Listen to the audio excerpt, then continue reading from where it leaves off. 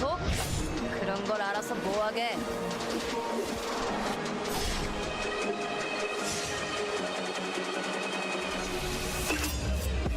모든 것은 그분의 뜻대로. 빛보다 빠르게.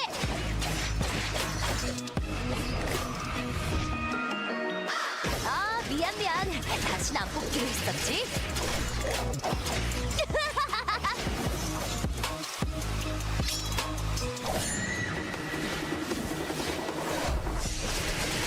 눈에는 눈, 이에는 이. 그걸로 부족한데?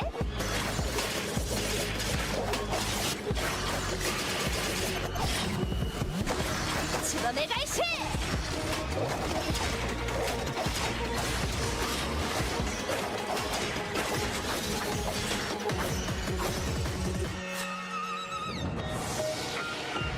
기억할 수 있다면 모든 것을 기억해 주십시오. 내 눈이 저지른 일들을, 내 손이 저지른 일들을.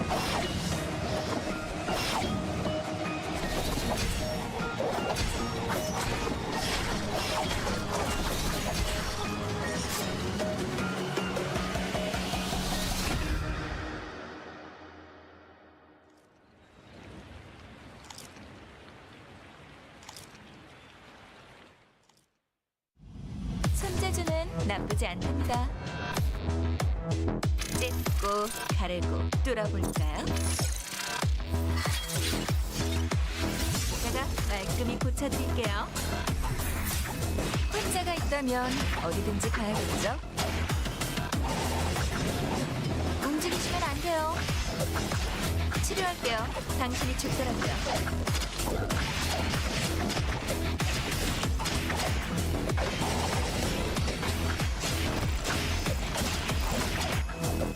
맥박이 안 잡히네요. 부르셨나요? 병들어 죽는 것보단 나았겠죠. 전 최선을 다했어요.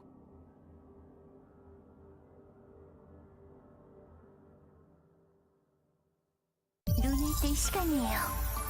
제가 길잡이가 되어줄게요. 당신이 상상하는 모든 게 현실이 될 거예요. 영원한 행복의 세계로. 당신의 꿈에 날개를 달아줄게요. 현실을 넘어 이상으로. 당신들의 모든 것들을 제가 기억하고 있을게요. 절 막으실 건가요? 잘 쉬는 것도 중요해요. 그렇지? 제 날개로는 모두를 품을 순 없었나 봐요. 기다리고 있어줘요. 그 세계에서 새로운 세상을 보여줄게요. 지켜봐 주세요. 모두가 평화로운 세상을 만들어 볼게요.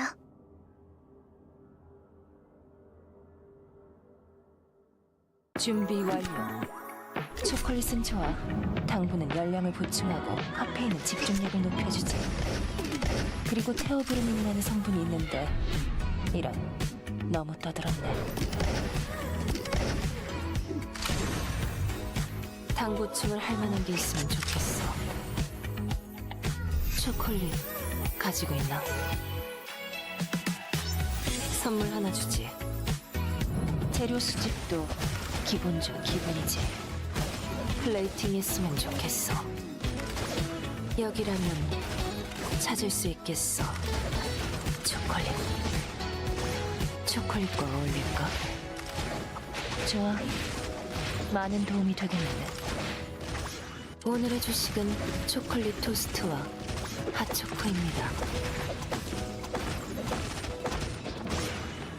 이 정도면 만족스러워.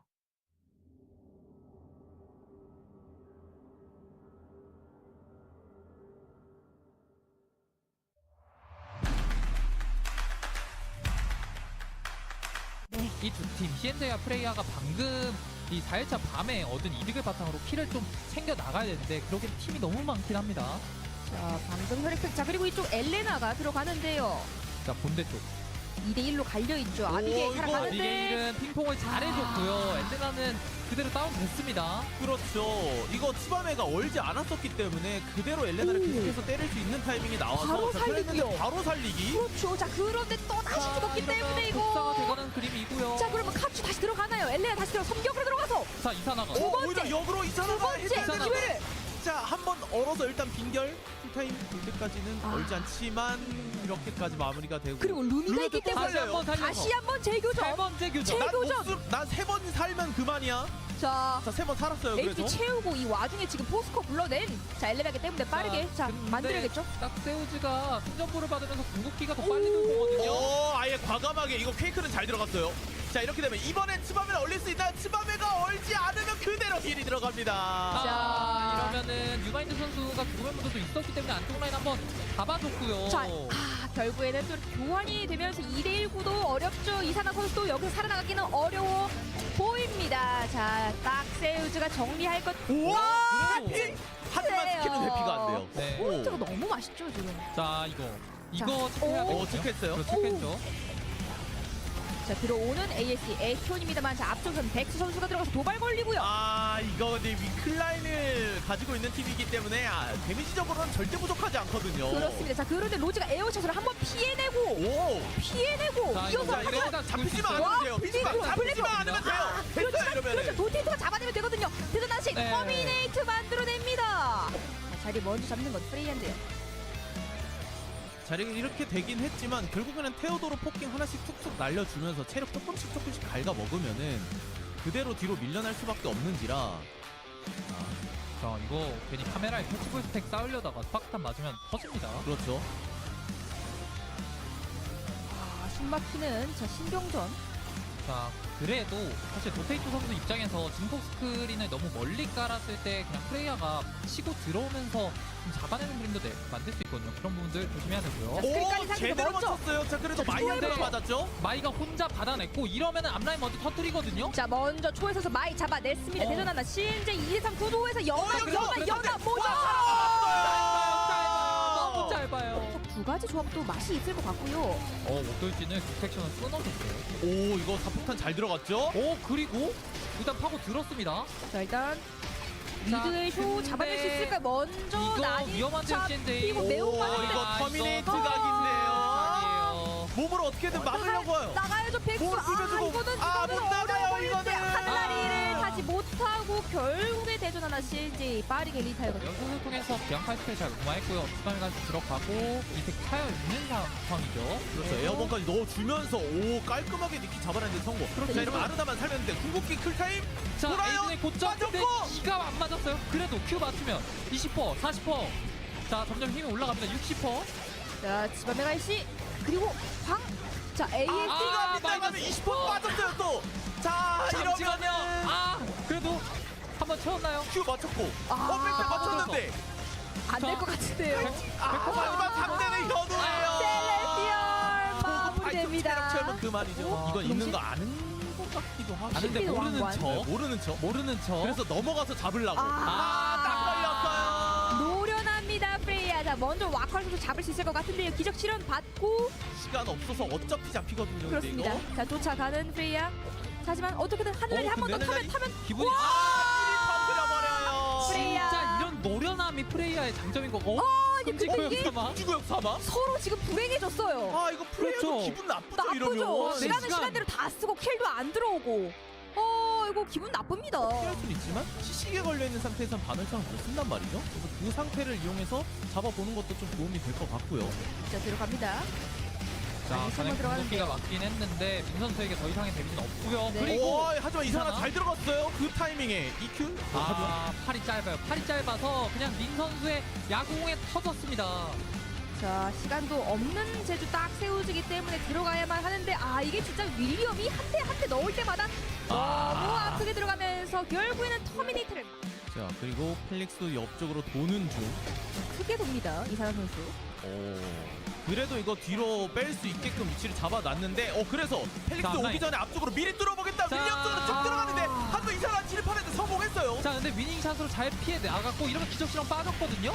오히려 할만합니다. UFT 할만해요 이거. 자, 기적실험 빠졌으면 윌리엄 프리드가 그렇죠. 자, 그리고 죽음의 무도 빠져있는 타이밍에 여기서 마무리를 시켜놓고 자, 잡았는데 펠릭스가 살아있으면 펠릭스 살아있으면 그대로 마무리 시킬 수 있습니다. 결국 UM팀이 열생하는 대전 하나 체인지입니다. 그리고 이쪽에서는 박세주자 아발란트인데 일단은 엘레나와 투밤 1대1이기 때문에 근데 이번엔 얼렸어요. 엘레나가 이걸? 하지만 여기서 카이팅이 들어가 버리면은 살짝 자, 살아남았어요. 그죠? 엘레나가 살아남았고 이러면 아드리아나가 1대1로 아비게일 잡아줄 수 있거든요. 결국에는 아발란치 6번째 킬이 나오겠는데요. 데려갈 수 있나요? 와 엘렐레 이 선수 예. 아슬아슬 날리고 있는 셀레스티얼이다 보니까 걸었어요. 그냥 과감하게 걸어버렸습니다. 자, 하지만 그럼 더안 눈치채고 가죠. 오죠. 네. 자, 저쪽으로 가세요. 민식방. 걸렸어요. 자신들의 위치를 보여버렸습니다. 자, 근데 자, 프레이야가 근데 갑자기 프레이야가 공중 착지. 내가 그 자리 이게 무슨 미안합니다. 사고입니까? 이거 진짜 대형 사고인데요, 프레이야? 그렇죠. 저 자리가 좋다는 걸 알고 있었기 때문에 VL을 탔지만 예. 사고가 났습니다. 이미 그 착지 지점을 찍었을 땐 늦었거든요.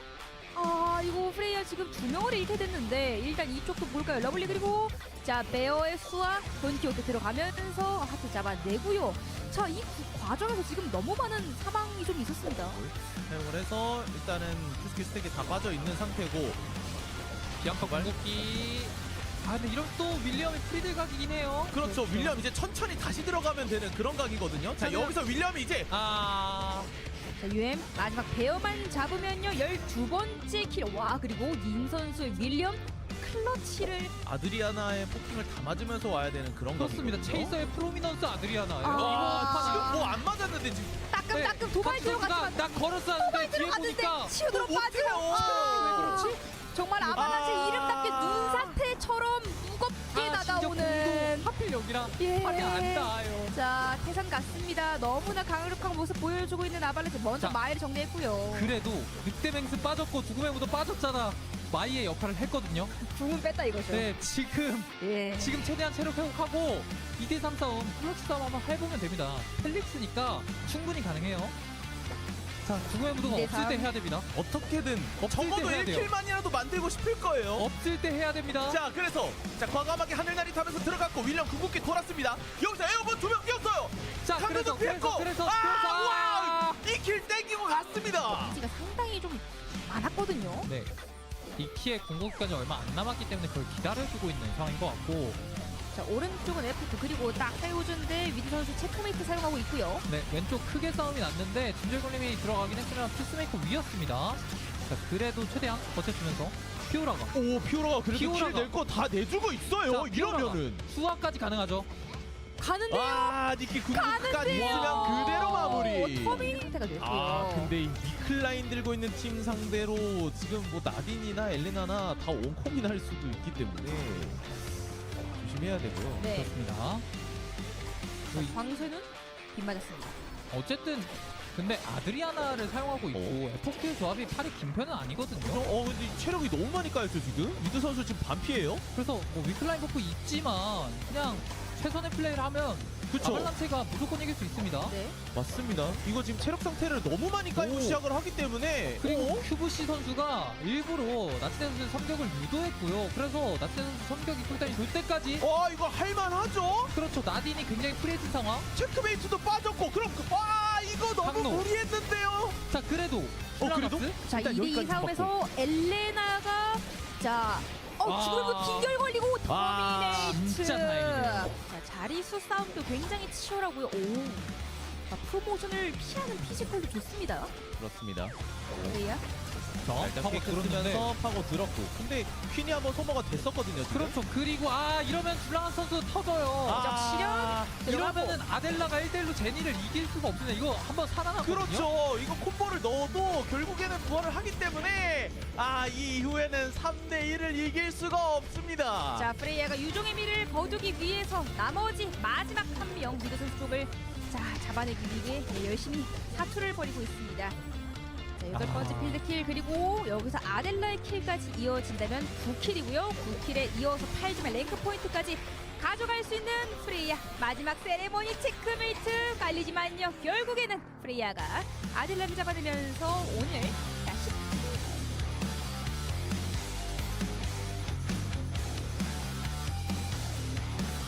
이쪽 한번 교전을 해보려는 것 같은데 이게 서큐버스 지금 진입이 나쁘지 않거든요. 하지만 한번 밀쳐내는데 성공했고 하지만 레온이 김동희 선수. 자, 콤보가 너무 깔끔했죠? 그렇죠. 자 그래서 이사나 선수를 잡아주는데 성공을 해야 하는데 회피 때문에 시간이 좀 걸렸고요. 자, 하지만 그럼 바로 여기서 에어본. 이거 UMP 나오겠는데요. 보이는데요. 터미네이트 각이 나올 것 같은데요. 파추 보였는데요. 잡아내면서 서큐버스 첫 번째 터미네이트를 제 25%가 지났어요. 오? 자, 하지만 자 진주의 글림 사용이 됐고요. 이어서 자 대지의 메아리까지 윤혜원 선수와 자 교환. 근데 대지의 메아리가 좀 맛없게 들어간 거거든요. 네. 이러면은 오히려 나오라 들어갑니다. 들어가서 두명 들어갑니다. 꺾고 자, 이러면은 JBS 자, 잡아냅니다. 맥도도 위험합니다. 일단 폭주 상태. 오, 요거? 오? 알파가? 알파가 방해를 좀 어? 세게 했죠. 아 이거 알파가 방해를 너무 알파가. 세게 했죠. 브라켓 버스터와 너무 뉴네온 강한데요. 씨. 아이템 차이가 너무 심할 것 같아요. 여기 혈액 그렇습니다. 보기까지 나와서. 아파요. 너무 아파요. 자 이어서 모두 해방에 들어가고 자 히카시 마무리 이어서 자, 맥도 파고 들어서 자, 내부 잡아내면. 하지만 잡아채버리면은 아무것도 못하죠. 다르코의 플레이가 깔끔해. 하고 있죠? 예, 정말 하지만 이제 열심히 전투. 열심히 때리고 있었습니다. 자, 이거 가드. 스턴, 3인 스턴. 근데 이거는 와, 근데 진봉이 선수. 진봉이 선수? 깔아놨던 물길 활용해서 너무 좋은 플레이 보여줬고요. 그렇죠. 이러면은 이거는 프레이야. 기적시간 끝나고 그대로 모여있는 거 다 마무리해버리면 돼요. 자 이거 모종 선수가 무조건 살아가야 되는데 이거 니키는 간 것 같고요. 그렇죠. 그렇죠. 밑에도. 자 제니 하늘나리로 하늘나리. 리플라이 버스트까지 했던 팀이고요. 자 네. 이번 프레이야와 브라켓 버스터. 후반 조합이 너무나 좋은 자, 브레이크 버스터거든요. 그렇죠. 그런데. 이게 자 진짜 기적 실현 이후에 근데 강도가 오. 너무 좋았어요? 자, 그래서 니키 프레이야 마무리 위기인데요? 이어서 자 나딘이 오, 마무리가 잠시만요. 안 되는데요? 오히려 역으로 가겠는데요, 진짜로? 저 나딘 마무리하지 못한 상태에서 제니가 잡히고 위에 있는 샬롯은 이미 잡혔죠. 다르코를 그렇죠. 어떻게 떨쳐냅니까? 샬롯이 다르코를 어떻게 떨쳐냅니까? 초에 마무리되면 그대로 터미네이트 브라켓 포스터즈 14번째 필드킬이 만들어집니다. 그리고 사실 얘기해주신 수아의 지속 교전력 때문에 비앙카의 시선이 끌려서는 안 됩니다. 오, 자, 하지만 파란색으로 한번 흘려줬고 비앙카 궁극기까지 들어갔습니다. 자, 이러면은 수아랑 라우라가 프리드라는 구도가 돼버려서 비앙카는 그냥 어그로만 끌어주면 되거든요. 자 자, 피세. 네, 밖으로 나가면 안 돼요. 비앙카 들어와야 돼요. 자, 천장 네. 되기 전에 들어왔어요. 자, 벽이 올라오기 때문에 들어와야 됩니다. 그렇습니다. 자 준봉희 선수 지금 혼자 남아 있는데 1대3 조금 버거워 보이죠. 럼프레이블즈. 자 준봉희 선수 잡아내면요 12번째 킬. 비앙카를. 그렇죠. 자, 그래서 일단 최대한 덫이 없는 쪽으로 살짝 돌아는 봅니다만 시간은 가고 있어요. 그렇죠. 자 더블 기우트뿐만 아니라 다람쥐덕까지 촘촘하게 깔려 있는 이곳은 현재 브라켓 버스터의 도전이고요. 자, 나랑 놀자도 빠진 턴. 지금 턴 한번 봐도 좋을 것 같다는 생각. 그렇죠. 그래서 파란색 받으면서 밀었는데 안쪽까지 들어가는데 짧았어요. 이러면은 그대로 나딘과 시생라의 프리딜이 나와버립니다. 마지막 체크메이트 보여주면서 브라켓 버스터가 결국 필드킬 17번째 힘이 킬. 멀어져 있긴 하거든요. 그리고 일단 합류를 하고 있는 럼프레이브. 근데 이거 로지 입장에서 킬이라도. 좀 할만하죠. 에어샷? 에어샷. 그렇죠. 피했고. 나라라선 쪽으로. 오? 그리고 승전도 받고. 오, 할만해요. 궁극기 붙이고. 야. 와. 자, 이쪽 배치 상황인데 분석 싸움이 이긴 하거든요. 네. 자, 파고드는 각을 보고 있습니다. 뉴네오 눈치. 자, 근데 이거 알렉스 들어오는 타이밍에 베제메아리만 잘 깔린다면은 알렉스가 오히려 더 역으로 잡히는 각이 나올 수 있어서 자, 조심해야 되고요. 도발각 깔리고요. 이어서 저기 폭격? 터졌어요. 일단 타자가 잡히면 딜이 부족하거든요. 그렇습니다. 그렇죠. 이어서 마이에 이어서 이거 프리아가 이거 못 도망갈 것 같은데요. 그렇죠. 프리아가 살아갈 수가 있나요? 프리아가 이게 히카시 선수의 개화의 선율이 깔려있는 끝까지 상황에서 갑니다. 하는 게 아니다 보니까 끝까지 갑니다. 자 엘레나는 이렇게. 잡아냈지만 이렇게 마무리. 저 아직 발각이 되지 않았어요. 점프 뛸 준비. 이제 핫드론으로. 발각됐습니다. 근데 이게 들어가면은 마이가 커버해줄 수 있는 위치였다 보니까 망설이었던 것 같고요. 네. 자 드론 깔리면서 서로의 위치를 확보하고 자 하늘나리로 들어가서 자 오. 피세 다르코. 자, 근데 잘 피했어요. 그렇죠. 그래서 딜각이 나왔습니다. 와인드업으로 한번 밀쳐주는데 와, 정말 와 준봉일. 자, 땅콩의 라우라 먼저 잡히고 근데 민선수 일단은 아, 펠릭스가 건재하긴 하거든요. 펠릭스가 건재하면은 자, 주먹 잡히지 못하고 이거 마무리가 자, 이거 주먹 와, 클러치. 클러치. 이거 진짜 레온 너무 잘 들어갔는데. 너무 이 아이템적인 욕심이 조금 있었어가지고 거기서 체력을 너무 많이 소모를 했었고, 그리고 여기 교전을 일단 한번 보도록 하겠습니다. 자, 이게 다혈질도 근데 많이 다혈질이 쌓였거든요. 많이 쌓였거든요. 그렇죠. 이러면은 궁극기 한 방에 데미지가 살벌하게 들어갈 수 있습니다. 자, 근데 딜러 쪽에 알렉스 와 대박. 자, 이어서 기적 실현 들어가는데요. 이거는 스무시 선수가 많은 걸 해줬거든요. 그래도 유지력으로 자, 이걸 이겨내나요 플레이야? 엘렐레가 이러면 엘렐레 잡히면 터미네이트인데 연락 가나요? 이게 자, 샬럿의 연락. 힘인가요? 자, 섬경을 돼지 쪽으로 쓰면서 잠시만요. 이거는 니키가 배달이 됐어요. 그쪽으로 가시면 안 됐는데 1+1인데요. 경도가 조금 가넷이 라고 생각할 것 같습니다. 자, 그래서 배우 바로 걸죠. 쪽으로 들어간 다음에 진주의 굴림이 깔리는데 이어서 기적 실현으로 맞받아치는 와. 프레이한데요. 나라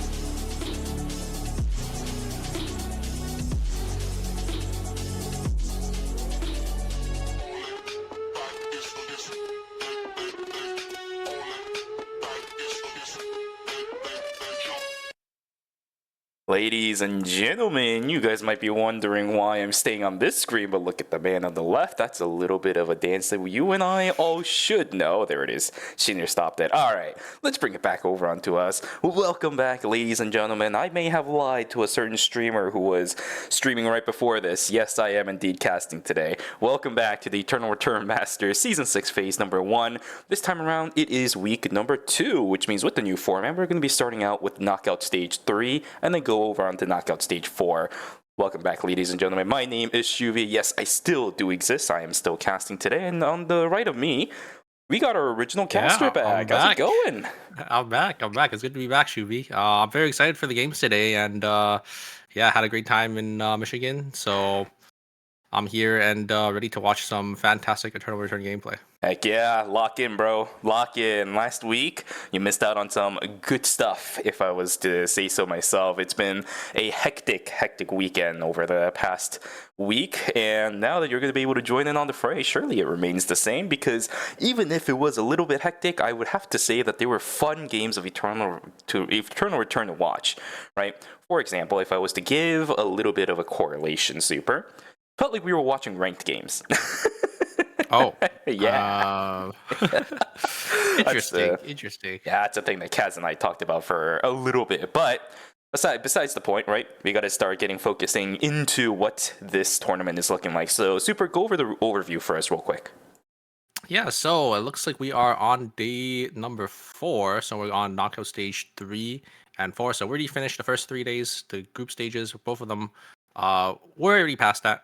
Knockout stage 1 and 2, we already finished that as well. So we're on knockout stage 3 and 4. And then tomorrow we'll be having our knockout stage 5 and 6. And then on Sunday morning, we're going to have the grand finals for phase number 1. And obviously, we do have our prize pool with 10 million Korean won. So it's actually double from previous seasons. But obviously, there are only going to be 2 phases for this season. And our typical point matrix, if you guys aren't already with us for Eternal Return, for these competitive games, it's going to be first place will get 8 points, and then it's going to slowly go down the list there. For second place, 5, 4, 3, 2, 1, and then each team kill is going to be worth 1 point as well. Yeah, something that I do want to mention, by the way, now that we are on Knockout Stage 3, every single team from now on actually gets a prize pool. There's 24 teams left, so that's actually something really, really cool that I do want to mention before we start moving over onto the format. As we are seeing here on the screen, it looks complicated. If you guys were here before, then you guys know exactly how this works. If you guys weren't here before and all of this looks really complicated, well, think of it this way. We're done with the group stages at the very far left, and then move over just one right till we're done with the knockout stages, and then one more, we're done with knockout stage 2. We are starting from knockout stage 3, and then we're also watching knockout stage 4 today. Those are the 2 things we are here for. On the screen one more time, We have our teams that are playing once again today. It's going to be great. Knockout Stage 2. These were the teams that moved on. Bracket Buster, Rump Rebels, Specialist, and Succubus. And joining them today is going to be the teams that ended 5th place during the group stages. Away from Keyboard, UU Gaming, Songnam Rocks, and BNK Furex. Now, Super, you and I were talking about this right before we started, but Team Rump Rebels is the only team so far that has made it up to Knockout Stage 3 from Knockout Stage 1. And now it really comes down to whether or not they're going to be able to continue that streak today, isn't it?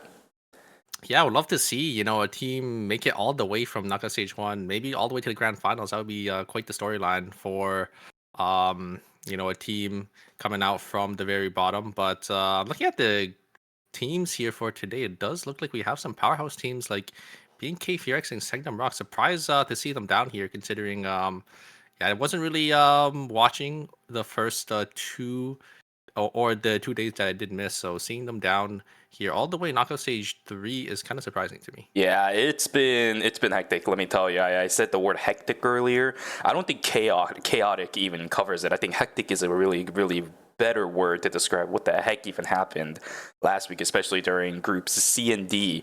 A lot of the teams that you and I, even during groups A and B, thought that would move on into some of the higher stages of the knockout stage, they didn't move on, and it was almost a similar case for group C and D as well. And then starting from the knockout stages, I think it was a little bit more funny too, because again, I told you before we started tonight, we're diving into a lot of these back-ended things that we are talking about off stream. What's going on here? You guys get some insight into what we talk about before we begin. Not BNK Furex, but DHC and J, a team that you and I are also familiar with, a team that a lot of people in chat are mostly familiar with if you've been watching ERM for quite a hot minute. They weren't able to move on into the knockout stage from knockout stage 1, so I think it's gonna be a good series. This is a very, very competitive Eternal Return Masters. So let's get started with game number 1. Just immediately off the bat, we're gonna take a look at the character selections. Yeah, it probably just goes to show you, how competitive the ERM has been, considering where we're seeing, all these National League teams and where they're falling in the brackets. But looking at the picks here, I think we have a Sicela band coming through. 4 Sicela picks already, so no surprise there. I think Sicela has been a pretty strong pick. If you guys were watching the most recent international tournament, Sicela was quite the character for that. Yeah, quite the menace is a great way to put this. It's actually insane how much value she gets out of these picks. So yeah, I'm not surprised about the fact that we are going to see Sicela once again. I think it was kind of toned down during the group stages and then maybe throughout the earlier knockout stages, but now that we're in knockout stage 3, we're starting to see some of these teams that you and I are very much familiar with. We're seeing teams that are much more akin to distributing what kind of compositions they're allowed to run, and with that, we will have the Sicela starting to file on in Team AFK as well as BNK Furex. We know for sure BNK Furex can run the Sicelas. Hanzar is going to be playing in game number 1 of this stage. And then moving on from that, UU Gaming, we got their composition once again. We saw this during the group stages. The Leon, I know somebody's gonna yell at me for that one, my bad, I'm still getting used to it. The Leon as well as the William, on top of that, the Estelle. This is a comp that I think a lot of us were super excited to watch after the group stages. We're gonna be able to witness it once again now during knockout stage 3. Yeah, we also do have a Nadine ban as well. Nadine, one of the premier ADCs, I think, in Eternal Return, that's just able to do so much damage. Obviously, her range is a little shorter, but she does have that blink that she does utilize to sort of close that distance. So no surprise that she's also in the fray of Absolutely. We're still playing in the previous patch because that's the way that ERM started. We're going to finish it off like this as well. It's 2 weeks for the individual patch that we're going to be working with, or I should say the individual phase that we're going to be working with, which means I want to keep it as consistent as possible. Of course, my opinion doesn't really affect any things, but it is exactly in line with how ERM is going to work. Let's get started, everybody. Game 1 is underway. We have a total of 8 games today, split between 2 different groups, or not the group stages, but the knockout stages. Let's get started with game number 1 right away as Factory loaded as ever. That zone is extremely popular nowadays. Yeah, looks like there's about 6 people in factory, so maybe a little hard to, for some of the players to get their loot, but shouldn't be too bad. The pick I'm a little surprised about is, I'm a little sad actually to see is Rosner on the Rio. I've never seen him on, you know, the ADC role before. Usually he's either on tank or he's, you know, he's playing that Sua, but yeah, to see him coming out with this Rio, kind of interested to see, you know, how he does end up putting this character to work. I do appreciate this pick though. They are looking for a little bit of change-ups on how they can reimagine this kind of composition. Sonzar on the Scylla has shown us extremely good quality of gameplay on this character. I think quite recently, Scylla has been one of those characters that with all these players playing it in high tiers of caliber of gameplay and tournaments, you can definitely tell which player has the most expertise on it, and I think one of those players is going to be Sonzar. That is, quite frankly, not even a statement that I should be saying. It should just be a well-known fact. Man has loved Scylla ever since the dawn of time. His entire persona is based off Scylla. Yeah. I'm just so glad that he's back on, and I'm expecting good things from this player today. The fact that this character is extremely popular means that she is strong. You and I both know that already, even without the picks. But the fact that they're going to be running with it is a good thing. Okay. Oh, no, not enough. A good attempt. Sonzar also in a little bit of trouble. Will get ran down by a couple members from Team Rump. Nope, that's not Team Rump Rebels, is it? Nope, it's Team Succubus. There we go. The swords were flying everywhere. Everything invested to kill this Scylla. 2 ultimates as well as a couple blinks out. You have another couple picks coming down. Down goes one. Oh my goodness. Surlo. This guy's popping off too. Yeah, great turn from the Laura there. Nadine jumping a little too far forward, a little too aggressive there with the ultimate, but not going to be able to take it. But a great ultimate from Darko is going to be able to secure the Laura here. Mana gonna try getting some damage in. The Alex is gonna TP in on forward. Frailty is gonna proc there. Oh, the ultimate unfortunately gonna go straight into the wall, and the Darko is gonna be able to get away. Wait, actually, don't think that was a good blink, GTL. Yeah, there is the loop around. Man is coming around, so we're good. Justice in the world, right? Oh, unless the wait, Lily. Oh no, this could be a little bit weird. I think the Darko is out here. Gonna jump over the wall again, but wait a second. Mana is gonna blink on forward. Ooh, gonna miss the pull, but wait a second. Maybe the Darko can actually turn onto the Zella. He can knock up.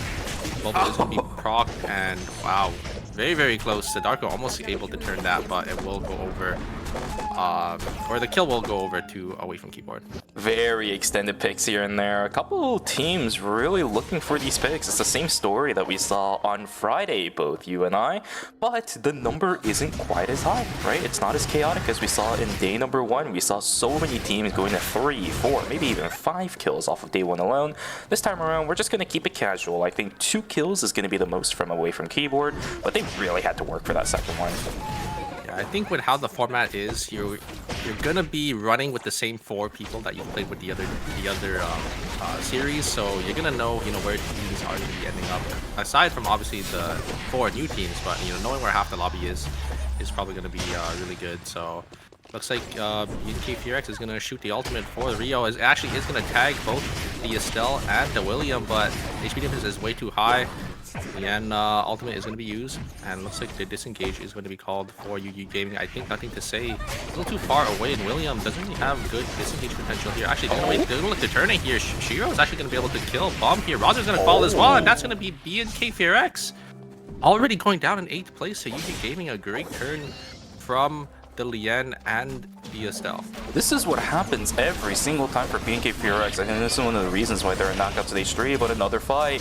Beautiful Reign of the Vampire Queen for Wako, perfectly followed up by Sebi. Down goes one, and I believe we should get a second one falling down too. A couple teams getting full control of the Tree of Life objectives, or I should say any objectives available on the map in day number 2 before we begin. A huge fight from both Team Rump Rebels as well as Team UU Gaming. Again, UU Gaming is a team composition that a lot of people really wanted to see, and for examples like that, I love this team, man. They are so good at capitalizing on this William. You saw that nothing to say wasn't really touched throughout the entire fight. They were so focused on the Leon that they couldn't pay attention to what was actually dealing damage to them for the most part. Yeah, great turn from UU Gaming. A lot of people just disrespected the Leon, trying to chase and then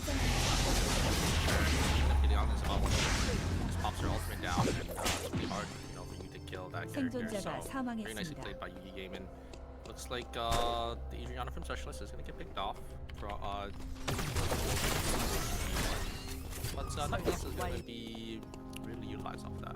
Indeed. I will say, Super, you might need to give your little mic a tap over there.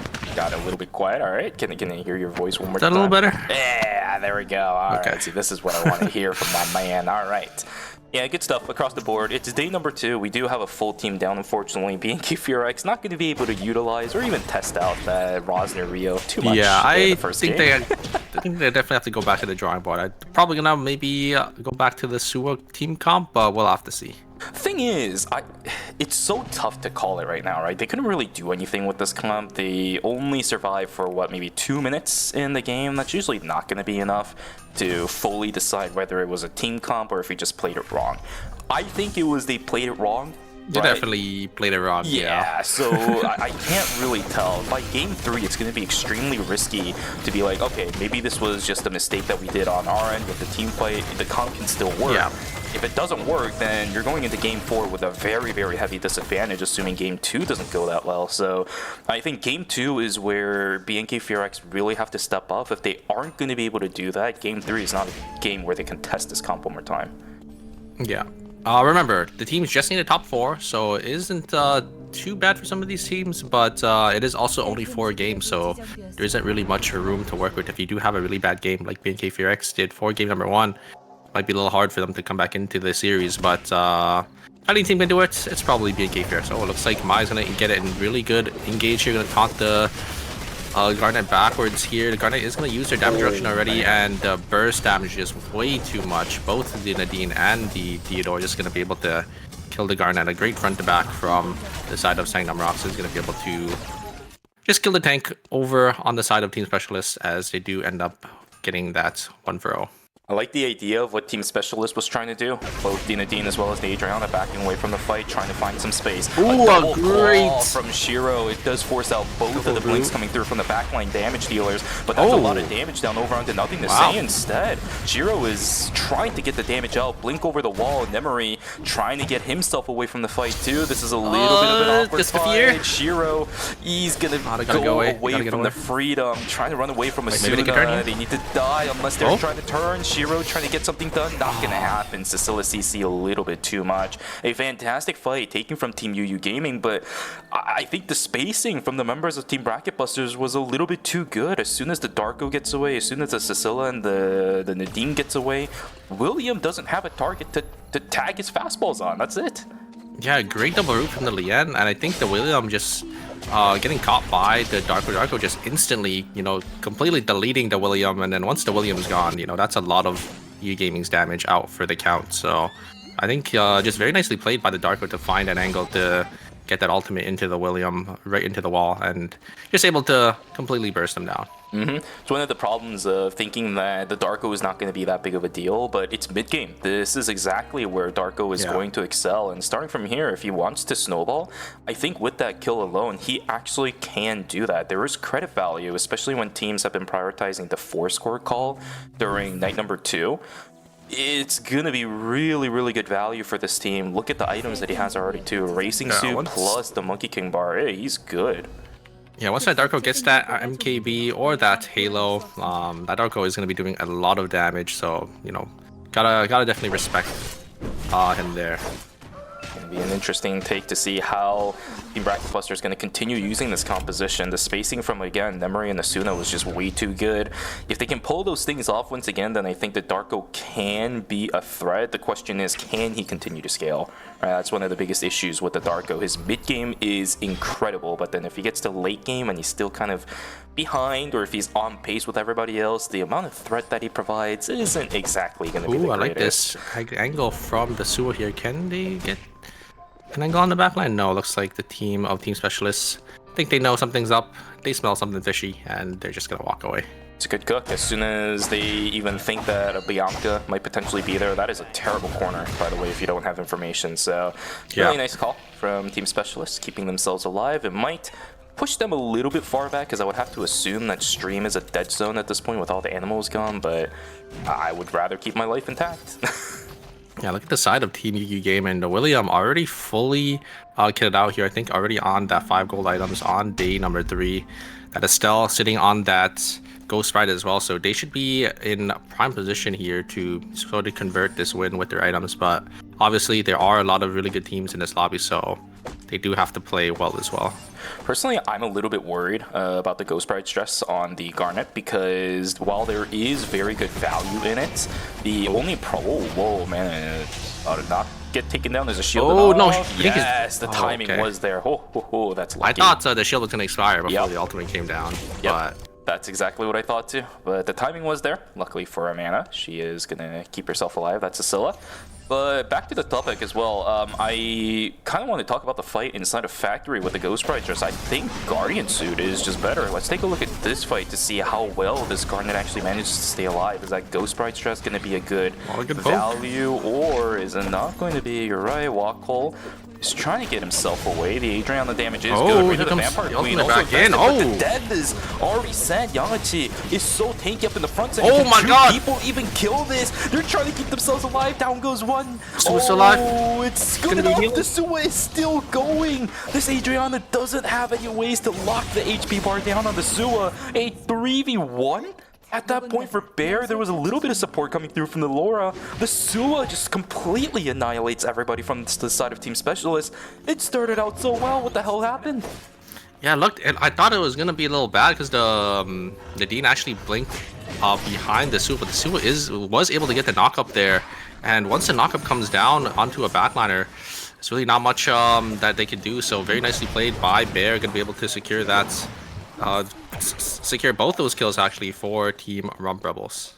It's a bit of an awkward situation for Team UU Gaming. They're looking for initiation, but everything's already been invested. Shiro trying to get a little bit more in. There is no Cloak and Dagger. They're just trying to get as much crowd control and pull people in as possible, but Shiro is eating a whole brunt of damage while the rest of his team are a little bit unsure about this fight. I would say the same thing, especially considering Signature Fireball is gone. Shiro continuing to get themselves away. The demon form is still there. Ghost not gonna decrease just yet. Yeah, Team Succubus is really fishing for this opportunity. They know that the Signature Fireball is down, but there it is, the Recharger. It's a good. Ultimates are so good. It's gonna be a really, really good Surf's Up as well, but it's only gonna be utilized as a disengage tool. Team away from keyboard, looking for a back around. This is tough. Shiro uses the freedom over the wall. Good stuff, good stuff. And Estelle, if she ever wants to join the fight, she has her heli attack stat, which is going to be invested right away. That is a beautiful intimidation tactic, but brings Shiro straight into the backline. Junbongi will take the fall, and Team UU Gaming somehow managed to pull themselves out of an absolutely terrible situation. Yeah, nothing to say, is playing really well here on this William, just able to dodge out and able to recognize when he could turn into some of these team fights. I think the reason why you know they were on the back foot, there's nothing to say, was already chunked down to half HP, especially with the SSL ult. But a great turn from UG Gaming. Third party did end up coming through, but great peel back, recognizing that there was another team nearby as they all pulled away. And yeah, the William was able to just peel the Darko off, so very, very nicely played.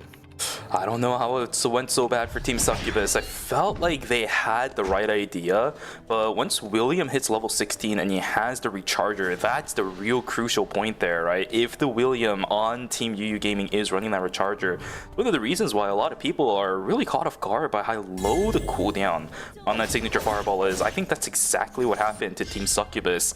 They chased for so long and they were like, okay, well, we have an advantage. William doesn't have his ultimate anymore. Well, he did. So yeah, that's a bit of an issue when you're running double frontline damage dealers with a Cecilia in the back. You can't really pick anyone. The side UU Gaming is choosing not to buy with their money because, oh, looks like actually going to go back to the console here. They're both sitting on 500 credits, the Cecilia, or sorry, the Bianca and the Sua here. Okay, looks like they are going to choose. They're going to get their blood, so they're going to be sitting in a pretty nice spot for themselves here. Witline is going to be spawning into fire here, and ooh, great catch from the Theodore is going to burn the Cecilia bubble there, and the damage coming out from the backliners of the side of Second Rocks is going to be a lot, but no one actually being taken down here. Nemery getting some damage onto DDO. Ooh, there is exclusive coming out from the Mai here, and then Nadine just walks on forward and gets completely bursted down by the Theodore and the Nadine. So There is Nemery gonna fall there from the side of Bracket Buster. Wickline is actually gonna be leashed by Asuna, and here's a third party. It looks like Rebels is gonna be able to pick Asuna up as well. Wickline is probably gonna be leashed down to the side of Segnum Rocks, but the ultimates and the cooldowns were invested already in the last team fight. So if Rebels wants to look for a fight, it's gonna have to be right now. Looks like the Wickline is gonna go over to the side of Segnum Rocks as this side of Team Specialist is going to back away. A fight inside of school, though. That's a lot of damage. Intimidation tactic will just annihilate Sebi. Indeed. Wako's going to be pushed away. No Reign of the Vampire Queen potential turnaround. There's a third party coming in. Bear's going to get taken so many down. people. Wako is stuck in the middle of nowhere. I think Team Specialist doesn't have info. Yeah, they don't have enough credits for this either. They just ended up calling a couple items. Team UU Gaming now looking to fight it out up against Team AFK, but that's a lot of good disengage tools, or is it even going to work out? Cecilia is in a whole heap of trouble. GTL is the only one that's full HP. Nothing to say is already taken down, but Shiro now going into the Freedom. Too much space between themselves and everybody else in Team AFK. This might be a Team UU Gaming issue. Away from the keyboard, looking for a bit more. 15 seconds to go. I don't think the Estelle can. Yeah, the William didn't choose to blow up the body. A little surprising because I think maybe they could have got the quick res here. Oh, I think Leon's going to get the res just barely in time here. So the Estelle is probably going to TP in from Uptown. So it's actually not the end of the world for the side of UU Gaming. A little unfortunate. I think nothing to say. A little too overzealous. They're blinking on forward onto the William. And, you know, once the William invests their blink early on into the fight like that, there's really not much the William can do with their escape here.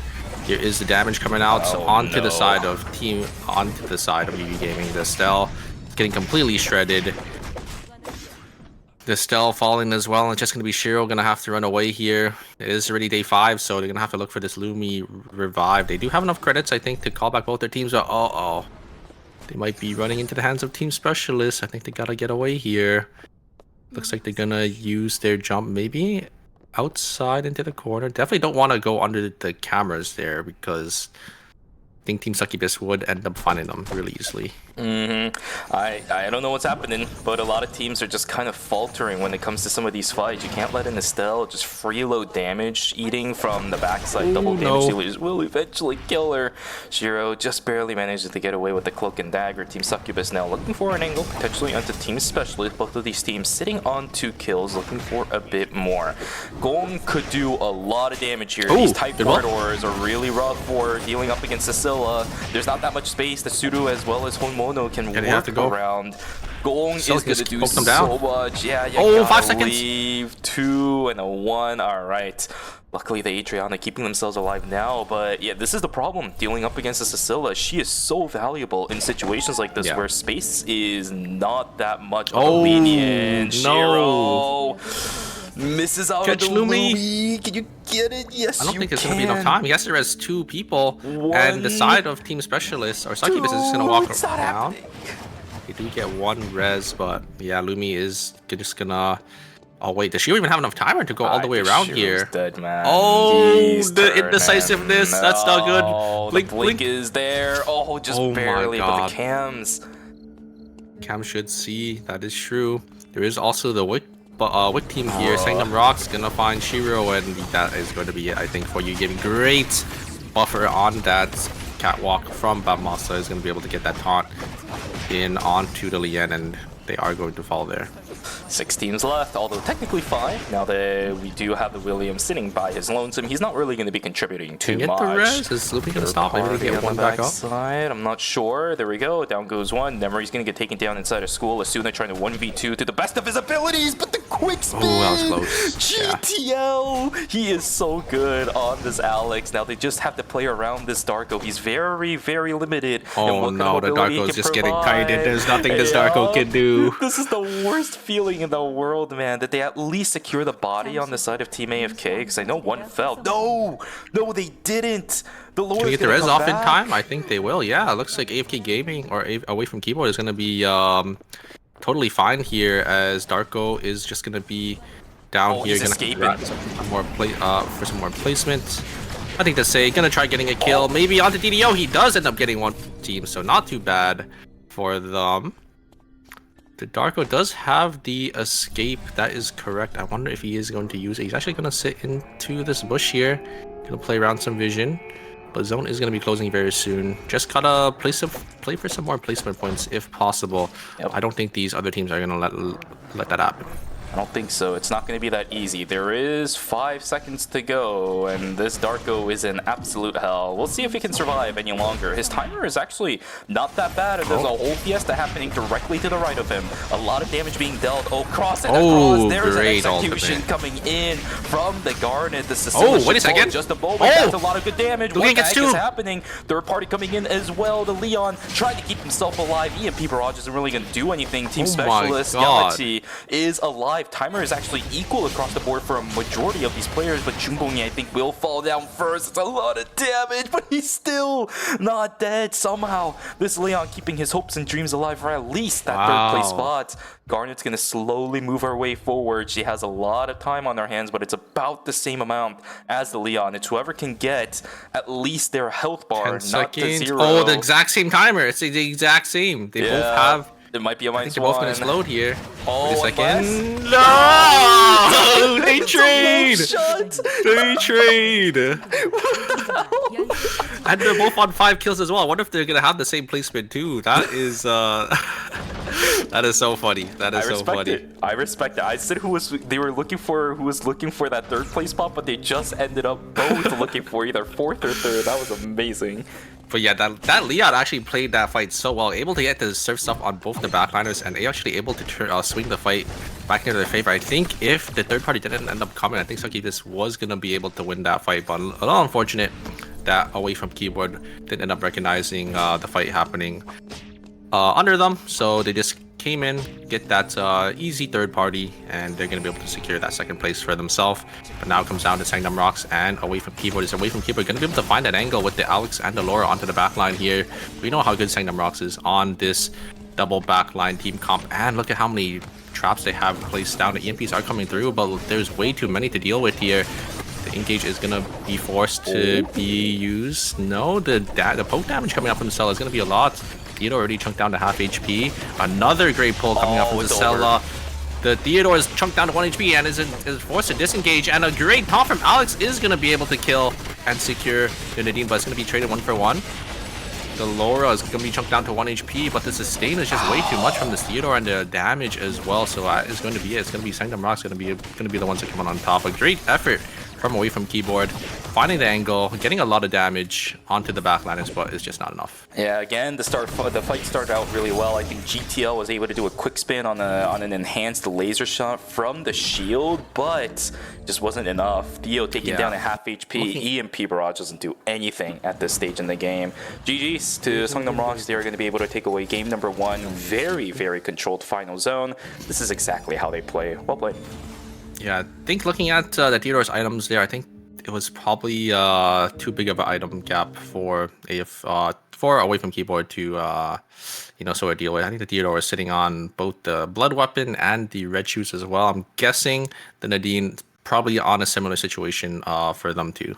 I think one of the better things there too for Sangnam Rocks isn't just the items, isn't just the positioning that they had, but the setup going into final zone was actually spectacular. I don't know if you caught it at the end there, Super, but Surlo was looking for a flank, trying to get that little angle around alley, maybe look for a backside flank, but there was a camera right where the campfire is to catch out any potential flanks. I think the setup for that was incredibly well done. You do have the advantage from alley and, well, I guess, let's see, it was, yes, alley into gas station. It's a much closer zone from the final zone of alley into the gas station final zone. It's a lot longer to walk from the one from school into gas station. So these kind of setups you do really need. You talked about all the traps from the Nadine as well as the double guillotines down on the ground. Yes, that's part of it. But these flank watches are also extremely important. So that camera inside of alley was a really, really big lifesaver. Yeah, I think one thing that a lot of these top teams know and can utilize correctly is obviously having that vision behind them and knowing exactly when to just send into the other team that's trying to stall for that flank angle. But if you get sent on, right, with that Theodore ultimate and that the Nadine can just monkey wire in with the Soul Stealer, you're playing a 2v3, right? Because the person that's coming for the flank isn't going to be ready and isn't going to be in that team fight in time. Yes, sir. Yes, sir. It was a great game. It was a great game. I loved what we watched. Across the board, a lot of these players are making some really nice micro decisions. I will say it wasn't a perfect micro decision game from everybody across the board. I did see some things that I could nitpick here and there. Like, for example, I think Nemery had this really awkward positioning inside the fight in Fire Station. That Nadine should not have been too far forward to the point where the opposing Nadine could use the explosion shot and push her into the wall. Should not be happening for the most part unless you have a very free fight, but it wasn't the case exactly either because your frontliner was pushed backwards. Either way, micro decisions, the one that I really liked and I'm pretty sure you can appreciate as well as a lot of people in chat can appreciate, Yangachi as well as Cheongbongi, that fight inside a school, you know what? I salute both of you. That was a great decision from both of them. Yeah, I think the Leon played it very, very well.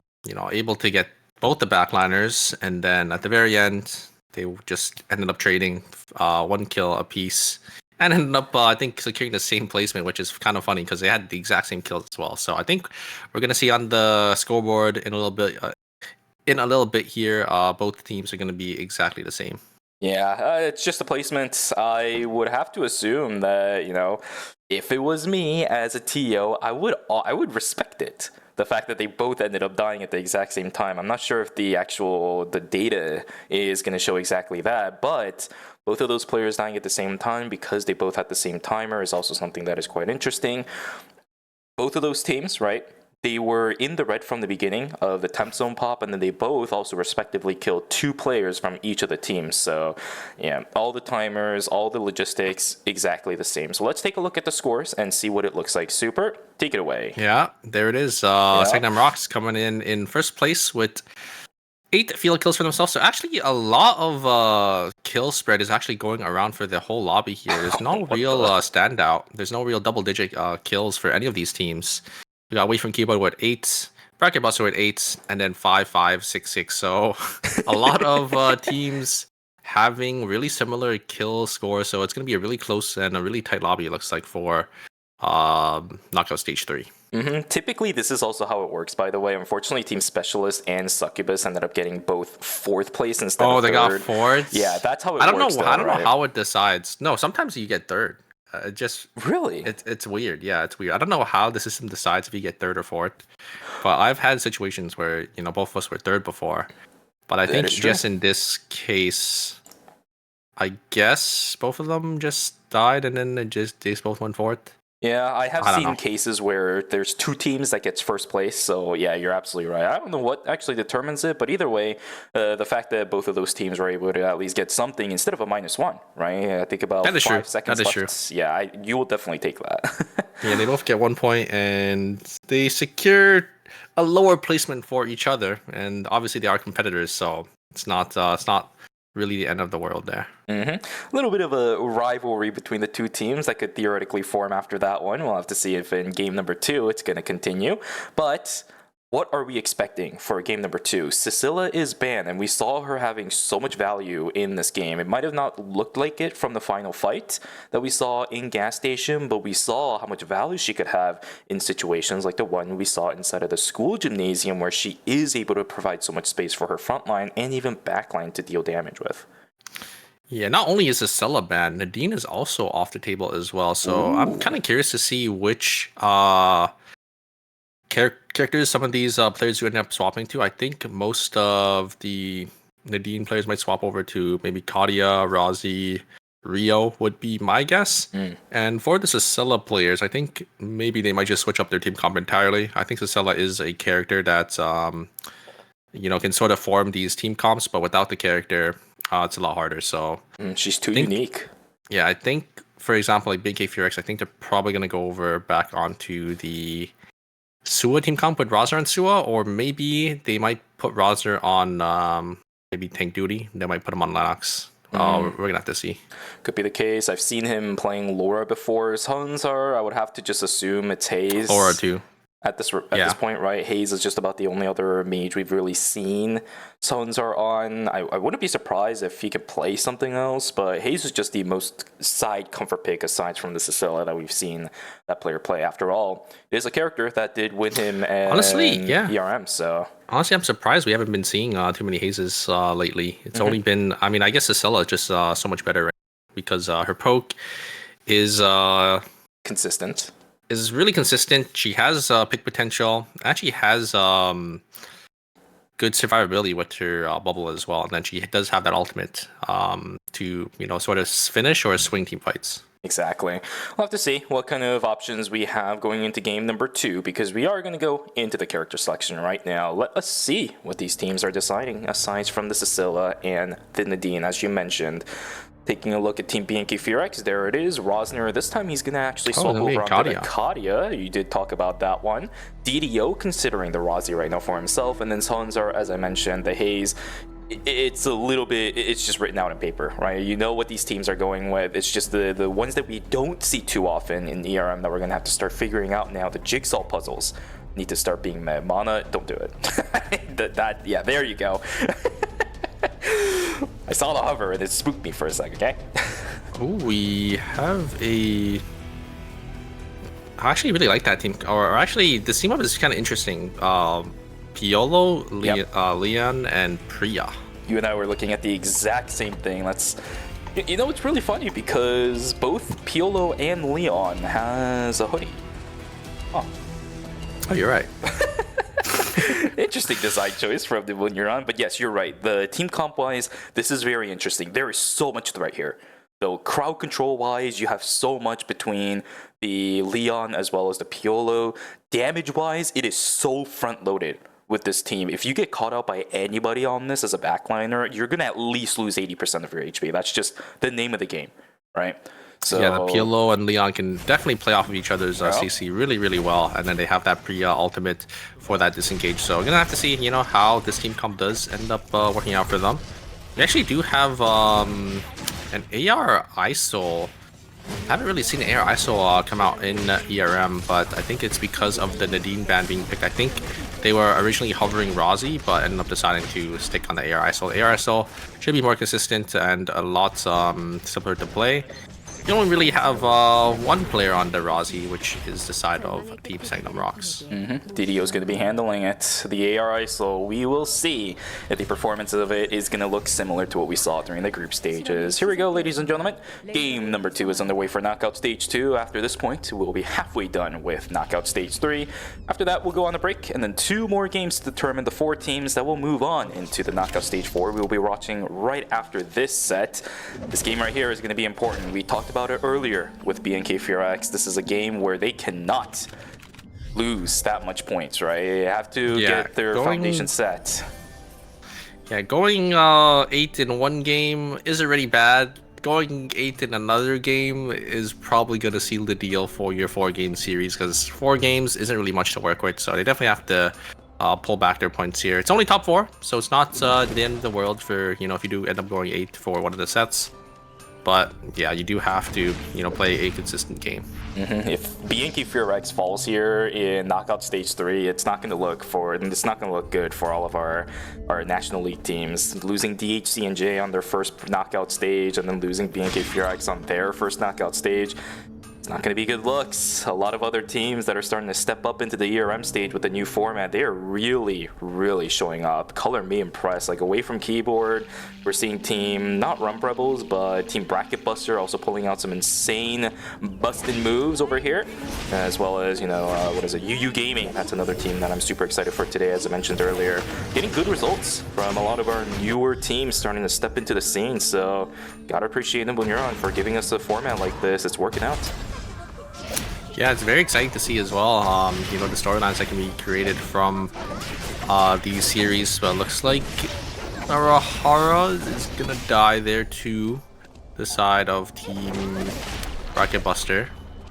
And I think Bomb also is gonna fall as well here. Mai can't really get away, but it's really tanky, so maybe they can get the catwalk on out of there. Or they're maybe gonna try to look to turn straight side steps, but yeah, I don't think Amasa is going to be able to get away. Going to try TPing out originally. Probably should have went with that plan originally, but is just going to fall. I think not really much HP left on the side of them, so just going to fall over to the side of Team Rump Rebels, and Rump Rebels already sitting on 2 kills, so a good start for them. Yeah, but again, it's not as chaotic or hectic as day number 1 from our group stages. We're again. Oh, seeing Shiro 2 disconnect. kills. Ooh, oh no, you might be right. Look at the items. I don't think they called it. It's either that or they went past. I think it's the minute mark that they give for ERM. That is brutal. Yeah, Shiro is just going to be desperately looking for items.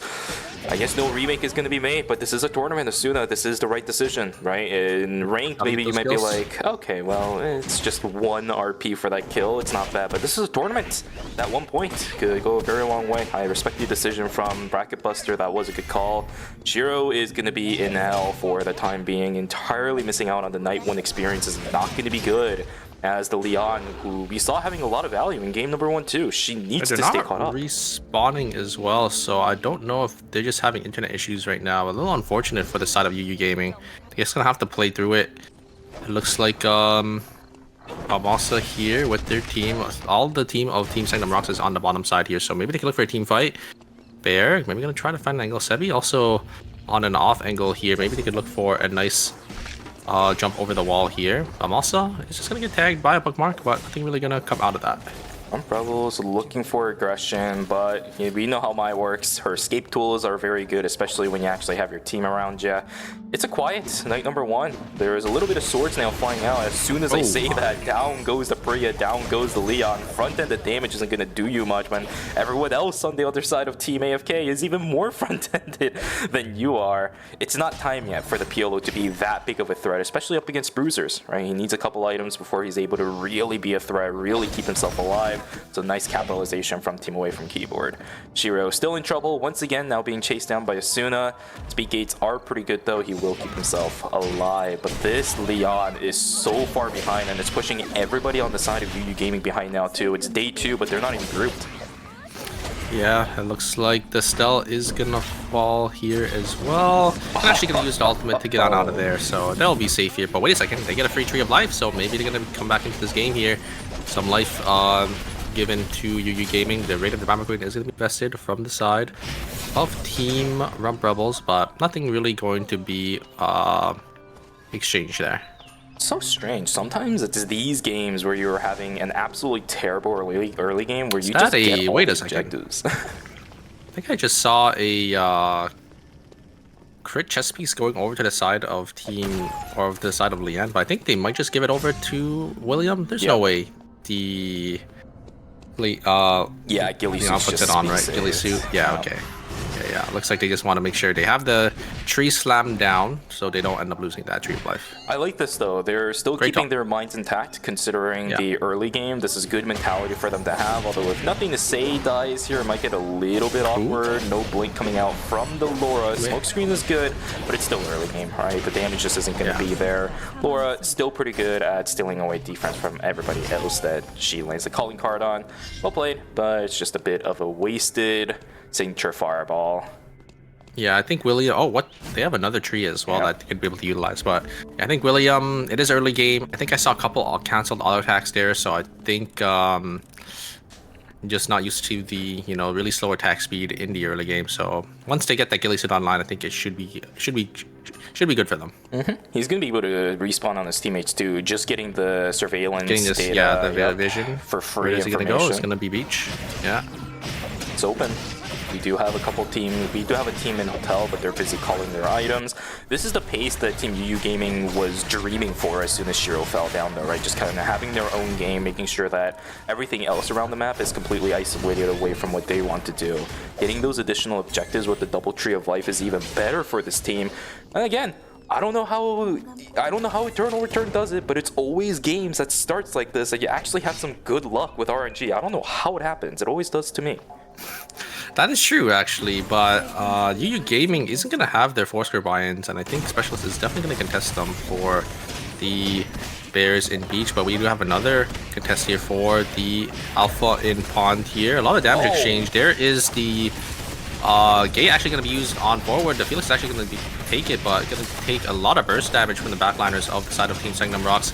But great trade coming out from the side of Team Bracket Busters, and they're just going to trade 1-for-1, but the Mithril will go over to the side of Sangnam Rocks, and you will take that any day. Exactly, I don't think he meant to press the Nimrod's Gate. Another fight up on the northern side. Succubus losing 1, Succubus losing 2. No. This Piolo, he has good mobility, Get but out. with the White Ooh. Lily God, it might not be enough. The totem isn't going to save you, my guy. They're front-ended. Now they're just positioning themselves. There's the Twilight Eyes. I think it might be it. I don't think the Revenant's going to save you there. Double Agent and the Shuriken fade away auto attack. Team away from keyboard. Again, you're going to be able to one-up Succubus, but this time it is fatal. Succubus will take the fall, 1 kill on hand, double frontline with the Priya. Just doesn't seem to work out up against a triple frontline that has so much crowd control. Well played. Yeah, great recognition from the Leon there to blink on forward and actually deny the White Lily for the Piolo to use to get away there. So very nice wipe from the side of Team away from keyboard. As they do get a nice 3 kills, so they're going to be sitting on 6 kills already. They're going to get that alpha as well, so they're going to be sitting in a really, really good spot. Yeah, the funny thing is, typically a composition like away from keyboard actually does really bad up against a Priya, but she's the one that falls first in both of the fights we saw. I'm not entirely sure if Team Succubus is adept with this Priya, right? Every single team we've seen playing this Priya never lets a front-loaded composition like this ever get on top of her. And even if they do, there's Totem, there's Echoes of the Earth. She should not be dying first, but we saw that twice in this game. Something went wrong. I think it was just great targeting from the side of away from keyboard. Just able to get that burst damage onto that Priya, and the Priya fortunately just isn't going to be able to live through, you know, all the CC and all the damage coming out from the side of away from keyboard. Oh, Asuna gonna get chunked down to half HP from the double bookmark on the side of Bear, but looks like the Suwa just gonna back away here as a tree. Will probably go over to the side of Team Bracket Busters. I think quarters are a bit too difficult at this stage to push up against an Arda. I respect the decision to back away. The fight over a Meteorite up on the northern side of the map. Team away from keyboard. Angle. There's the ultimate in. That's a lot of investments, but the crowd control stack is good. Mai doesn't fall though, and down goes GTL. Mana is just standing still. He gets tagged by a Spark. They will get rooted down too. The shots are there. Hit from the sniper skill. Just happened. They couldn't kill the Mai. Yeah, they tried to burst down the Mai, but once you use all your cooldowns on the tank, the Theodore just has free reign over you. And when you're stacking up like that for a dive team like away from keyboard, there's really not much you could do. So yeah, very nicely played. Very nice peel back from Sangnam Rocks to just all blink away, let the Mai tank a lot of damage, and the Theodore just completely ripping that team to shreds. I don't know why, but seeing an Arda getting chased down by a Bianca Suwa just gave me a sense of deja vu. I feel like we've seen this in this tournament phase before. I can't explicitly tell which one it was, but it looked really familiar for a quick second. An additional kill going on to Team Rump Rebels. They are starting to slowly stack their kill count up in this game as well. 5 kills on hand. We'll knock down 2. From Team Bracket Buster. That's going to put a halt on a team that's been doing extremely well for the time being. Signature Fireball that is not good. Oh really no. Preemptive. Oh this no. is a terrible quarter, man. Somebody's going to get out. Somebody has to run. Nothing to say. Looking for an angle on the backside. But there is the execution. Freedom comes online for Shiro. Best case scenario, nothing to say. Just oh no. Ow, this is so bad. Shiro is going to get himself out. This is not bad, right? Losing 2 is of course terrible, but that corner, I've seen so many teams just getting full eliminated because they're stuck in there. Oh, they're gonna try greeting the res here, but Theodore, looks like Timer. Side of Team Sangnam Rocks isn't going to decide to invest, and they're actually just gonna use the key card, and they're gonna get on out of there because they know there's 2 teams nearby. They don't want to deal with any of that. Actually, it's really lucky for Team UU Gaming. I saw one of their members actually having 9 seconds. They were entirely surrounded by restricted areas. It's crazy how they are risking something like this. Jiro, he has access to the White Lily if he wants to take it forward. Actually, not even looking for it. There's no cameras around here, but Cloak and Dagger already invested. Nobody looking for initiation just yet. The poke damage is good coming out from the Adriana, but the fight is going to start now. We need to see the signature fireball being good. There's the lockdown. Smokescreen is not the greatest. Trying to preemptively predict the jump over onto the baseball, but there is the execution coming in, and another will fall down. Suru, as well as Youngachi, knocks down both the William as well as the Leon. Yeah, the Garnet's ultimate just proving a little too powerful for the side of UU Gaming. They are able to get it, you know, onto a bruiser or a tank. That is a lot of their HP. It's completely wiped off the map. 25% execute range is quite a bit. And unfortunately, the Lian, they weren't able to use their ultimate in time to get that buffer. So the Estelle or the Garnet was just able to use their execute there. And They're dead. It was the Estelle not gonna with have 6 enough timer seconds. to get away here, and that's gonna be Team Specialist gonna wipe UU Gaming off the map and claim Omega for themselves. So they're gonna be sitting in a pretty nice spot. Of all the players that survived that fight, it was the Estelle. She's the one that I saw earlier with 9 seconds left on timer. She couldn't leave. I was going to mention it as well. Eventually, she's going to have to either run into the red, which she's not going to have enough time for, or run through Team Specialist when they have all the information in the world inside of archery range, because that zone's closing too. It was just a terrible situation for UU Gaming. 0 kills, by the way. They got 1 point from placement in game number 2. This is not a good situation for UU Gaming either. Not a good start for this team, but there's still 2 more games, so it's not the end of the world. So yeah, they definitely have to look for something coming in the upcoming games. You know what their composition is capable of, but time is running out for those guys. It's all about time efficiency. What can you do with the slotted amount of time that you have in knockout stage number 3? UU Gaming, that amount of time is starting to run out, so good luck to you guys in games 3 and 4. Otherwise, we're not going to see you in knockout stage 4 either. Yeah, looks like a blood weapon was gonna be invested over into the side of the Haze for BNK Furex. The Kali also having a blood weapon, and the Lennox also having a blood upper mask there. Here is the damage. Wait a second. The Laura that cut down to 1 HP. The ultimate is gonna be used, but it's not gonna be enough. There's actually trade 1 for 1. Asuna gonna be traded for the Sua. The Sua gonna try turning onto the Felix, but Felix is so hard for Sua to fight. There's not really much she could do there, as it looks like she will end up going down. And it will be a 2-for-1 trade for the side of Team Bracket Buster on that side. But it looks like on the top side here, we got BNK Furex and Team Sanctum Rocks. Bomb not gonna hit that taunt there, but a lot of poke damage going down onto the side of Theodore. Theodore trying to use their heal with their laser and their wall, but looks like both teams are just gonna back away. They do know there's another team nearby, and they want to get third-partied. It's so lucky for Team Specialist that they were able to get the res back up. Yangachi managed to walk away from a brunt of the damage, but they still had the ticks of the Blue Viper up, and it's a level 3 Blue Viper. We're at day number 4. Lennox is post level 16. That does a lot of damage, even to tanks, because it is true damage.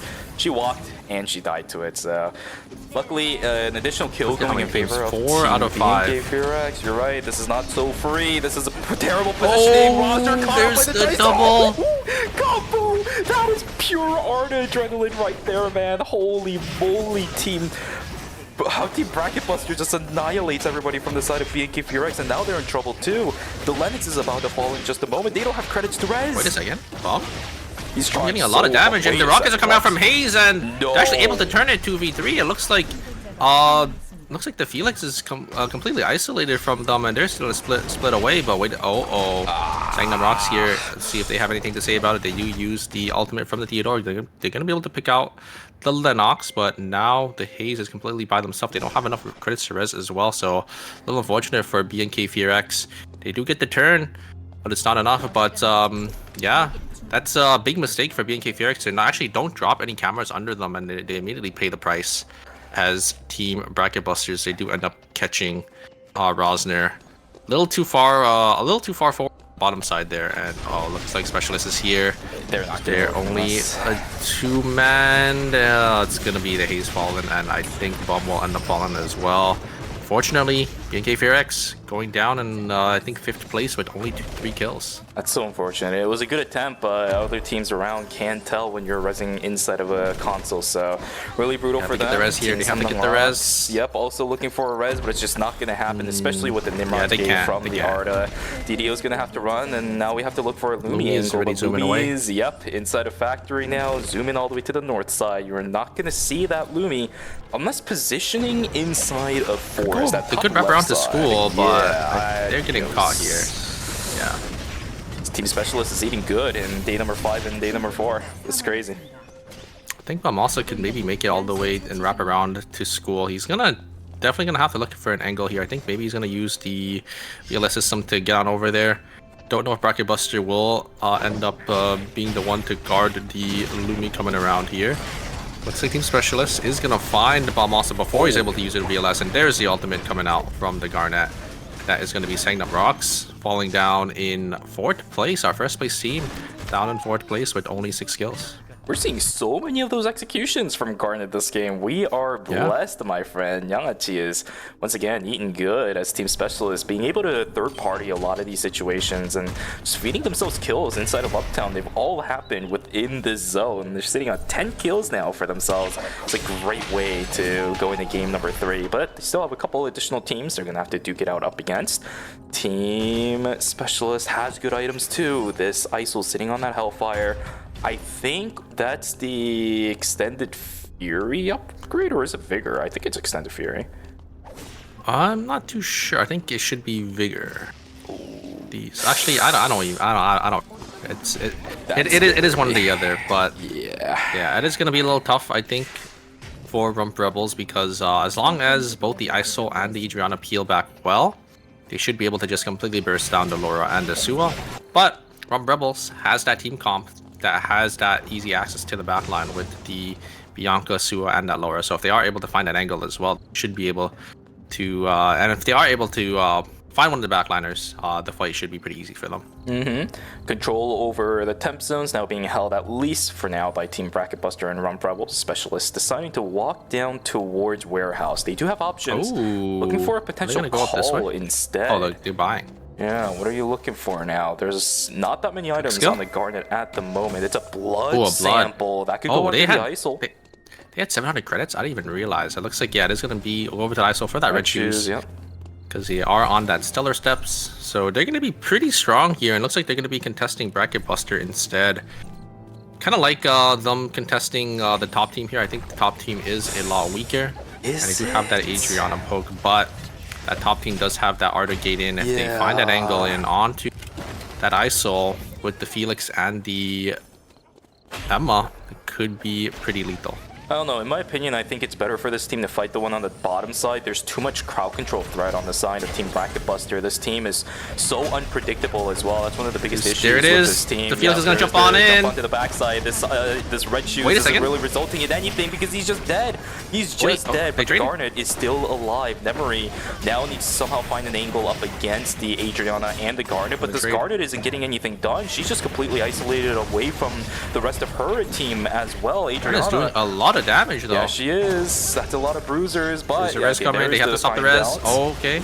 Oh, this could be so insane. Specialist still looking for more. Suna trying to pull themselves away from the fight. The knockup is there, but the Adriana damage is there too. Arda can't kill this. It's over, I think. Unless, wait a second. Okay, that's actually good. Papyrus is insane. It's a 1-for-1 between these two players. It's still Adriana can't stop this, but the damage might be enough. That's so much damage coming out from the Arda. I think Team Adriana's not Bracket hidden. Busters have it. Yeah, I think they are gonna. Maybe they can kill the body. The Emma get the res here. Felix is actually gonna use the self-res here, and they get the heat. They just need to get the damage here. Ooh, they get the execute as well onto the Emma here. The timers are equal. One of them is going to go into zone. I think they're going to get timer advantage here, but the HP bars are pretty similar here. It's just going to be dependent on who plays this fight a little better. Good dodges out coming from the Adriana. Just going to get knocked up here, and it's not going to be enough. The Arda is going to be the one to come on top. His Team Bracket Busters is going to be the one to secure that. I will say, Yangachi is pulling some moves though. This Garnet is providing so much pressure. I love it. Yeah, the Garnet is playing really well. Just able to get a lot of damage, and Felix, unfortunately, not able to really do much into the Garnet Adriana because both the damage coming out for those two characters are not auto attacks, and Felix definitely thrives on those characters that do end up utilizing those auto attacks because he is able to dodge and stack up his or is able to get his stacks fairly easily. But here comes the final fight here. Great double dice, gonna be able to get some damage, gonna get some poke onto the side of Team Rump Rebels here. But I think they're just looking for that angle. They're trying to fish for that perfect engage, maybe onto the Arda, maybe onto the There is the Here, no Bianca white going around. lilies. Yep, no white lilies to take advantage of. Wako is in no man's land at this point. There's EMP drones going down, but there's nothing being done with it. The only ranged player that can actually try to take down some of these traps is going to be the Bianca. She can't do it that effectively. Sebi and Bear needs to eventually push this in, but they aren't being given the leniency. This is the problem. Ring of the Vampire is going to be forced out. Blink comes out as well. This Bianca trying to keep herself alive. The knockup from Windscar is going to be enough to at least knock down one. Totem comes out to try to keep the ammo alive. No, it's not going to happen. Whoa, wait a second. Yeah, Felix versus Suwa. This matchup is definitely Felix favored for sure. Can this Felix, can Nemery play this fight well though? All the bodies are exploding here, so it is just going to come down straight into the 1v1 here. Where is it? Who's going to come out on top? Nemery is going to, the blinds are going to come through. Knockup is going to be used. Great damage coming out from the Suwa. Nemery just needs to live because Arda is rising right now. Oh, you're right. Oh, but they find it. Bear finds it. How do you find that? Yeah, I think they just ended up recognizing. I think the Arda needed to back off a little more. I think the timer advantage is in favor of the Suwa right now, so the Suwa can literally just run away and they should be able to win this fight, but yeah, I think they do end up recognizing that. It is going to be a timer scam win, it looks like, by 4 seconds. How are we seeing this like every single day that we were watching? 3 seconds. Oh my god, this is ridiculous. Nemery is going to be so sad. I think he also thinks that he has more timer because he was sitting on 30 to 40 seconds. But he actually went out of the zone for 5 seconds to rest up, and I think that's going to cost him. So I think he's just banking on the fact that he might have more, but it looks like it will go over to the side of Rump Rebels. Yep, they're coming out from knockout stage 1 and they're able to secure themselves a nice win in knockout stage 3. So this might be the team that is going to be able to make it all the way, Shuvi. Indeed, GG's to Team Rump Rebels. In the end, it is going to be the Suwa to win it out. I think the bookmark into the knockup, it shouldn't be happening as a Felix, right? As a Suwa Felix matchup, if you ever get knocked up into the air by the Suwa, you're playing the fight wrong. So yeah, just well played, I think, from Rump Rebels. The Suwa definitely playing the matchup correctly, whereas the Felix making a little bit of micro decisions here and there that ended up losing him the fight in a lot of positioning. He had to run into the red, eat some timer. Good info pickup from his team too, by the way, for Rump Rebels. There is no world if you're playing by yourself you're going to be able to think in your mind. Know the auto res, is self-rising. So that's just a huge call from the rest of his team and a really, really good opportunity taken by Bear to actually find that kill as well. He just instantly went to the place that the Arda was resing. It might have been Wako that was like, hey, I was self-popping earlier inside the house, but I saw the Arda going down to where the V-pad is. That's just a good call. It's a really, really good call. Yeah, and a great call for Bear as well. I don't know if it was his decision making there to know he had more timer than the Felix as well to just secure them the win. So great macro play from the side of Team Rump Rebels. Yes, sir. Yes, sir. I love it. I love it. These teams are playing so well. Again, it's continuously improving. Of course, that's going to be how it works because we're slowly moving through the knockout stages and starting to eliminate some of the teams that aren't performing as well. But Knockout Stage 3 is not where I anticipated this level of gameplay compared to some of the things that we've seen in the previous days of Phase Number 1.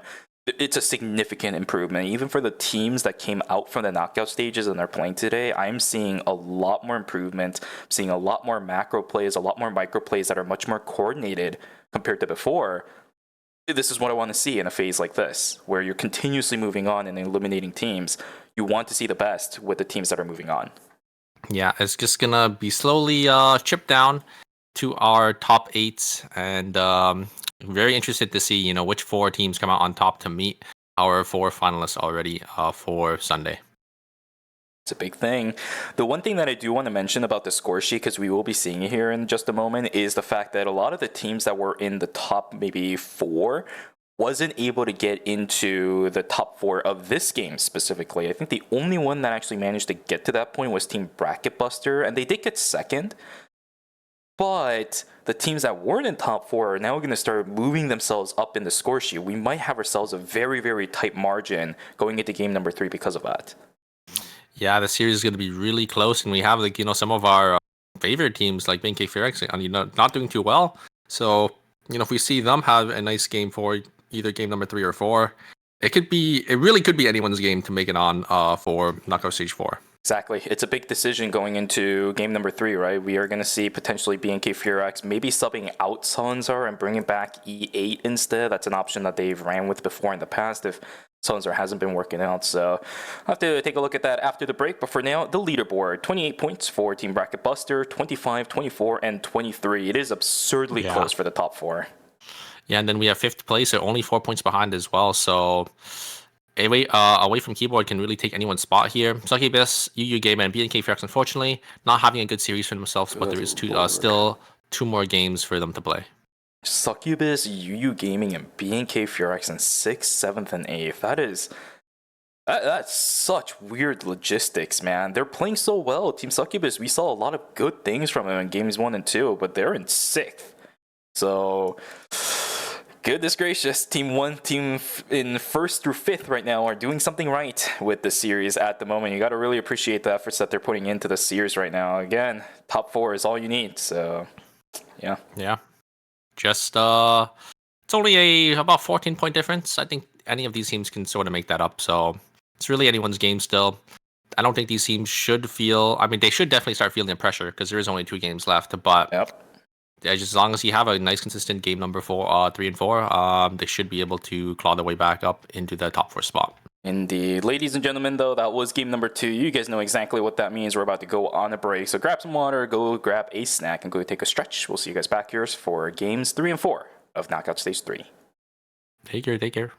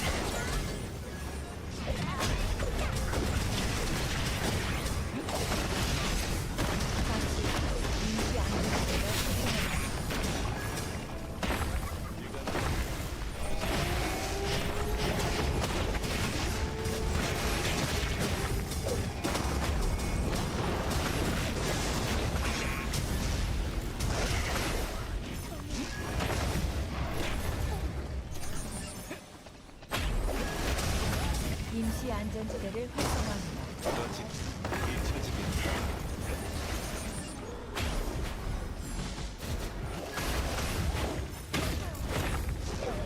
생존자가 사망했습니다. 생존자가 사망했습니다. 전장을 치료하고 있습니다.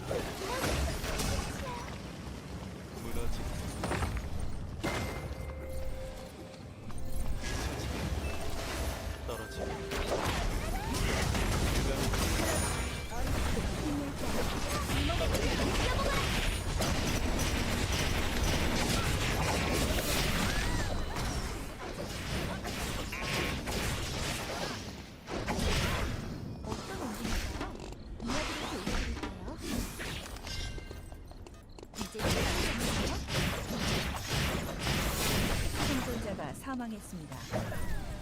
전장을 지배하고 있습니다. 생존자가 사망했습니다. 전장을 이끌고 있습니다. 이야기가 구조되네요. 죽은 거예요.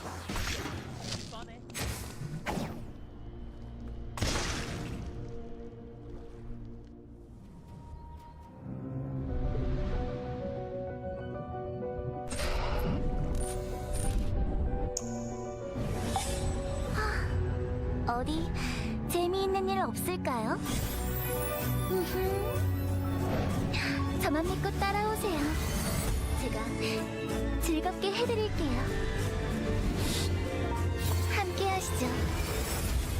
금지된 타락의 유혈 속으로. 고통은 한순간이겠지만 안식은 영원할 거예요. 고통을 끝내드릴게요. 도망칠 곳이 없을 때 사람들은 솔직해지자. 숨을 시간이 아닐 텐데 피가 끓지 않나. 벌써 내가 나설 차례인가? 죄다 시시한 애들 뿐이네. 인간은 결국 힘의 존재야. 그래, 이제 좀 마왕 같아 보여?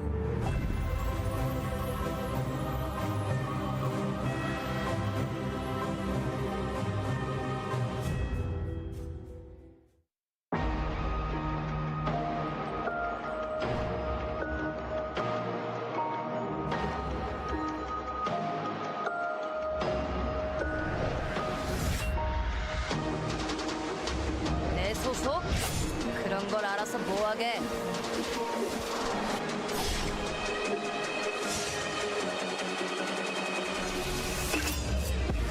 모든 것은 그분의 뜻대로. 빛보다 빠르게.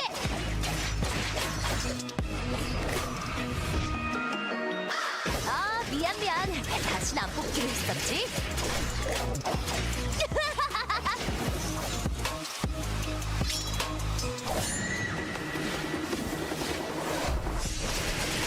눈에는 눈, 이에는 이. 그걸로 부족한데?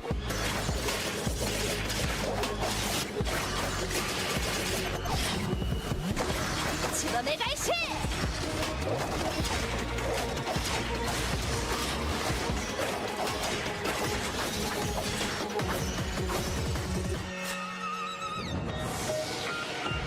기억할 수 있다면 모든 것을 기억해 주십시오. 내 눈이 저지른 일들을, 내 손이 저지른 일들을.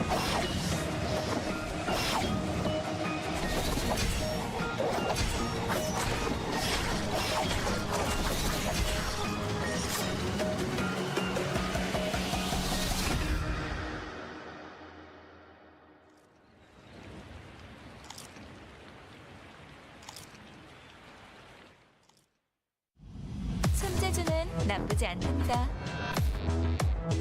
찢고 가르고 뚫어볼까요? 제가 말끔히 고쳐드릴게요. 환자가 있다면 어디든지 가야겠죠? 움직이시면 안 돼요. 치료할게요. 당신이 죽더라고요.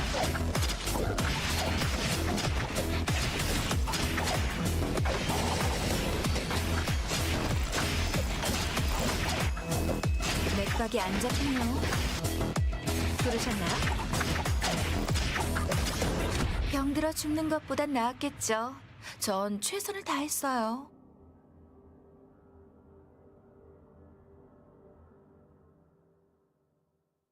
눈을 뜰 시간이에요. 제가 길잡이가 되어줄게요. 당신이 상상하는 모든 게 현실이 될 거예요. 영원한 행복의 세계로. 당신의 꿈에 날개를 달아줄게요. 현실을 넘어 이상으로. 당신들의 모든 것들을 제가 기억하고 있을게요. 절 막으실 건가요? 잘 쉬는 것도 중요해요. 그렇지?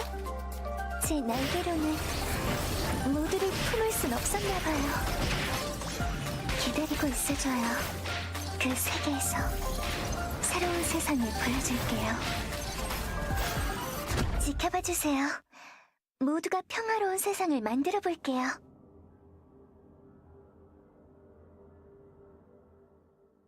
준비 완료. 초콜릿은 좋아. 당분은 열량을 보충하고 카페인은 집중력을 높여주지. 그리고 테오브르민이라는 성분이 있는데 이런, 너무 떠들었네. 당 보충을 할 만한 게 있으면 좋겠어. 초콜릿 가지고 있나? 선물 하나 주지. 재료 수집도 기본 중 기본이지. 플레이팅 했으면 좋겠어. 여기라면 찾을 수 있겠어. 초콜릿. 초콜릿과 어울릴까? 좋아. 많은 도움이 되겠는데. 오늘의 주식은 초콜릿 토스트와 핫초코입니다. 이 정도면 만족스러워.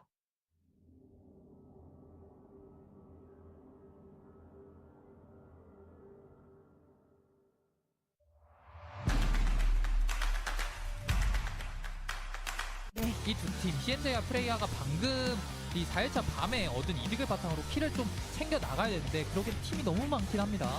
자, 방금 혈액팩. 자, 그리고 이쪽 엘레나가 들어가는데요. 자, 본대 쪽. 2대1로 갈려있죠. 아비게일 살아가는데. 아비게일은 핑퐁을 잘해줬고요. 엔데나는 그대로 다운됐습니다. 그렇죠. 이거 치바메가 얼지 않았었기 때문에 그대로 엘레나를 계속해서 때릴 수 있는 타이밍이 나와서 바로 자, 살리기요. 바로 살리기. 그렇죠. 자, 그런데 또 다시 죽었기 때문에 복사가 이거. 돼가는 그림이고요. 자, 그러면 카츠 다시 들어가나요? 엘레나 다시 들어 섬격으로 들어가서 자, 이사나가. 두 번째. 오히려 역으로 두 이사나가 번째 했는데 기회를. 자, 한 번 얼어서 일단 빙결 풀타임 볼 때까지는 아. 얼지 않지만 이렇게까지 마무리가 되고 그리고 루미가 있기 또 때문에 살려요. 다시 한번 재교전. 세 번째 교전. 난 세 번 살면 그만이야. 자, 자, 세 번 살았어요. HP 그래서 채우고 이 와중에 지금 포스코 불러낸 자 엘레나기 때문에 빠르게 All right, ladies and gentlemen, welcome back from the break. It was a very eventful one from what I saw in the chat. Hopefully you guys had a great break. But we're going to send it straight into games 3 and 4. It's the last set of games we have for the teams in the knockout stages. Yep, let's just get straight into it. We're just jumping straight in. Nadine and Cecella are back on the table, and would you look at that?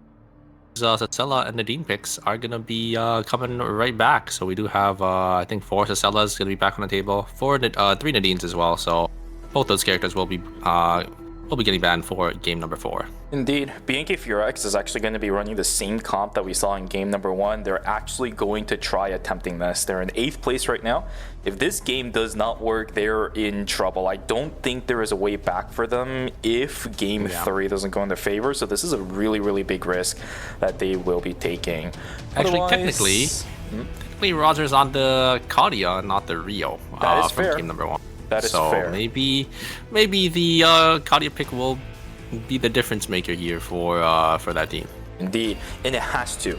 It really has to. BNK Furex is a team that has a lot of supporters on the backside, and I don't think them falling down in Knockout Stage 3 is going to be the greatest start to the season, especially considering the fact that even if they do barely move on from here, they have, 3 more stages to go. This is not a performance that is going to give a lot of confidence to their fans. So hopefully starting from Game 3 is where they're going to be able to get back on track with what they do. We shall see. Sansar is still going to be on the table. I was talking about potentially substituting E8 in during the break, but it's just not going to happen. We will see the Cecilla back. Of course, banned in game number 4, as you mentioned, so it's going to be the haze once again for that player. We'll see what alternatives they have for all the other members on that side. Here we go, though, ladies and gentlemen. Once again, game number 3 is locked and loaded. It's going to be the first of our 2 games that is going to fully decide which teams from Knockout Stage 3 is going to move on and which teams will, unfortunately, get eliminated and collect that 100,001 prize pool that they have lined up for themselves. Yeah, that is one of the downsides of placing low at the beginning is you have a long way to climb back up, and you got a lot of games to play. You have to play about 8 games every single day until the grand final, so you have to see if these teams can or do have the stamina to play another 4 games right after. Gonna be tough. It's the thing that Team Rump Rebels have been doing, right? Yep. If they do move on after today, it's gonna be their second 8-game series for the entire day they're gonna have to do. But the storyline, as you mentioned, is gonna be an incredible one if they do actually end up getting that going. They're in a really good spot right now. The 4th place, yep, is not a bad place to be. We've seen this team be extremely consistent with this composition. Even if it's not all too super high killed or super high placement, it's the consistency that's landing them in 4th place. And we know the players in Rump Rebel are plenty enough to make sure that they can get at least 1 pop-off game in the series if they play right. Yeah, 24 or 23 points as well, so they do have a point buffer, so they could definitely make it in. They just need to have a nice consistent game number 3 and game number 4. We're gonna have to see if they are gonna be able to get that. But yeah, looks like most of these teams, I think they end up recognizing where most of these teams are, so they're gonna try avoiding. Do have an early game pick though coming from the side of Team BNK FearX, because they did end up swapping, you know, some of their characters around, so they might have a different route for, you know, this game. But yeah, most teams, I think they recognize where these teams are going to be staying, so not too much early game fighting. But side of ooh, a great blink on forward from Sebi, gonna be able to steal that speed gate, and I think Shiro should be falling here. Looks like they do get a lot of damage traded back, but yeah, looks like we'll go over to the side of team, I think that was Team Rump Rebels.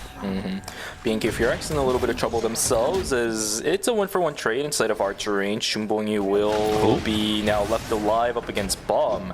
1v1 against the Darko is not really going to come to fruition as Hong, yeah, now fully back up to full HP. Leon could be looking for a flank. This could actually go bad if BNK FearX yeah, this could be bad. Roz are actually going to let Eon. Oh, nice kill. Yeah, they are going to be able to trade one. They're going to be able to get that Darko, and the Leon is just going to walk away. As BNK FearX, a great start for them, and this is exactly what they need. 4 kills for them already.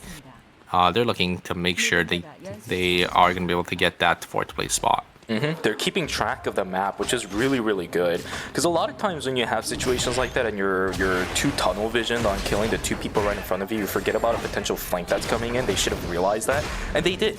That's a really, really good mentality for BNK FearX to have at this stage, considering they're super far behind on the score sheet.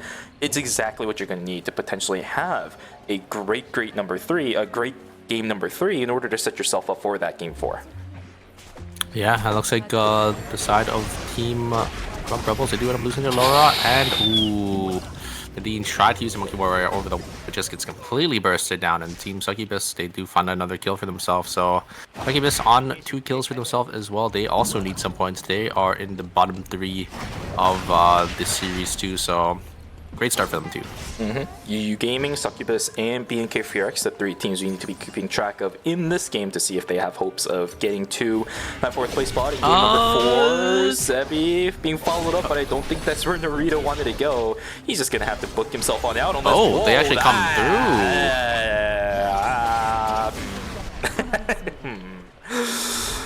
Definitely not the decision I would have made. Yeah, I think Team Rump Rebels was just waiting, and great capitalize and great recognition that the side of Team UU Gaming might be jumping over. So yeah, great follow-up from Rump Rebels to be able to instantly burst down to Lien when they jumped on over. I think Narita made it a little bit too obvious that they were fishing for something, right? That Estelle should be immediately running if they want to bait anything. But she started doing this weird little back and forth action. You can't really do that if you're looking for picks like that. It's a bit too premeditated. Great damage onto the Sua, already down to half HP. Yeah, but it's only 2 players here. Yeah, the Laura is just sitting on down there. I don't know what they're doing. I think, oh, they're making their weapon. Oh, they were able to get the meteorite. Oh, it's right down there, so they were able to secure that. Here comes engage from, it's early. My great burst damage going down to the side of the Lien already down to 1 HP. Estelle Helitax stat was forced to be invested as well, and the tree's just going to go over to the side of Team Sagnum Rocks. Yep, Nemery is going to take the fall once again. As soon as she fall immediately after, away from keyboard, is actually making this triple frontline front-ended team comp work in this day and age. I haven't seen this kind of composition work in a while, but here we go. Engage. Oh, bomb doesn't hit. Not getting a good value ultimate. Yes, a beautiful peel back from BNK FearX. They are activated, man. This is the BNK FearX that all of their fans want to see. We're seeing it right now at the perfect time where they need to be like this. Yeah, a little scared. Bomb not hitting that flay, but I don't think it matters. Sua usually gives the spell shield, it looks like, for their comp for the Bianca engage. And a great peel back coming off for the side of Team BNK FearX, not giving Rump Rebels any chance or any angles to really jump on either the Stella or the Kadia, so they were able to just instantly kill them. And yeah, looks like they're going to be calling in their force cores as well.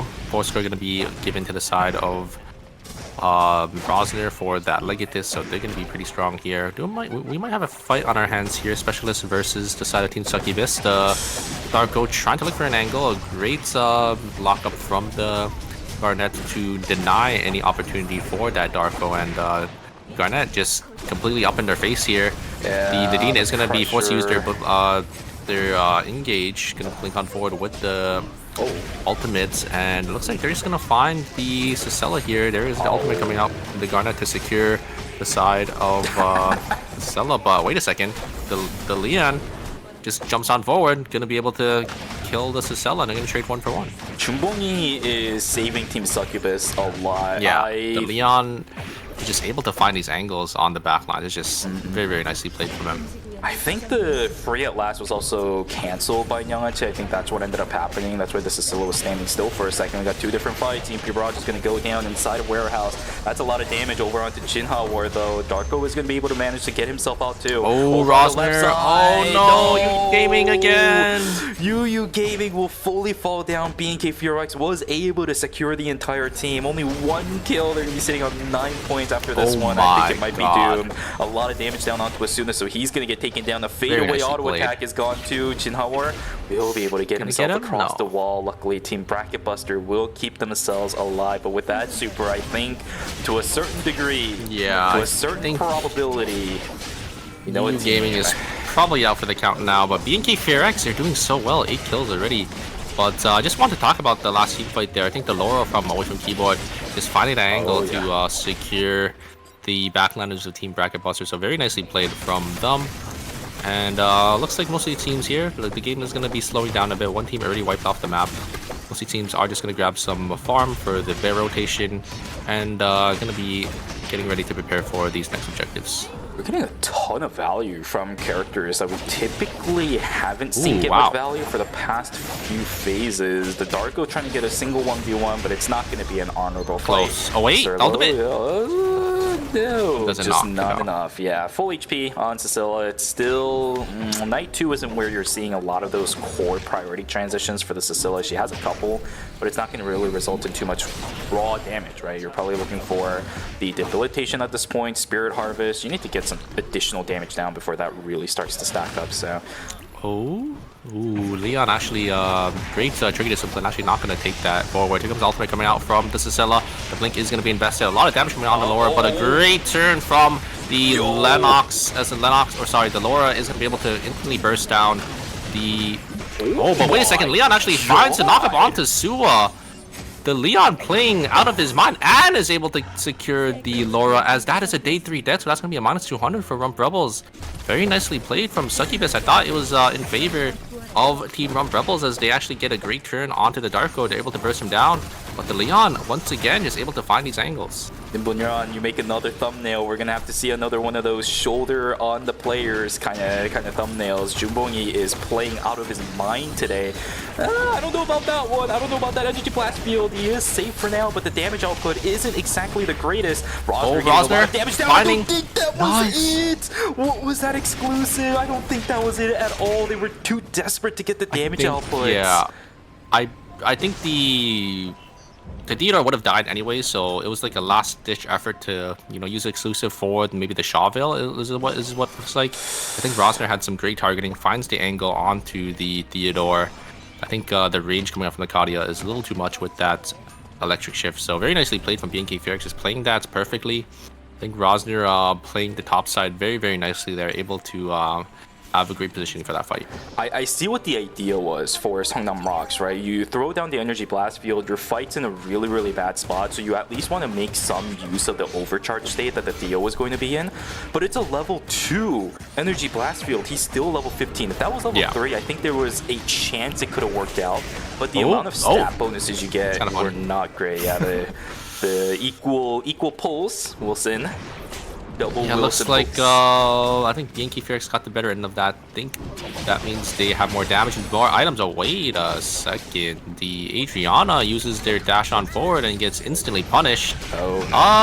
Don't know about that one. And it looks like the Garnet will also be falling here. I think the Adriana probably thought it was a solo, but you know, you can sort of recognize how many teams are how many or you could have a good sense on if there are any solos just by reading the number at the top if there's like an odd number of players, but I don't think that was a little weird, I would say. A bit of a risk taken, and the risk is definitely falling out for Team Specialist. It's gonna be a -400. They do have the credits for it. It's just gonna suck the fact that you have to invest into it. But they do have enough for a 4-score. I just saw Garnet using 350 credits for that. We'll see who it's actually gonna go on to. Whereas on the flip side, a 4-score going into the hands of Team Rump Rebels. This time, it's a little bit free. Away from keyboard, also finding themselves a red flare gun, which is gonna be good. So let's see who's going to be able to utilize that one later down the road. Yeah, I don't know what they're gonna get, but it looks like they do have a lot of slots open for the side of Team away from keyboard here. They get a blood as well. I wonder if they're just gonna instantly use this. Oh, they actually are just gonna instantly craft this. What is it gonna go over? It's gonna be the bikini. I actually like that because the red boxes, they don't give any options for chest pieces. So just making your chest piece there with the blood is fine. And then we're still gonna have a lot of slots open for that box coming down. This is also a Shuriken Scylla, so we are going to see the Death Rune. It means we're prioritizing the Hex over the Spirit Harvest. Oh my god! That is Memory. CC Central. What the hell was that? Taunt roots everything. Everybody on the side of Team Bracket Buster was just sitting in place. They couldn't play the game for 3 seconds. Yeah, I think that's that nighttime vision. Memory walking up a little too far forward by themselves and instantly punished by the side of Team Sanctum Rocks. Very nicely played. Great engage and great follow-up coming in for the side of the Theodore. Great taunts into... Actually, I think it was the root first from the Semtex bomb. Yep. From... or a spark grenade from the Theodore. And then great taunt coming out from the Mai. And there's not really much a Nadine can do to live in that situation. I love the fact that Songnam Rocks is playing this comp, man. A lot of people gave him flag for going back to the Theo Bernice Mai combo, but you know, you gotta play something different when you can. This Nadine pick is really working out well for Songnam Rocks. The damage follow through is there without putting that Nadine in too much risk by getting herself a little too close like the Bernice has to. But here we go, the poke. Oh my god, wait a second. There's a lot of damage exchange. Oh, they get the execute. Yes, there is. There's one. Darko is gonna be taking down. Jumbo, And Nadine kills so well. Jumbo, you misses. It's uncharacteristic, but that's going to be Team Succubus falling down. 5 kills on hand. They're going to have 14 points after this one. Is that going to be enough? Once again, now it's down to Team BNK Fearex to get themselves out of the bottom 3. And it seems like at least for now they have 10 kills strong. They're still going to be looking for more. Another fight inside a cemetery. Jinhauer actually gets an angle over onto DDO. The Monkey Wire is in really big risk Oh my god. But Nemery cannot focus. Asuna trying to salvage something, but it's just not going to happen. She is just a Scylla up against a 3-stack team of Songnam Rocks. Well played. Yeah, Nemery just took way too much poke damage there, took the Spark Grenade damage, and then the ultimate damage from the Theodore as well, and the Mai quick damage. So very nicely played from Sanctum Rocks, and then DDO was able to finish that off. A great recognition to blink on forward and traded their ADC down. So very nicely played by Team Sanctum Rocks here. Great pull coming out from Bob. The parry is going to be invested, and can't really chase an Alex here. Alex does have a lot of mobility to get away here. Oh, they actually let the third shot go through onto the Alex, but not really much BNK Fearex can do to secure that Alex kill, as it looks like both members are, or all 3 members are just going to back away. You know that GTL wanted to swap over on the Tompa and quick spin that last shot. But he was in combat, so unfortunately he couldn't switch out of the sword because the double agent was already invested. But there's the Soul Stealer. You gotta fight. You gotta fight. You're not gonna be able to run away. Oh, now they're gonna pull him in. 2-4, but it's not enough. Suppressed Pain is just barely enough. It's a 1-for-1 trade between the 2 teams. But the third party's about to start piling on in. Sunu in a terrible just said random teleport. That's so unlucky. No. Asuna blinks, but it's putting herself straight into the gutters. She's gonna take the fall too. Perfect timing from away from keyboard. Picks up 3 kills from that alone. A huge third party coming in. That's just unlucky, you know. Yeah, that is just unfortunate for Bracket Busters and Team Specialists. They just random teleport right in the middle of Forrester as soon as they start to take the fight. Looks like Team Specialists are going to be able to get 1 res off here, but they don't have enough credits to get the other one. Bracket Busters, on the other hand, have the money, but I don't think they want to take the risk to go in and get the res here just yet. Looks like they're going to be able to get the Lumi res here, but Rump Rebels, they were the ones that took Wickline. They came from school, so they should recognize that there's a team resing with the Lumi, and looks like they're going to turn their sights right back onto them. You can see it. The minimap, they're moving, they're going. Let's see. The fight's gonna start out in just a moment. We should see swords flying in maybe a second, unless everyone's just eating timer for fun at this point. Well, it's not for fun. You kind of have to if you want to keep yourself alive, but yeah, it seems like timer was just the investment instead for team, what is it, Bracket Buster? Yeah, they just went around, it looks like. Yep, there they are. And I think they should be able to get away. Ooh, No, uh-oh. nope, Asuna's nope, caught nope. here It's over. with the double Sua stun, and then the Bianca ult is going to come through, and there's really not much Bracket Buster can do. Stella a little too far behind the rest of the team, and immediately gets punished. A great find for Bear. Gonna get that double Sua bookmark, gonna be able to lock them down, and that's gonna be it for Team Bracket Buster there. Because we're gonna be down to our last 5 teams here, but Team Specialists, they are not a full team. Yeah, I will mention, by the way, for a player of caliber like Wacol, that angle right there is like a Bianca's dream, right? You know you won the fight already as soon as that angle comes through. You just have to set the Reign of the Vampire Queen right, and you did. I knew that fight was over the moment I saw the situation. It wasn't even close. Team Rump Rebels, they're playing really well here, and they're getting a lot of items as well. They're definitely set up to win this game.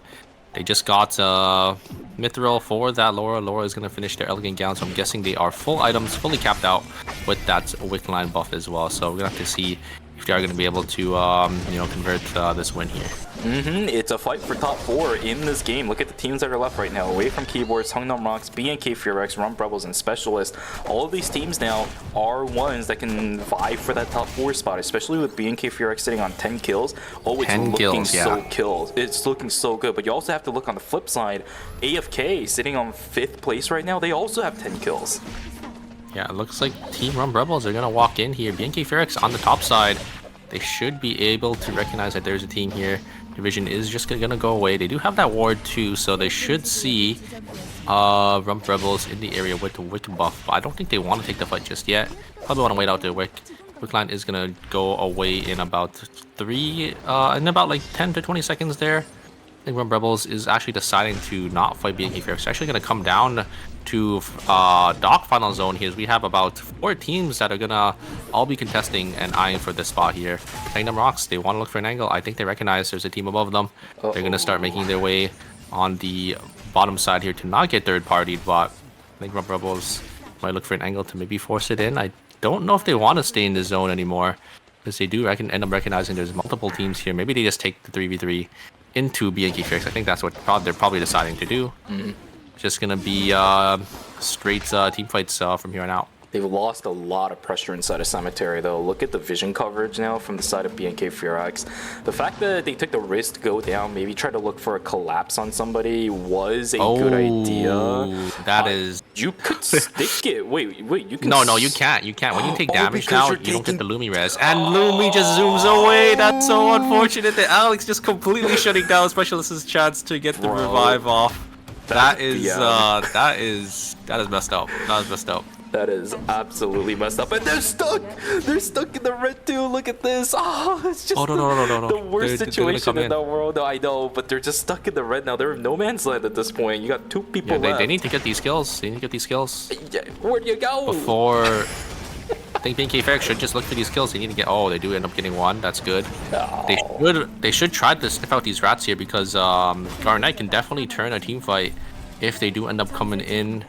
As Rump Rebels is gonna slowly engage onto them here, but I don't think they know. They don't know the Garnet is here, but maybe the Garnet just stays up on the top for the full duration. And we do have a team fight on the bottom side here. The exclusive is invested, but AFK is just gonna all back away here. They do end up killing DDO, and I think if they get the nice reset, it should be good to go. But Theodore is gonna be able to trade the Lord. A little too overzealous, tries to look for an angle onto the DDO. It's not gonna be enough.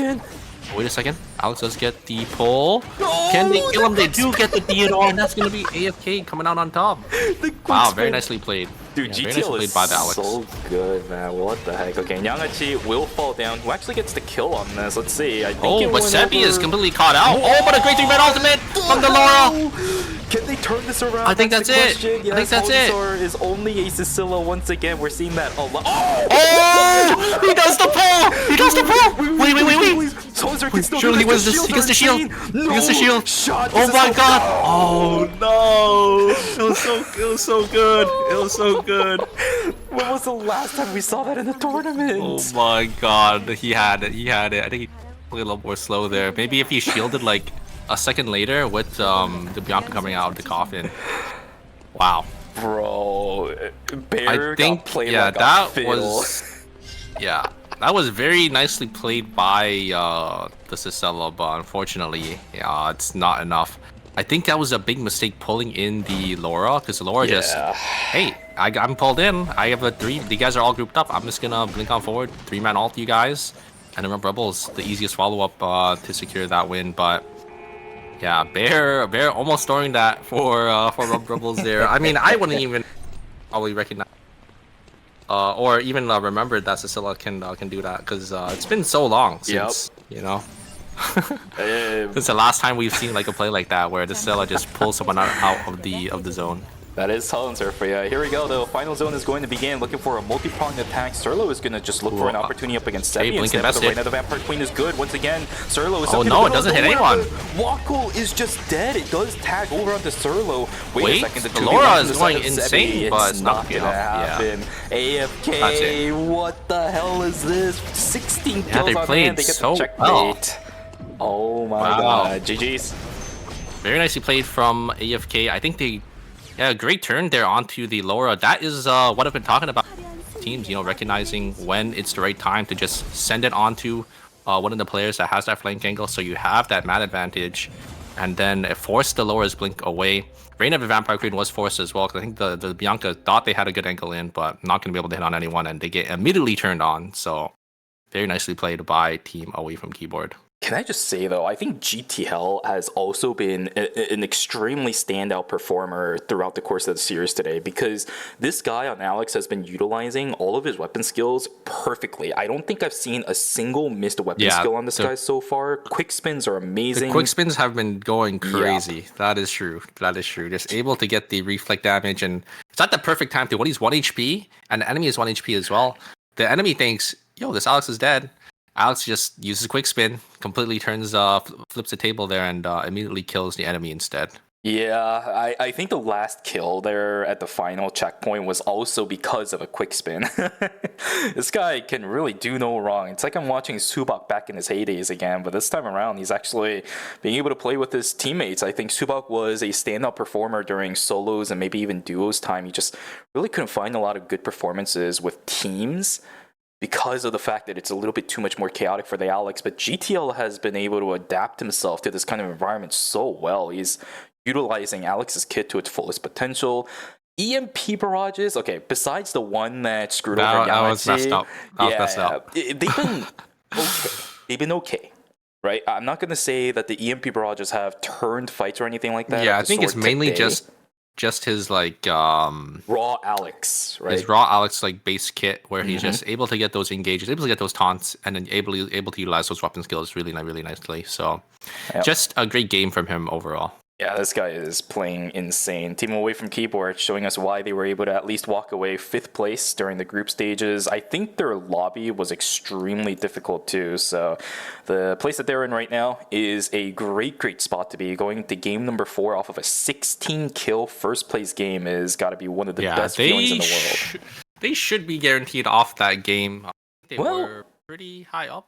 They were 5th place. No? They had the 4-point difference. So yeah. So they should be, I would say, guaranteed off that. With 16-point first place is 22 points, so they should be sitting very comfortably. Well, we're going to see right here in just a moment, and it is going to be Away from Keyboard in first place with 43 points for themselves, an 11-point buffer for 4th place, so I think they should be in, but who knows. Rump Rebels, they're in 2nd place, 38 points. They have a really good shot here, and they're coming once again all the way from Knockout Stage 1. Bracket Buster, 32. Specialist, 32. Segnum Rocks, 31. So it's really close between our top 5. BNK Ferrex slowly going and clawing their way back up. They need to have a good game number 4 here to qualify. Exactly. If it wasn't for Away from Keyboard, BNK Furex would have also had a pretty stellar performance. I don't think something like a Cecilia Katia really loses in Chapel Final Zone, especially for what they were up against. I think they would have had it if if they were able to win that 3v3 into Rump Rebels, but unfortunately, the Laura just getting that 3-man ultimate is just way too much for BNK Ferrex, especially because you're playing that Katia and that Cecilia, so you don't really have that sustain once you're pulled in from the Laura, or that, sorry, not sustain, but the mobility. To get away from, the engage coming from the Bianca and the Sua as well for the follow-up. So, great play from the Laura to, instantly recognize, to just use their ultimate after they get pulled in there. And will be BNK Ferrex, unfortunately, not really having a good series. They need to pull it back here for game number 4. We're in a world where we're going to potentially lose another 2 of our National League teams. BNK Furex and Songnam Rocks in danger of elimination. For Songnam Rocks, it's definitely a lot closer. They're only a 1-point difference between 4th place at the moment for themselves. But BNK Furex, they're at, I think it was 23 if I remember correctly. A bit of a ways away. 9 points is nothing to scoff at, especially considering the fact that BNK Furex's performance has been a little bit shaky. Game 3 was a good example of what we could see from them, but they can't play the comp anymore. Right? Cecilia is banned.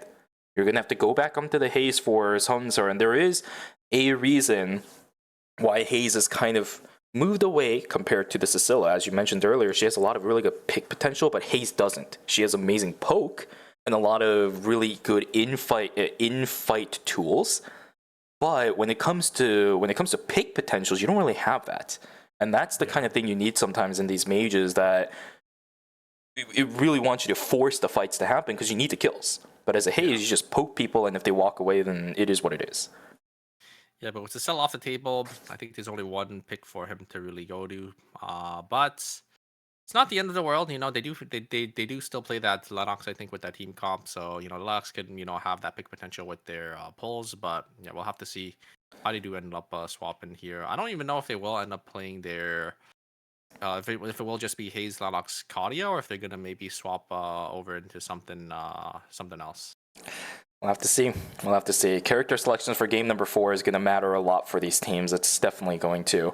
Although, you might need to give yourself a little bit of a tap there on the mic one more time. Better? There we go. Okay. Yeah, I don't know what's with your mic, but it's fine. I don't know either. You have the fix. You just have to tap my mic a little bit there, and it looks like it's good to go. Yeah, you got to do the tap mic test kind of thing.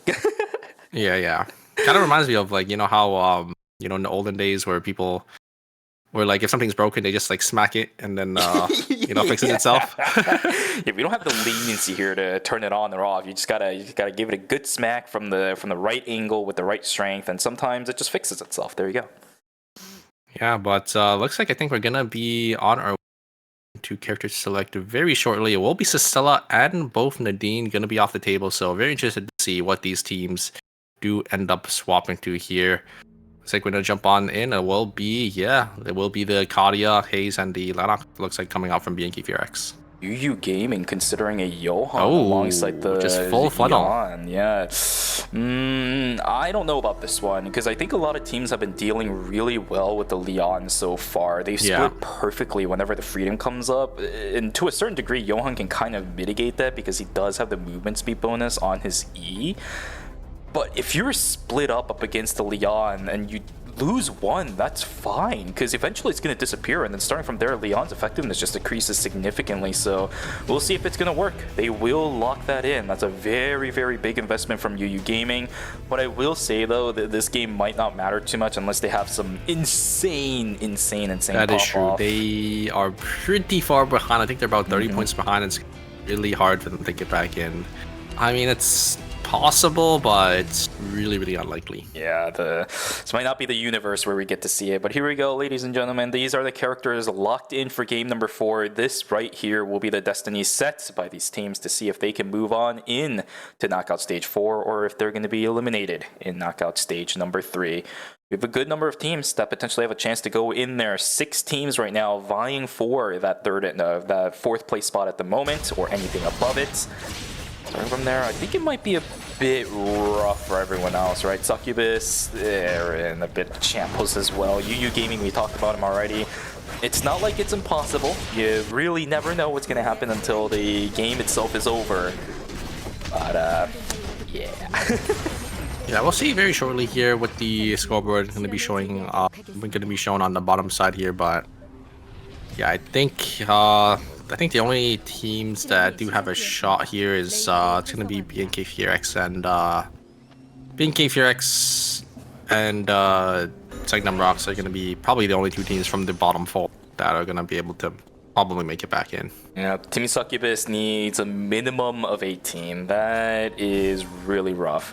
But we just saw it happen from Team AFK. 24 points off of a 16-kill first-place game. So it's not like it's out of the question entirely for Team Succubus, but it's Roger, just get this? rough. Yeah, it's too early game for the Kadia. Oh.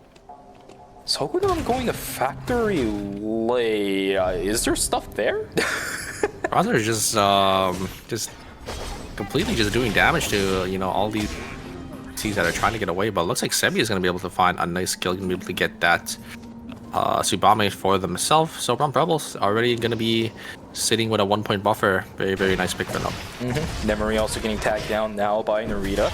Estelle early game damage is absolutely bonkers. Look at the items that she has. She is going to do quite a lot, especially when you're maxing that W first. Quake is good. Nemery, I don't know if you're going to be able to get out of this. The cooldowns are there. There we go. Oh, blink away. I think he's out. Oh, dude, he's out. He's out.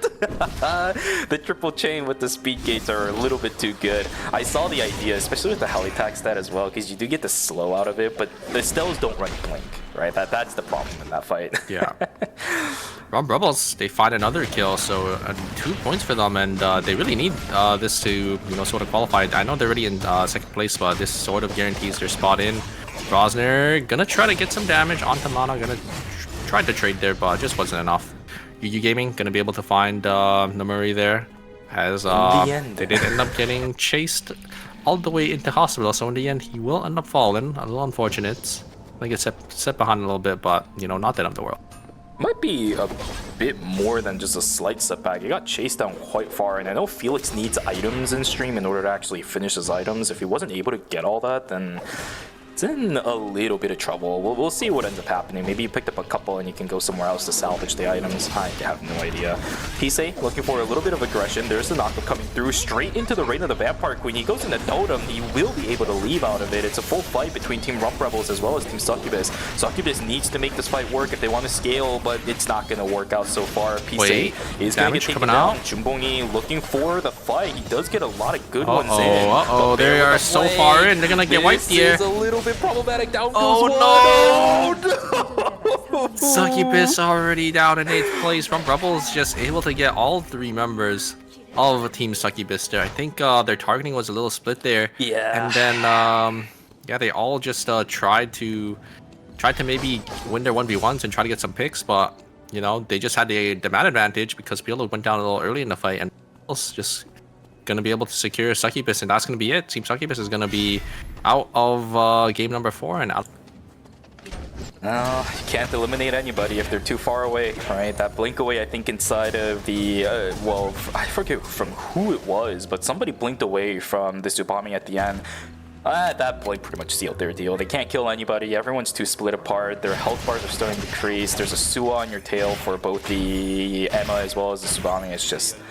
It's just not gonna work out. A lot of factors going into the eventual elimination of Team Succubus, and that is going to be the end of that team for the time being. Unfortunately, not gonna see them in knockout stage number 4. They had a good run, right? Managed to get through knockout stage 2, but it will be knockout stage 3 where they will unfortunately meet their end. Yeah. But for some other teams like Team Rump Rebels, their story is not over just yet, as they are definitely poised, and I think they probably already secured themselves a spot into knockout stage 4. A lot of damage being traded to the side of Team BNK Furex here. But Specialists also down to half HP on their tank here, but they do have that healing plant they are going to be able to utilize. There's some poke damage coming out from Haze. One rocket is going to connect, another rocket's going to be able to connect. A lot of damage coming out. Great front to back coming out from the side of Team BNK Furex, but the heal that's saying coming out from the Garnet is going to be a little too much. Bowser going to get some damage back. A lot of poke damage coming out. Looks like we're just gonna try hovering here, but on the other side we do have a fight, and it looks like Silent Rocks already took the win there. Great damage coming out. Gonna be able to kill the Garnets. Garnet tried to use their ultimate and tried to secure bomb, but just not enough burst damage on the side of Team Specialist to do back. Effective HP with the shield so far is better than, I guess, the coffin. Suppressed pain, not going to be enough to keep Yangatiel alive, which is good now for BNK Furex. They need the starts. They needed exactly this in order to potentially have a little bit of a turnaround. Only one kill, but this one kill could go a very, very long way, especially considering the fact that the fight itself was extended. You need to win. You're losing out on so many objectives around the map, like animal spawns on day 2 that are so much valuable than just getting a tree sometimes here and there. If they lost the fight, I think they would have lost a lot of tempo. So BNK Furex is in a pretty okay spot at the moment. Great blink on forward from Bear. I think they should be able to secure this. Estelle does have the ultimate. Wonder if they're going to be, if you get invested, it might be a little too late if they use it and it's stunned. I think they are just going to fall here. Not going to use the ultimate, not going to invest it. And Team Umbrella sitting on 6 kills already. I think they've already guaranteed their spot, Shubi. Yeah, I think so too. They're in first place right now, actually, just looking at points alone. AFK. Actually, they're tied. Never mind. They're tied with Away from Keyboard, but so far away from everybody else. And their tempo is also in a really good spot. Team Rump Rebels composition we saw in last game, if they have good pacing, it's a very difficult comp to kill. So yeah, this is a great spot for Rump Rebels to be in. We should theoretically be able to see them in knockout stage number 4. That means now you're gonna have to start preparing yourself for another 4-game series. Yeah, I mean, crawling their way all the way from knockout stage 1 is quite the storyline. Sure, I do hope they are gonna get all.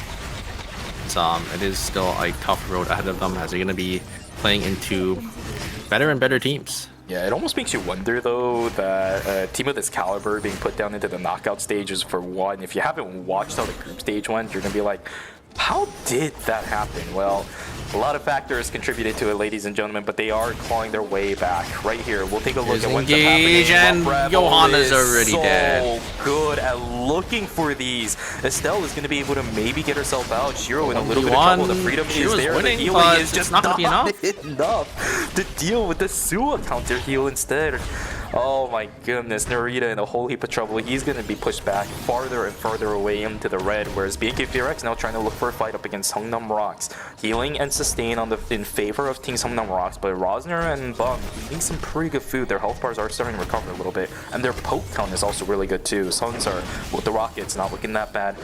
Strut not going to be utilized for any additional taunts. Hungnam Rocks just going to get back away. Getting away here. Looks like Dito is going to use. Oh, actually catches. I knew he was looking for it. Off the White Lily. Oh god, very nicely played by Bomb, but is just gonna be used to blink. Imagine if Bomb was able to pull him over as well. Yeah. That would have been insane. That's that's a great shatter. Yeah, very nicely played. And oh my god, AFK is just gonna completely shut down. Wait a second, the Lian is actually gonna be able to get their ultimate off here and is able to sustain. The double fear is gonna come through. Estelle is invested.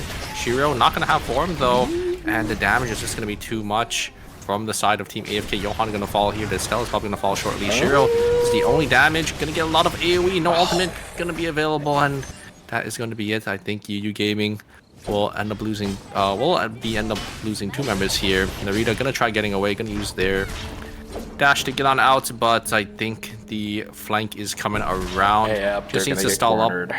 Just needs to stall for this Johan to revive, but I don't know to get there. Can they get the White Lily? No. It's gonna be UU Gaming going down in 7th place. Unfortunately, another team just not gonna be able to have any say in this lobby and gonna be completely eliminated from the tournament. This does reduce the amount of teams that now you have to worry about, right? Team Succubus and UU Gaming wouldn't have really made a dent in the score sheet overall, but they could have provided a potential turnaround for some of these teams if they existed in the lobby. But now we are down to 6 teams. All the teams now actually have potential to look for that top 4 place spot. So this game now really comes down to its limits. Which teams are gonna be able to actually hold their own? Any teams that start to fall down right now in 6th place are going to be in very, very big danger unless you're really up on the top like AFK or Team Rump Rebels. Yeah. If you get eliminated here without any kills, I think your tournament run will come to an end. So both Sagnam Rocks and BNK Furex, they need to look and they need to try eliminating Specialist and Bracket Buster if they do want a shot to make it into the top 4. Both of those two teams actually have 0 kills right now. This is the perfect environment for both BNK Furex as well as Songnam Rocks to try turning their favor. Although unfortunately for those two teams, they're only a kill up. Right, at least for Songnam Rocks, it doesn't matter too much. But for BNK Furex, yeah, they're only 23 points compared to 3rd and 4th, which is both 32. So they're already sitting maybe about 8 points behind the rest of the lobby here. So they definitely need to look for these kills. I think I think they need to look for an angle here. Bomb is gonna try getting the flay here. It's gonna get some damage off. This team looks like the side of Team Specialist is just gonna back on out of there. They don't really want to take any fights just yet. Just poking people out. Fire station and police station is solely under the control of BNK Furex. Team Specialists don't want to lose anything, but I think they're also playing a little too passive. Right, this team does need to secure something going on, and that tight quarter would have actually been really nice to fight with an Adriana. It's just not looking for anything. They're just trying to get themselves into the later stages of the game, but if you're not looking for control, you can't really scale that well either, which is something that you do need to do as that team. Whereas on the flip side, Bracket Buster looking for something, Dimrodske will be utilized in a couple of Suna's gonna jump on in and was interrupted. The fight is split now. This Felix is gonna unfortunately never mind, not the Felix, but the Emma's gonna take the fall first. Trade 1 for 1? Bianca, yeah, it's a 1-for-1 trade between the two, but look at the res placement. Team Bracket Buster is gonna have the advantage. Not Bracket Buster. Yeah, I'm a little surprised that Suna did end up jumping in there because the clean feed. Yeah.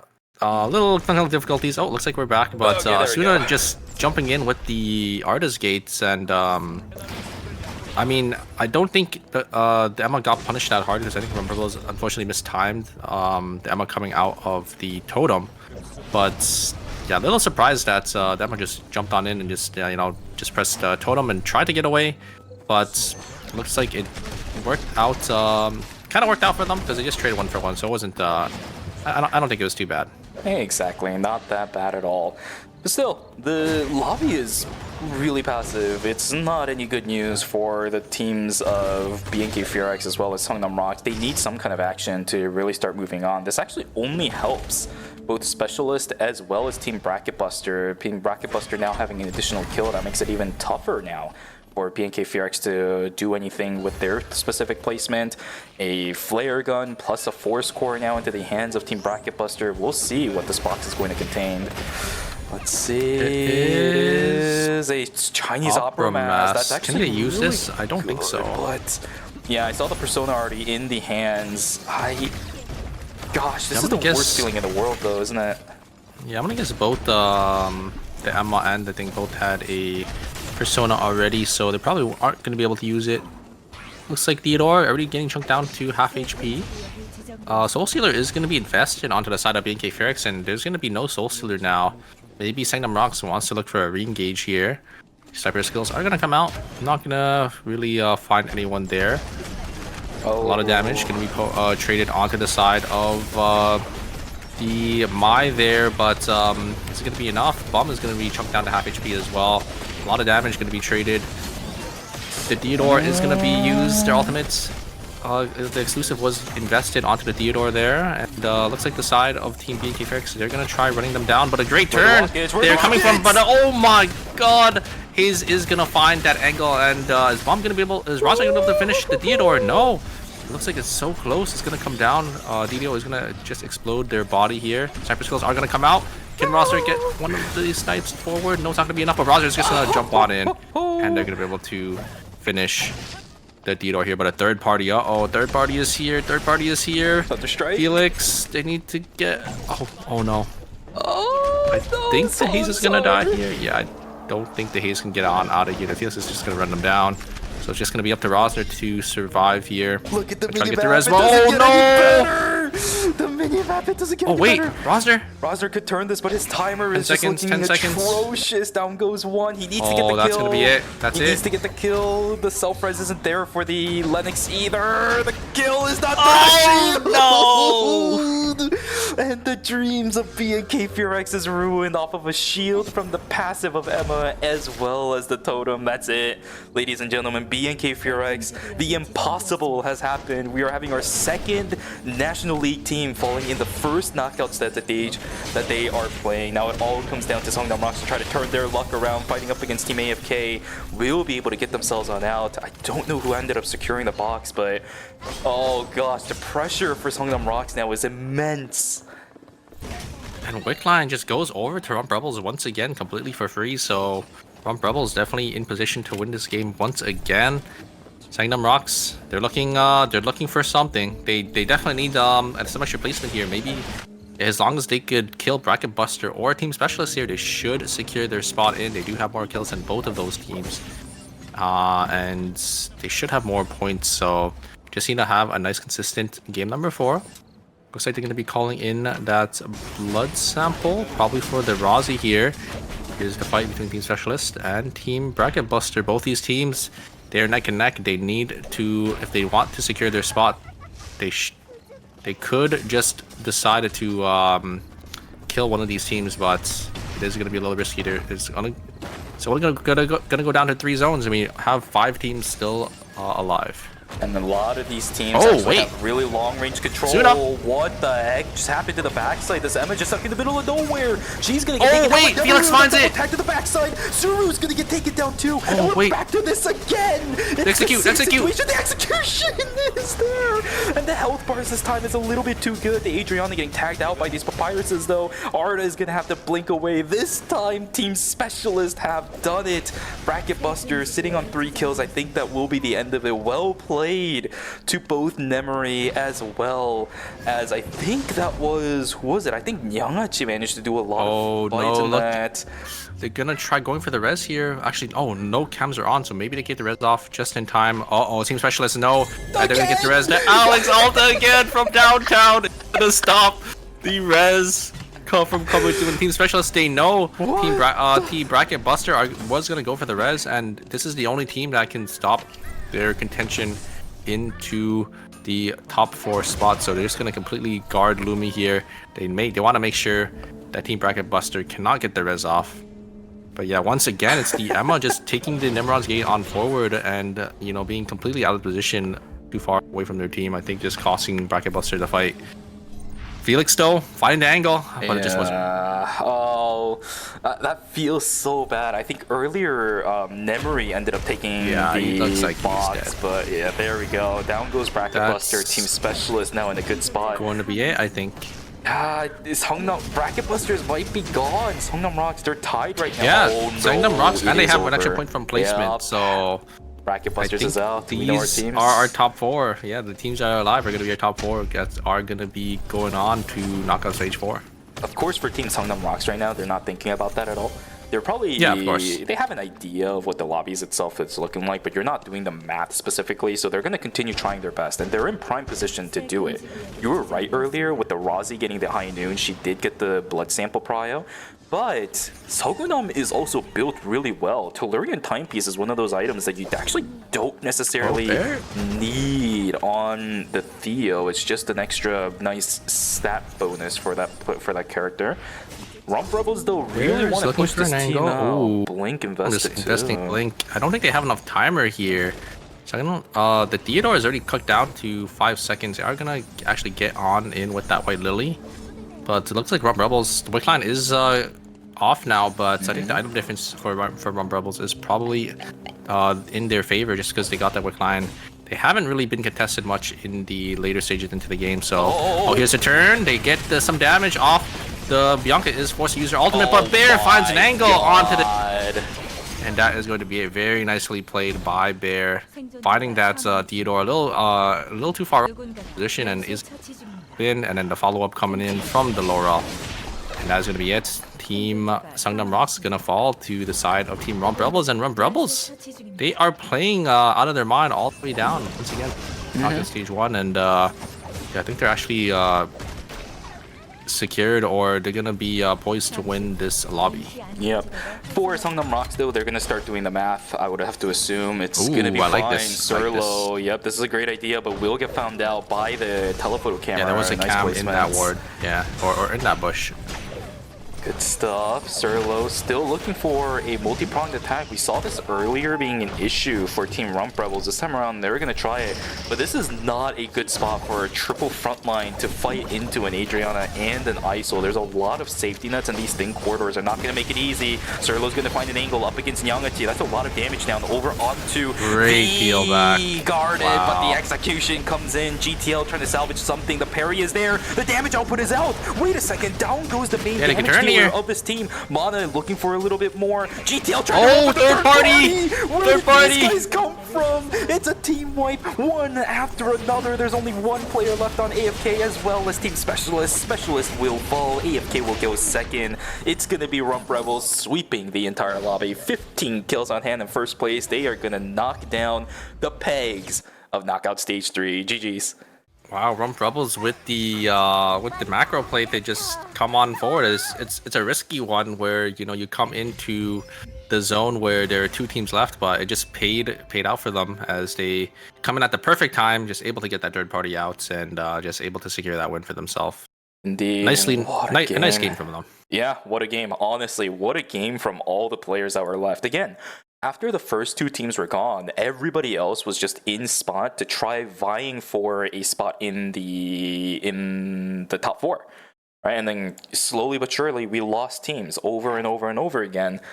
But man, Sangnam Rocks barely managing to eke out 1 extra point to get above bracket busters. If our calculations are right, I think it is.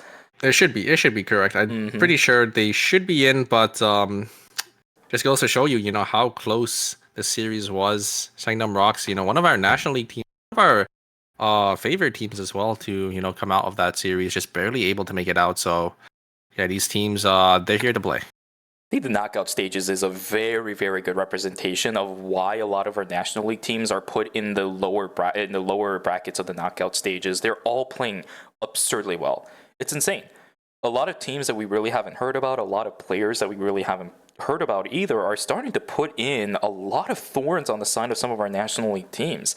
BNK Furex is not a team that would usually be struggling at this stage. They were all playing comfort picks as well. They're not one of those teams that kind of start off slow at the beginning of the season and ramp up. They play consistent, but here in phase number 1, they struggled a lot in both the group stages and the knockout stages. That's why we're not going to see them further on into the phase, whereas Sangnam Rocks, they change up their composition and it does work out, but it's not the performance that I think they were looking for themselves either. Yeah, I think just a little unfortunate for some of these teams. I think especially for BNK Furex, I think they got a little unlucky with the third parties in the last 2 games. But the first 2 games, the cards were dealt to them, and they definitely did not perform, I would say. Yeah. For the first 2, because they ended up getting wiped in game number 1 very early. Game number 2, I think it was. I wouldn't say it was unlucky. It was sort of their fault where they could have played around. Some of the stuff that was being dealt to them. But in game number 3 and 4, yeah, it's just unfortunate third parties for them. In these kind of situations, it's almost like Blue Lock, where you have to create your own luck, right? Yeah. But after what ends up happening in games 1 and 2, your options are extremely limited. And if you did have a decent games 1 and 2, then you can open yourself up to make a couple of smaller mistakes and have to deal with these unlucky situations in games 3 and 4. But with how tragic games 1 and 2 went for BNK Furex, they had no leniency. Game 3 was fine, and if they won the final zone, I think they still would have been in pretty good contention even now. We would have even been like, oh, maybe they could still be in there despite falling down pretty early on into the game compared to all the other teams. But even that's true, actually. Game number 3, I think they definitely misplayed that fight. So yep, a lot of things just going wrong for BNK Furex. Hopefully, I mean, we should see them in phase 2 because they are a National League team. I think they are seeded to play. They are seeded, yeah. So they should. no matter what, be in for ERM. So we will see them back for phase 2. But fortunately, they didn't have a good performance. I think they went down. I think if you go out in knockout stage 3, I think you have to be in knockout stage 5 for circuit points. So they won't get any circuit points for phase number 1. It's just the prize pool that you get. You don't get circuit points. Oh, that's really bad. But yeah, the flip side is phase 2 is kind of set up in a way where, again, for those of you guys who don't remember the format specifically, phase 2's circuit points are actually higher slightly compared to phase number 1. It's just so that towards the end of the season, when we go to the season finals, a lot of the changes that happen between phase 1 and phase 2, what we see in the season finals is going to be a lot more reminiscent of what we saw in phase 2. That's why it's a bit more important. We're going to see slightly higher values of circuit points, but not getting any in phase 1 is still going to hurt a lot for BNK Fearx. Yeah, it's going to hurt their chances to go straight to the season finals. So they might have to make it into that LCQ, but there's still a completely separate phase 2, right? And you did say there's going to be more points for that phase, so they're definitely not out of the running just yet. But here are the leaderboards, the 4 teams that will be coming into knockout stage 4 very shortly here, because we'll be jumping straight into that right after. It's going to be Rump Rebels coming in first place with 61 points. Very nicely, very nice clean series from them. Away from Keyboard with 53, Specialist with 42, Sagnum Rocks with 38, and unfortunately, Bracket Busters coming out in 5th place, -1 point. That is heartbreaking because they actually would have won the tiebreaker. Yep. Had the 38 tie. No matter what would have happened, Bracket Buster would have won the tiebreaker, but it is just not meant to be, which means our 4 teams unfortunately eliminated and will be collecting their 100,001 prize pool, which is around 100 US dollars. Yep, yeah. just around no, there. actually 100. No, it's 100 Canadian, so it would be, yeah, it would be like about like 60, 70. Oh, no, it's not that bad. It's like 90. No, it's pretty bad. It's pretty bad. Oh, is it bad? Okay, well. It's pretty bad. It would be like 70 USD, I think. Either way, they do get something. Top 24 isn't that bad of a deal for some of these teams. Good experience going into phase number 2. Again, a lot of our teams, even if we're talking about most of the National League teams here, a lot of the teams that are dropping at this stage are teams we really haven't seen before. Right, so the fact that they were able to show up, show us these good kind of performances, and get practice for the Eternal Return Master stage that they wouldn't really be able to have if it was for the old previous format. It's going to be good grounds for them to get experience going into phase number 2. So very excited to see these teams potentially again in the next stage. Yeah, it's great to see because yeah, a lot of teams coming out to play. There's a lot of different teams that we're seeing as well, and it's just gonna get harder and harder for these teams. But the level of gameplay is just gonna go higher and higher. Exactly. Ladies and gentlemen, that was game 4 of knockout stage number 3. That means that stage is over. We're going to start moving over onto knockout stage 4 and get ready for it. So here we are going to go to a break, grab some water, go grab some snacks, and go take a stretch. We'll see you guys back here for games 1 and 2 of knockout stage number 4. Take care.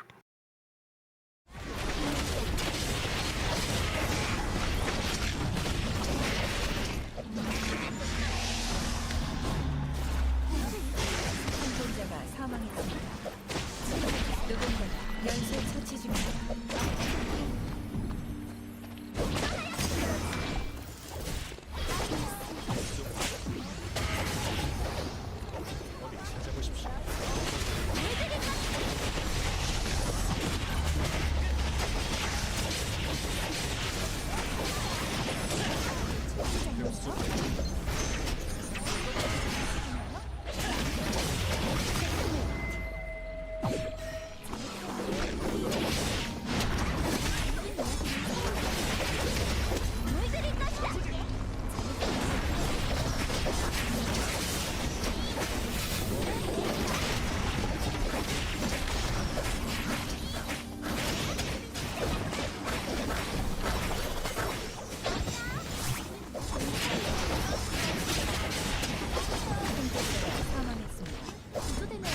생존자가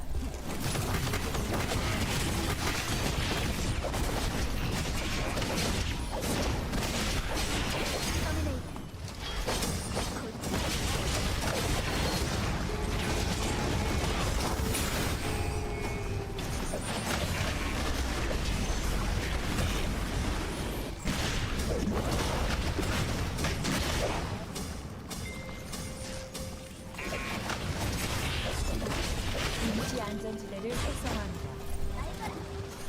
생존자가 사망합니다.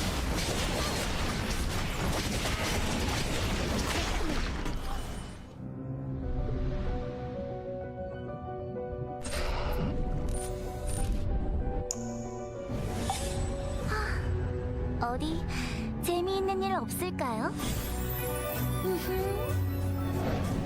저만 믿고 따라오세요.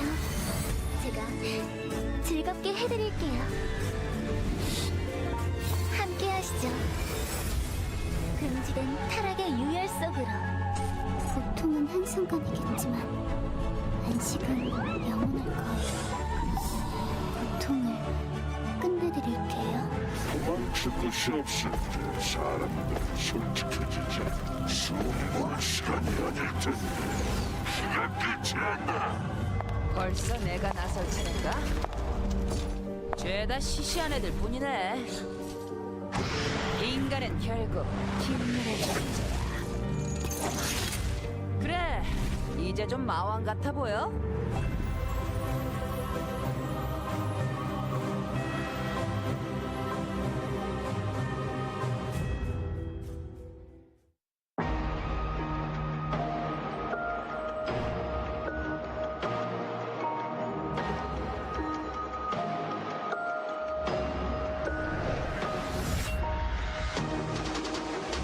내 소속? 그런 걸 알아서 뭐하게.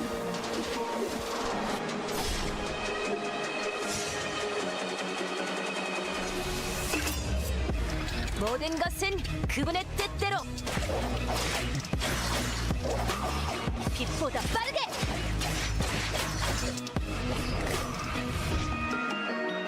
아, 미안. 다신 안 뽑기로 했었지?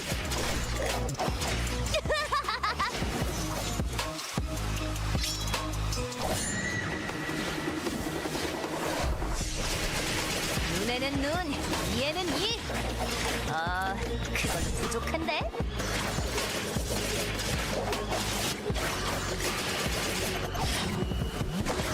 주범의 갈시!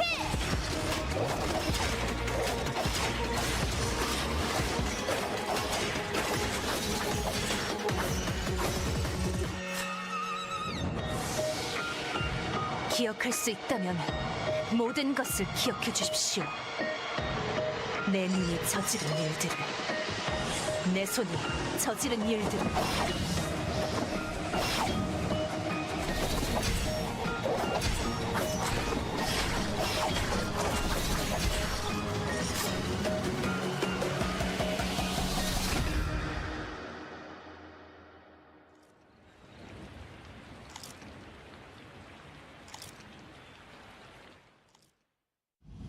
손재주는 나쁘지 않답니다.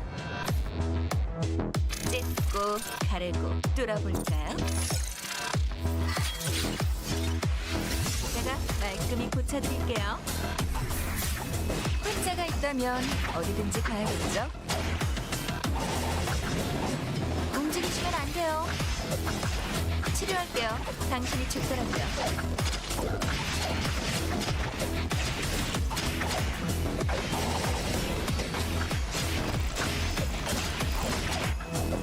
맥박이 안 잡히네요. 부르셨나요?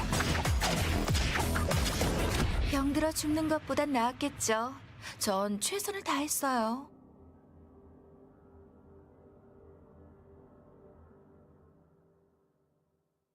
눈을 뜰 시간이에요.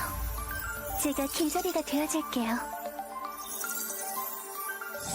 당신이 상상하는 모든 게 현실이 될 거예요. 영원한 행복의 세계로. 당신의 꿈에 날개를 달아줄게요. 현실을 넘어 이상으로. 당신들의 모든 것들을 제가 기억하고 있을게요. 절 막으실 건가요? 잘 쉬는 것도 중요해요. 그렇지? 제 날개로는 모두를 품을 순 없었나 봐요. 기다리고 있어줘요. 그 세계에서 새로운 세상을 보여줄게요. 지켜봐 주세요. 모두가 평화로운 세상을 만들어 볼게요.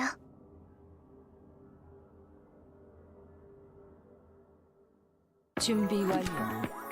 초콜릿은 좋아. 당분은 열량을 보충하고 카페인은 집중력을 높여주지. 그리고 테오브루민이라는 성분이 있는데 이런 너무 떠들었네. 당 보충을 할 만한 게 있으면 좋겠어. 초콜릿 가지고 있나?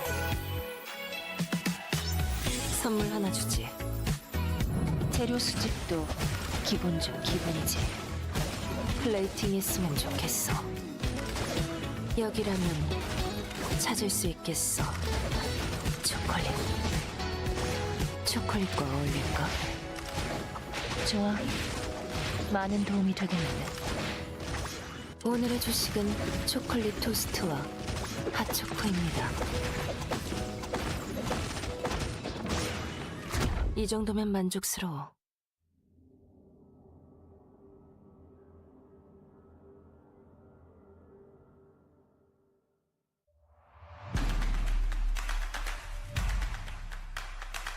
이 두 팀 CNJ와 프레이아가 방금 이 4일차 밤에 얻은 이득을 바탕으로 킬을 좀 챙겨 나가야 되는데 그러기엔 팀이 너무 많긴 합니다. 자, 방금 혈액팩. 자, 그리고 이쪽 엘레나가 들어가는데요. 자, 본대 쪽 2대1로 갈려있죠. 아비게일 살아가는데. 아비게일은 핑퐁을 잘해줬고요. 엔드나는 그대로 다운됐습니다. 그렇죠. 이거 치바메가 얼지 않았었기 때문에 그대로 엘레나를 계속해서 때릴 수 있는 타이밍이 나와서 바로 자, 그랬는데 살리기요. 바로 살리기. 그렇죠. 자, 그런데 또 다시 죽었기 때문에 복사가 이거. 돼가는 그림이고요. 자, 그러면 카츠 다시 들어가나요? 엘레나 다시 들어 섬격으로 들어가서 자, 이사나가 오히려 역으로 두 이사나가 번째 기회를. 자, 한 번 얼어서 일단 빈결 풀타임 볼 때까지는 아. 얼지 않지만 이렇게까지 마무리가 되고 그리고 루미가 있기 때문에 다시 한번 살려서 다시 한번 재교전. 세 번째 교전. 제- 재교전! 난 세 번 살면 그만이야. 자, 자, 세 번 살았어요. AP 그래서 채우고 이 와중에 지금 포스코 불러낸 자 엘레나기 때문에 빠르게 자 근데 만들어야겠죠? 딱 세우즈가 승전보를 받으면서 궁극기가 더 빨리 돌거든요. 아예 과감하게 이거 퀘이크는 잘 들어갔어요. 자, 이렇게 되면 이번엔 치바메를 얼릴 수 있나요? 치바메가 얼지 않으면 그대로 힐이 들어갑니다. 자, 이러면은 유마인드 선수가 죽음의 무도도 있었기 때문에 안쪽 라인 한번 잡아줬고요. 자, 결국에는 또 이렇게 교환이 되면서 2대1 구도 어렵죠. 이사나 선수도 여기서 살아나가기는 어려워 보입니다. 자, 딱 세우즈가 정리할 것. 우와! 그래도- 해피! 하지만 그래요. 스킬은 회피가 안 돼요. 네. 포인트가 너무 맛있죠 지금. 자, 이거 자, 체크해야 되거든요. 체크했어요. 그렇죠, 체크했죠. 자, 들어오는 ASC 에이톤입니다만 자 앞쪽은 백수 선수가 들어가서 도발 걸리고요. 이거 근데 위클라인을 가지고 있는 팀이기 때문에 데미지적으로는 절대 부족하지 않거든요. 그렇습니다. 자, 그런데 로지가 에어샷을 한번 피해내고 오! 이어서 이거 한번 이러다가 잡히지만 죽을 수 않으면 돼요. 와, 잡히지만 않으면 돼요. 됐어요, 그렇죠. 이러면은. 도테이트가 잡아내면 되거든요. 대전하신 네. 터미네이트 만들어냅니다. 자, 자리 먼저 잡는 건 프레이한데요. 자리가 이렇게 되긴 했지만 결국에는 테오도로 포킹 하나씩 툭툭 날려주면서 체력 조금씩 갉아 먹으면은 그대로 뒤로 밀려날 수밖에 없는지라. 자, 이거 괜히 카메라에 패치볼 스택 쌓으려다가 스파크탄 맞으면 터집니다. 그렇죠. 신마키는 자 신경전. 자, 그래도 사실 도테이토 선수 입장에서 증폭 스크린을 너무 멀리 깔았을 때 그냥 프레이어가 치고 들어오면서 좀 잡아내는 그림도 만들 수 있거든요. 그런 부분들 조심해야 되고요. 스크린까지 오, 상대가 제대로 먼저. 맞췄어요. 자, 그래도 자, 마이한테만 좋은데. 맞았죠? 마이가 혼자 받아냈고 이러면은 앞라인 먼저 터뜨리거든요. 자, 먼저 초에서 마이 잡아냈습니다. 어. 대전하나 CNJ 223 구도에서 연막 그래서 모자. 너무 짧아요. 두 가지 조합도 맛이 있을 것 같고요. 옥돌지는 디텍션을 끊어줬어요. 오, 이거 사폭탄 잘 들어갔죠? 그리고 일단 파고 들었습니다. 자, 일단 미드의 쇼 근데 잡아낼 수 있을까? 먼저 이거 난이 위험한데요, CNJ. 이거 매우 오, 빠른데 이거 터미네이트 이거 각인데요. 아니에요. 몸으로 어떻게든 막으려고 해요. 나가야죠 백수. 뭘 비벼주고. 이거는 못 나가요, 어려워 이거는. 보이는데 한 다리를 타지 못하고 결국에 대전 하나 CNJ 빠르게 리타이어가 연습을 통해서 비앙카 스펠 잘 무마했고요. 수감이가 들어가고 이색 차여 있는 상황이죠. 그렇죠. 에어본까지 넣어주면서 오, 깔끔하게 니키 잡아내는 성공. 자, 이러면 아르다만 살렸는데 궁극기 클타임 자, 돌아요. 에이든의 고점. 근데 맞췄고. 기가 안 맞았어요. 그래도 큐 맞추면 20%, 40%. 자, 점점 힘이 올라갑니다. 60%. 자, 지바메가 씨 그리고 자, AS가 빗나가면 20% 빠졌어요 또. 자, 잠시만요. 이러면은 그래도 한번 채웠나요? 큐 맞췄고 아, 백백 맞췄는데 안 될 것 같은데요. 마지막 상대는 현우예요. 셀레스티얼 체력 마무리됩니다. 채우면 그만이죠. 아, 이건 있는 거 아는 것 같기도 하고. 아 근데 신비도 모르는 왕관. 척. 모르는 척. 그래서 넘어가서 잡으려고. 딱 걸렸어요. 노련합니다 프레이야. 자, Ladies and gentlemen, welcome back from the break. I don't know why, but that one felt really long, and I kind of needed it because Knockout Stage 3 was extremely fun. For all of you guys who are joining us now, welcome to Eternal Return Masters. We are just about to go into Knockout Stage number 4, and that means we are already done with Stage 3. We know the 4 teams that actually moved on from there and will now join our Knockout Stage 4 teams that ended 4th place during the group stages last week. That's the teams that are joining us now. And starting from here, once again, we're going to go into a 4-game series to determine which 4 teams are going to now move on into Knockout Stage number 5. Yeah, the players from Knockout Stage 3, they got no time to rest. They gotta get you ready, play another 4 games, and make sure they're able to make it into the top 4 if they do want to qualify for Knockout Stage 5. Which, if they do end up making it in there, they will end up they will guarantee to get some circuit points for the season finals. Exactly. Just before we start, Super, it might be a tap moment, my friend. So why don't you do that just real quick for me? There you go. Okay. Just a little bit of a rat-a-tap-tap moment, you know what I'm saying? All right, ladies and gentlemen, it's time for us to start getting ready for Knockout Stage number 4. So let's take a look at the teams that are going to start joining us now. So over on the left side of our screen, there we go. Knockout Stage 3. Those are the 4 teams that we just watched manage to eke away with the top 4 spots to get themselves into Knockout Stage 4. Romp Rebels, Away from Keyboard, Specialist, and Seongnam Rocks. Joining us now for Knockout Stage number 4 are going to be the teams that ended 4th place in the group stages. Marshmallow, Tap 3, I've heard people say Tape. I'll say Tape if you guys want me to. Tangled WX, as well as Team Niji. These teams, we know a lot of these players. Tangled Dobby, we've seen time and time again. Tap 3. It's a tap moment, Super. I'm sorry. It's a tap. A lot of There you really go. good teams. There we go. And I'm looking at Knockout Stage 5, and oh my god, Knockout Stage 5 looks really stacked. Yeah, is that Knockout Stage 5 or is that Finals? Jesus. The Cartel and Daily Cyrus and Ultimates, all really good teams. So it just goes to show you, how much tougher these lobbies are getting the higher and higher these teams go. Even 4th place. Honestly, group stage 4th place, I think, is still a really good baseline for how these teams played, because group stages were chaotic. You'll at least remember the ones that we watched for groups A and B. It did not change at all for group C and D either. Maybe the early game kills weren't as much as we saw in groups A and B, but the overall aspect of how the score sheets ended up, it was definitely out of our expectations. So starting from Knockout Stage 4 is where we really start seeing teams that fought tooth and nail and showed us some extremely good performances, despite, logistically speaking and statistically speaking, they only ended up 4th. That doesn't mean anything now. Yeah, but looks like we are going to be jumping straight into game number 1 for Knockout Stage 4. A lot of duplicate picks here. I think we might see some bans coming through. 3 Mai's, another Mai being hovered from Jumo. We got the 3 Nadines being hovered as well. 2 already locked in. Nadine and Mai, both there's a duo we've seen time and time again. Really dominant.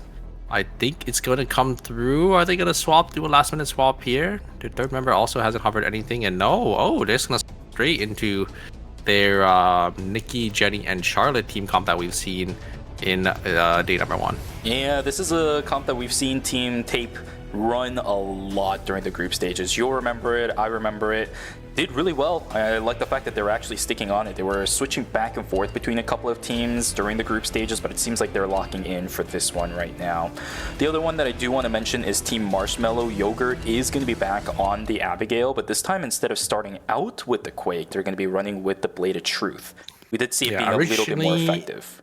Yeah, originally they started with playing Tank Abigail. Didn't really work out too well for them, so they are just going to be playing that damage. And yeah, we'll be both.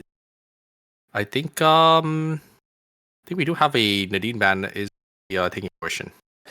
Yep, not sure what the items are going to look like for a lot of these players. Well, we'll see. If Yogurt still wants to go with the Tank Abigail with Blade of Truth, I mean, that's fine with me. It worked to a certain degree, but if you're running something like Blade of Truth, I'm not sure, right? Are you looking to do more damage? Are you looking to be a damage thrower? Or are you just looking to be something that diverts the attention away from your backline damage dealers? We'll have to see. Here we go, ladies and gentlemen. Game 1 for knockout stage number 4 is underway. The first out of the 4 games in the series to determine the 4 teams that will move on into knockout stage number 5. Oh, I actually didn't notice, but looks like it is separated between our knockout stage teams that came in from the last stage, which is our bottom 4, and our top 4, which came in from the qualifiers. I forgot to mention that to you because I actually talked about it last week. Yeah, on Sunday. I forgot to mention that. Yeah, it's a pretty even split. I like it.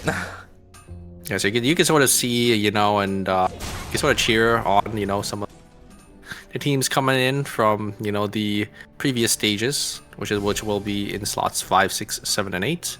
But you know, if you do have a favorite team too, you could also do that as well. But it looks like we do have the Emma from Nietzsche going to be falling over to Rump Rebels here. Rump Rebels, they always find these early game picks, and it is working wonders for them as they're able to farm up a lot of points in the early game. It's quite surprising too for a composition like this. You think that a lot of times you're going to be missing some of those chase down tools. Sua in the early stages of the game still has a lot of cooldown she's going to have to deal with until you start hitting around maybe level 14, if I'm remembering correctly, where you do have that Don Quixote maxed out and you're starting to kind of reach that peak of memory level 3 as well with the level 16 mark.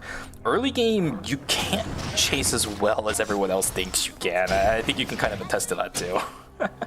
Yeah, it's a little hard, but we do have a early game fight here. Ultimate is gonna go a little wide. The Q is gonna go wide too, but a lot of damage is gonna be exchanged in. The Cathy is gonna jump into the flip right here, but gonna be out of here. Speed gate is gonna go through, but it looks like the Abigail is gonna fall down. I think to the Hex. It looks like. Oh, she got double bypass. She jumped onto the Cathy, but the Cathy used double bypass. Did get to the speed gate. She ate the damage. I see. Looks like the Cathy. Ooh, wow, a great stun into the wall there. The Emma's gonna try looking for some more. Gonna get some damage off. But gonna get feared, and the Jenny is just gonna be able to pick that one up. And Nietzsche is unfortunately gonna be giving a lot of kills over the side of Team Marshmallow here. It's gonna be 4 kills collectively. It looks like at the end of this. Once Saphira goes down, as they do end up falling here, it's 4 kills gonna go over the side of Team Marshmallow. And to the side of Team AFK, looks like they end up trading 1 for 1. Both the Adriana and the Zazilla gonna be the ones falling. Ton of trades between a lot of these teams, but I will say a trait that I actually kind of admonished Team Marshmallow for during the group stages, where they were just only looking for kills. They were a super aggressive team that no matter the situation they were in, they would constantly be looking for fights, always looking for initiations. It actually works out in favor for them at the start of knockout stage number 4. 4 kill strongs for Team Marshmallow, and it's because they were constantly looking for kills up against I'm forgetting Nietzsche, right? It's a good situation for Team Marshmallow to be in, and still even more picks being found out in game number 1. Night number 1 is, it's almost reminiscent of what we saw during the group stages, man. Yeah, and the Nadine actually, the Nadine does end up getting caught there, as it will be Team Nietzsche gonna be able to find another pick for themselves. So 2 kills gonna go to the side of Team Nietzsche. Team Specialists, looks like they're getting completely caught out throughout the map here. Both members or both backliners will be the ones falling. Well, Team Specialists starting out a little bit on the back end, especially with the Nadine and then Adriana. I think Hyde, I'm actually surprised that they waited for the kill to go in favor of Hyde. He's not running Anima Reaper. I thought that's why they waited for the Cathy to come down to kill the Nadine. Maybe they were just on cooldowns, I'm not entirely sure. Either way, a lot of teams sitting on a hefty number of kills. It's just Songnam Rocks, Tangle Dabi, and Tape that doesn't have any right now. Everybody else, I should say, sitting on at least 2. This is a really awkward situation. It's definitely different than what we saw during knockout stage 3. Garnet is going to be able to get out of here, so we'll be a team away from Kiba going to be able to pick up another kill. Garnet, not really well known for their escape, as they have basically none of it. So we'll go a kill will go over to the side, 2 away from keyboard, as a fight on our hands here. Team Nietzsche is going to try looking to look for some picks from away from keyboard, but unfortunately the Cathy was nowhere to be seen. They're just picking up that meteorites in Beach, as well to just end up losing their Fiora. overreached a bit. Without the Kathy, that Fiora is really in no man's land the moment they go inside of a fight. But here we go, the Abigail looking for a little bit more. That's going to be slight healing coming through from Maleficent, but it's not going to be enough. DDO gonna keep themselves safe. Energy Blast Field coming out. Chica will use the Charm of the Nomad, get themselves on out of here. I think the chase itself is over unless a third party comes in, catches with the Spark Nade. Chica using a blink, but there's another team right up in front. Are you gonna be able to get out the tags? No, it's gonna be that Dorn Lilac to knock that down. Good stuff. Yeah, and Away From Keyboard is just gonna be there to catch that kill. So Away From Keyboard on 6 kills already. It's only day number 2, so they're sitting really comfortably here. A lot of points going on to the side on their end. Get the Meteorite as well, and they should be on their ways to get those 4 square calls. It's impressive, man. A lot of our teams are already looking for an insane number of kills. Away From Keyboard, they're going straight off of their performance in games 3 and 4, man. I love seeing this for that team. They're not calming down just because it's the start of a new stage. 1 point now getting caught out by Jumo. This is problematic. Perry is good, but the rest of his team is starting to pile on, and you are not going to be able to get yourself away. Oh, did the Jenny at least get an assist on that? She's running Anima Reaper. I'm not too sure. I think the Jenny did end up getting auto attack, so she should have got it. Hopefully. Yeah, the Fiora completely isolated from their team. Does end up getting picked off. Looks like we have Alpha spawning in Cemetery here. Rebels probably get to secure that for free, unless Sangnam Rocks is going to be the one to contest them for it. Alright, we'll have to they're just getting their buys. Yeah, it's good times to do that. Force core buys are being thrown out everywhere. We've seen this timing time and time again. It might be the first one for you, but you were the one that kind of mentioned it during group stage A and B, where this is exactly what the timings are looking like for these teams, right? Buys are aside, fights are going to start to begin. Surlo's going to get taken down immediately. It's going to be, unfortunately, the Divine Intervention that's going to deny everything that GTL wants to do. One of the bigger issues with the front-ended compositions, you have a Charlotte and Jenny on the backside, well, you can't kill anybody. Yeah, great Charlotte out there, and then a great Jenny ult to, you know, make sure that when they get engaged on, they do charm to come through. And then the Charlotte ult is just going to prevent any of that damage coming out. So very nicely played from team top 3. Indeed. Everybody else, though, pretty slow. 24 players still alive. We don't really see any other swords outside of the fight that we just witnessed. We are seeing a little bit of that. Everybody on the side of Team AFK is kind of split. GTL's about to get found out. He's going to get taken down by the Charlotte of all things. Down he goes. Laura left alive by her lonesome. She's going to have to sit inside of a corner. Night 2 is not something that Team AFK is going to be able to take advantage of. Going to have to utilize that little lead they found themselves at the earlier stages of the game to potentially scale themselves into the later stage, but losing Night 2 value is quite substantial, I think, for a team comp like Away From Keyboard. Yeah, it's not too bad for team Away From Keyboard. They did end up getting their buys in, so they should be somewhat strong. It's just I think they did end up splitting, so yeah, getting caught there, a little unfortunate. We'll end up resetting the tempo a little bit here, but we do have, wow, the Abigail from Team Marshmallow is going to jump on forward. They're going to get a lot of AoE damage, but a great turn from the Cathy, going to be able to summon to the wall, but a great combo there coming out from Chica, going to be able to fear the Cathy, and great follow-up from Team Marshmallow, going to be able to secure that kill. And it's going to be Team Nietzsche going to be on the back foot here, going to try to get away. As it's not too bad. Cathy will be coming back very shortly here, but good tempo swing coming in for our Team Marshmallow. Remember what I said earlier about how Team Marshmallow is just always looking for fights? That right there is a perfect example of what we are going to see. Play Boots online now for Sogunam. That's a great place to be as this Theo. Noda now trying to push in. Riori has been really quiet. Yeah, they need to look for kills now. It's the meteorite that they're looking for. We'll be able to find it. Double Adriana's in this lobby, but I think when you take a look at how they're playing, Riori is definitely going to have a slight upper hand. I respect the fact that Team Specialist is giving that one up. Yeah, great poke there coming out. HP bars definitely in the favor of Team Tangle Dobby, so they just decided, you know, to back away there.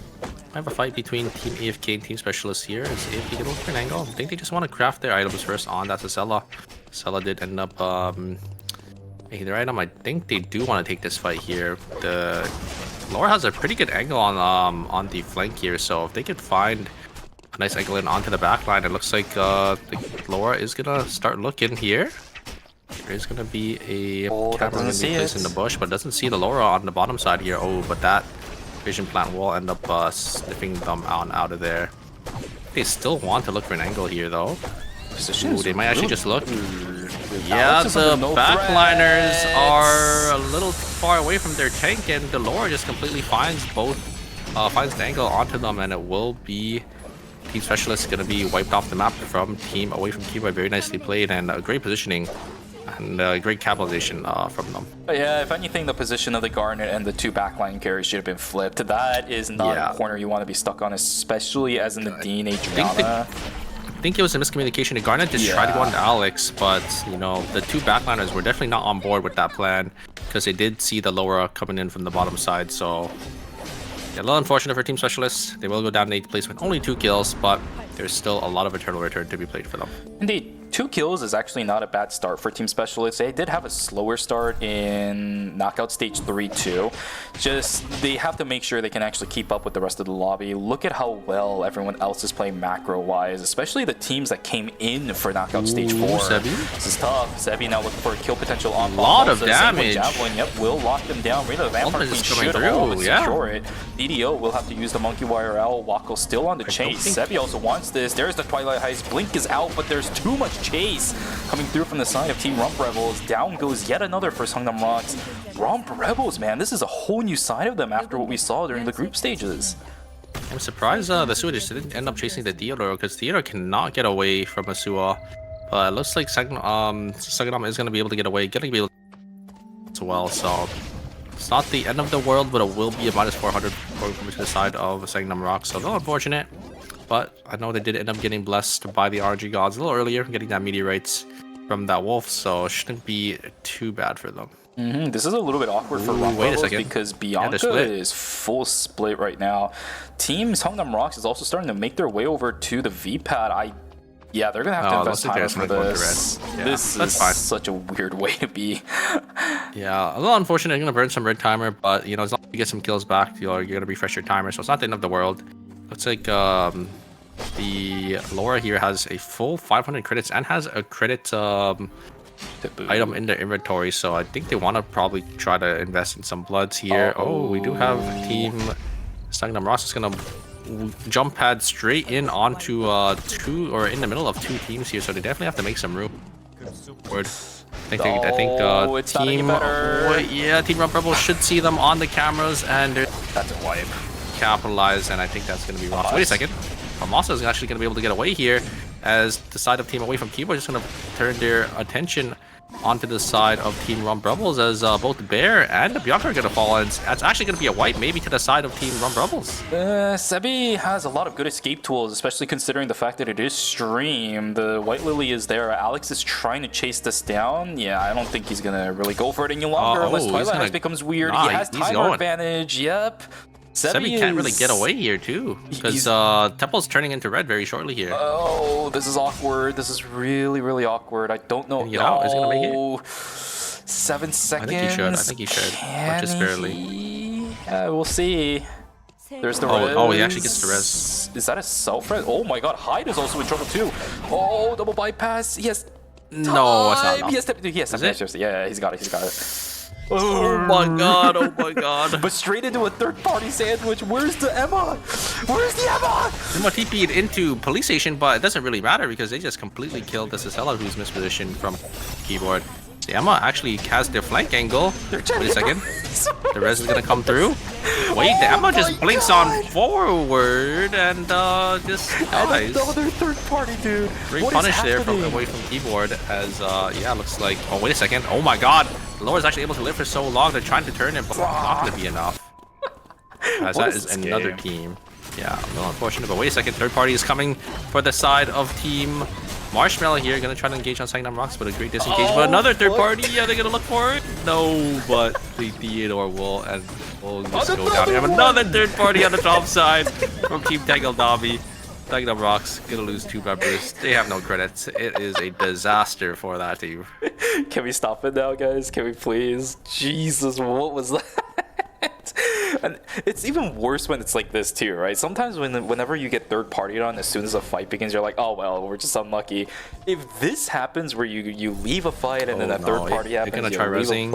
Oh, make a ping. Oh wait, actually Marshmallow isn't coming up. They're gonna be able to get the rest for free. Okay, Songnam Rock. Yeah, Bob Mosa isn't in any position to He has try no- he has no contesting for money this either. either. Yeah, I think that team might be doomed until Lumi time. Team Marshmallow gonna move their way into police station. Maybe look for positioning because Wickeline is inside the a Sicilla getting caught school. again. No, Mana, Just down gonna they die. go. And a third party again. Nodanel will be able to just barely walk away. Chica actually eating a lot of damage from the Wolf Assault auto attacks. And now it might be time for Team Tango.EX to turn it around, but the Abigail Yogurt? damage is not that bad. The AoE is there though. Down goes the no. Abigail. Jenny is about to come through. The third party is gonna dissuade any potential follows from Team Tango.EX, but that's one member down for Team Marshmallow. Yeah, a little unfortunate there. It looks like the Laura also, or the Alex also got caught from the bottom side from a third party from Nietzsche. So Laura's also by himself, and it looks like, look at their credit counts. They don't have any money either, so both Away from Keyboard and Sangnam Rocks, I think they're out for the count for game number 1. But it looks like, oh my god, Tangle Dobby, look at insane. Look at his items. He's sitting on the double blood here. I think it was Tap 3 who got Wickline for free though in school. So it looks like all these teams here are starting to converge on the top side here. The final zones are going to be, it looks like it will be Police Station and Pond. Yeah, top 3, the one unique team that we didn't see throughout the entire chain of the third parties. Both of our solo players also trying to get themselves away to the best of their abilities, but this Laura is really stuck in the middle of nowhere. It's going to have to take some timer into the research center. Is going to be able to find themselves up against the Mai, the by solo. the way. The solo matchup between the two. Mai actually does quite a bit of damage. Should go Serlo is over. just going to run away. He doesn't know. Yeah, I think he doesn't know. Yeah, it's a solo because Laura should Oh, definitely this is- just win the 1v1. But here's Tap 3 here to come clean out the rats. Oh! The Looks checks like are Bamasa there. is gonna get found out first, and the Laura is gonna get found out next. But Serio having no timer, I think they There we will go. be the first one to fall. So looks like Away from Keyboard will go down in 7th place Wait, timer. as Bamasa. Why is he this far here? I think they both might explode. I think Bamasa should just go back in and maybe look to get this Nikian out of here, but actually just gonna go over to TP. Can Juma get out? Because Juma's gonna have to use the VLS here to... Oh, no. It should be it's in a the TP as well.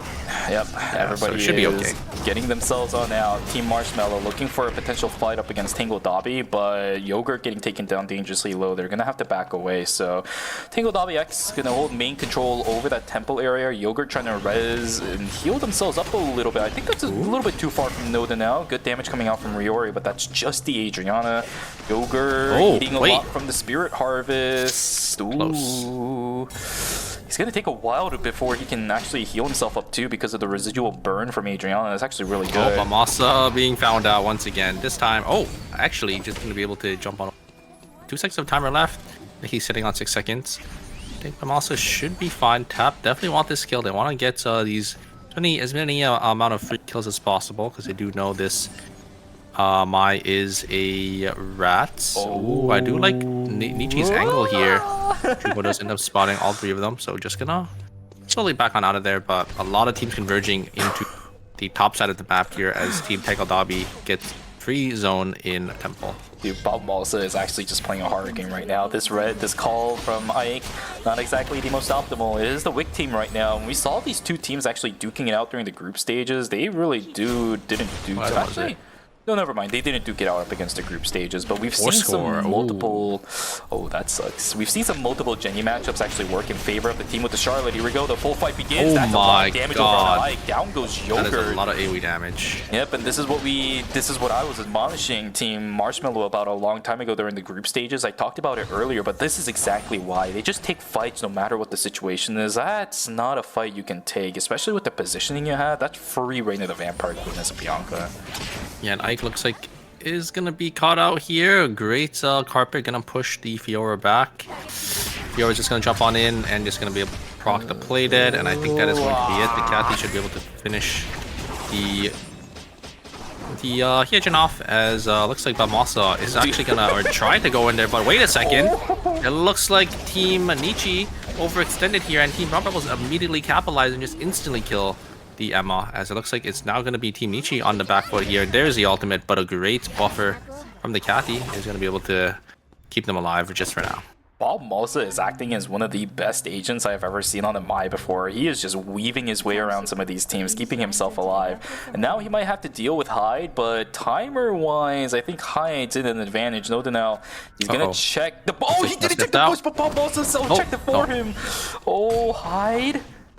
Now gets fouled down. Timer again. Hyde is in favor of that. 12 seconds left for Bob Malsa. 34. Hyde. Can he get the kill? Can he get the kill? No. It's not gonna happen. -1. What is going on? Niji now down to Hyde. The Kathy is the last one left. Right? Can he Selfra is to -1. Oh no, he's dead. Yeah, he's definitely dead. That camera is gonna catch him out. He's gonna try something, but the damage just isn't there with this Kathy. Look at the items. A lot of damage though. Yeah, it's not really gonna happen though. Fortunately for that team, no real damage secured with just the Kathy alone. I don't think there was a lot invested from the side of Team Rump Rebels. Yeah, no ults or no Taxos invested, so it's a nice clean kill. Focusing down Team Tap versus Rump Rebels here. Here comes the Reign of the Vampire Queen. Is going to go on to the backline. It's going to hit the Jenny, but the ultimate coming out from the Charlotte is going to be enough.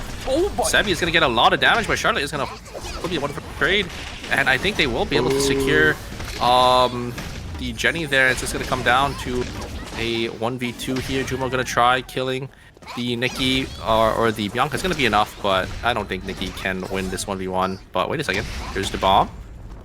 Jumo gonna try getting the parry and missing parry once again. So just they're just gonna actually trade the bodies here.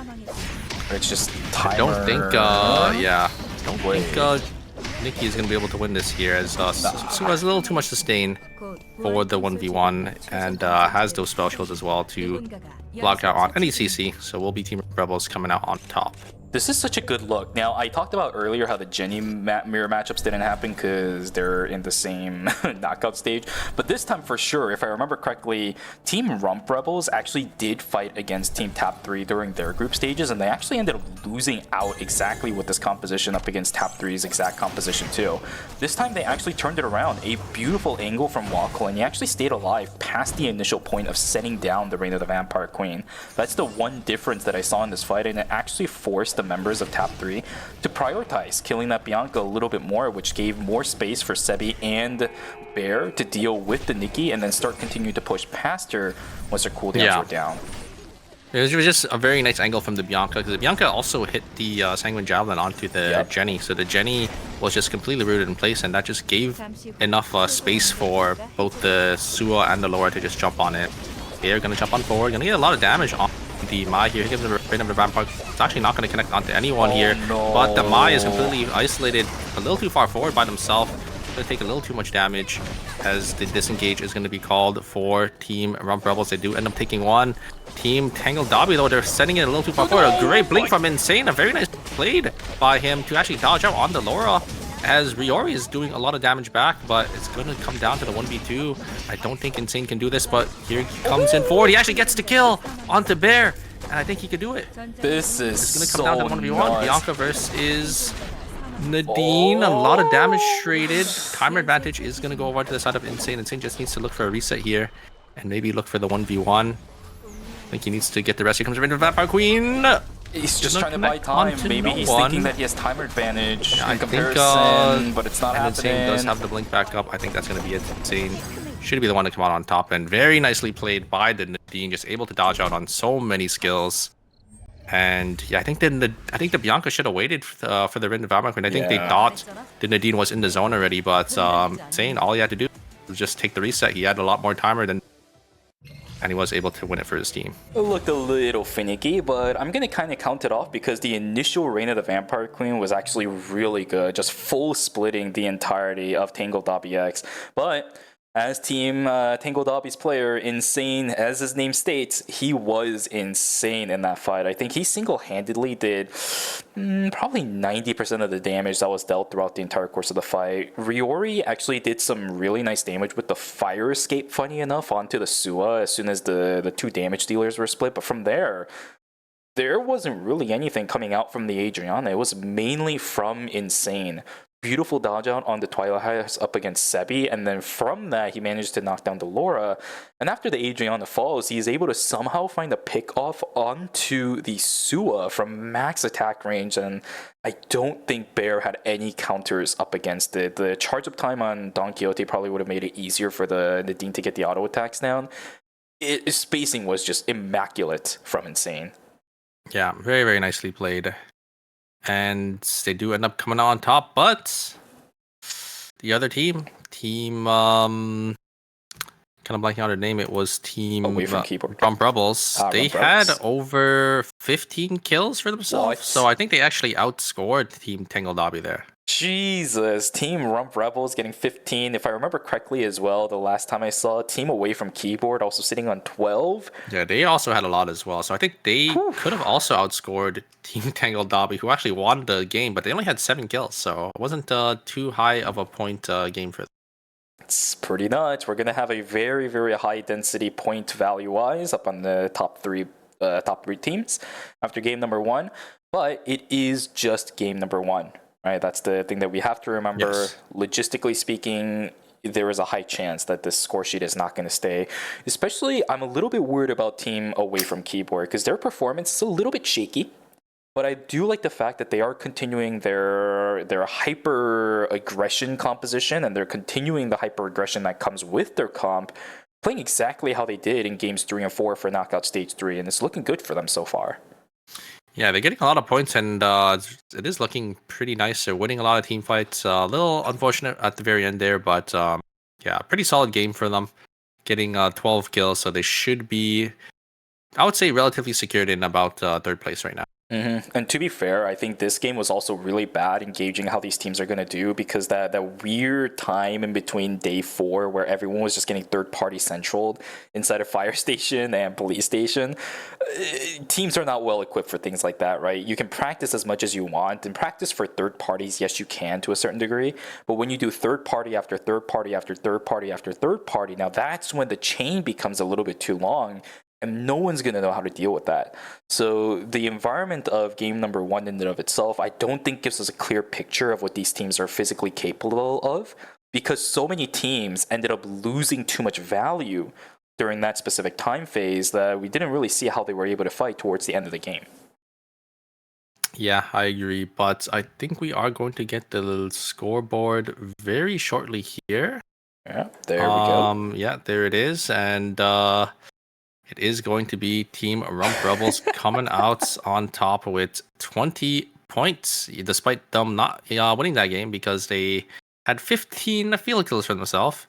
Tangle Dobby in 2nd with 15, and Away from Keyboard in 3rd with 12. Actually, Away from Keyboard, they actually didn't get any points for placement. I actually thought they did, but it looks like they went out there 7th and 8th, but 12 kills. They're still in 3rd place. Good stuff, man. Yeah, this is exactly what I was saying. The score sheet's going to be really finicky with the way that these teams were placing and with the number of kills that were given out to these teams as well. Top 3, we can't count them out either. 10 points after game number 1, 6 kills on hand. This seems, if anything, this team is like the first team from the top 4 right now that actually seems like they should be where they are. Right? Yeah. So, yeah, very interesting layout of the score sheet. They will change, though, starting from game number 2. We just have to see if the teams in top 4 can stay consistent. We'll have to see, again, too, for Team Rump Rebels. Are they going to be able to continue the streak of keeping themselves in the group stages? Off of game number 1, it definitely does seem like it. They are creating themselves a Cinderella story at this point, man. They really are. Yeah, I mean, all the way down from Knockout, they already here stage 4, 1st place. They got a really good game. They're basically well on their ways to make it to Knockout Stage 5 and maybe even all the way to the finals. It is a little bit sad for me, right? The composition that's working for Team Rump Rebels is Sebi on anything but the Ekion. It's brutal, but I think his Laura has been very crucial. He has been playing really, really well in this character. Find those angles, able to find, just able to follow up with the Bianca as well, and then finding those 2 to 3 man ultimates, like almost every single team fight is just completely sort of dominating these A lot of times, even if it isn't a 2 to 3 man Twilight heist, if he gets at least one, Yeah, then he if he- typically kills that person. Yeah, if he typically. gets it on a priority target like a backliner, he'll always be able to convert that kill. He's very reliable, is something that I didn't realize I would be able to say with Sebi. Usually when Sebi plays the Ekion, and we saw him a long time ago with the Jenny Lenny combination, he wasn't really stable, I would say, but he was kind of the cornerstone that allowed the Jenny and Lenny to do whatever they wanted. And that's not stability, but that's just buying time. Right, it's a little bit more of a different aspect than what we're looking at Sebi do in this specific stage, where he's being a threat with his team more so than being a threat by himself. Yeah, I would totally agree with you there. But I think Ekion just had. Well, I think in the past the way Sebi played Ekion was he was able to do like so much damage and is able to tank and absorb so much that just allowed his teammates to just do basically whatever they wanted. But yeah, now with their team comp, he's sort of playing that engage role, sort of the same as the Ekion, but just able to provide so much more damage, I would say, for their team, and just able to sort of solo swing these team fights. Exactly. For them. Yeah, with much more reliable crowd control than the knockout from Venomization as well. So, yeah, a lot of cool things happening across the board for Team Rump Rebels. They're gonna probably continue this kind of streak. They are hovering. It looks like they are gonna play the Ekion because there's 2 lowers locked in, so maybe they don't want to get it back. I can see it. But he's hovering Sidewinder, and that's something that we see. The fact that it was a Sidewinder hover, that's where it kind of got me, because he's never played that before. Okay. If he was that makes sense. Considering it would have been. Yeah, it makes sense why they probably just want to try to bait out maybe the character not getting banned, but looks like they will be deciding to play that Laura.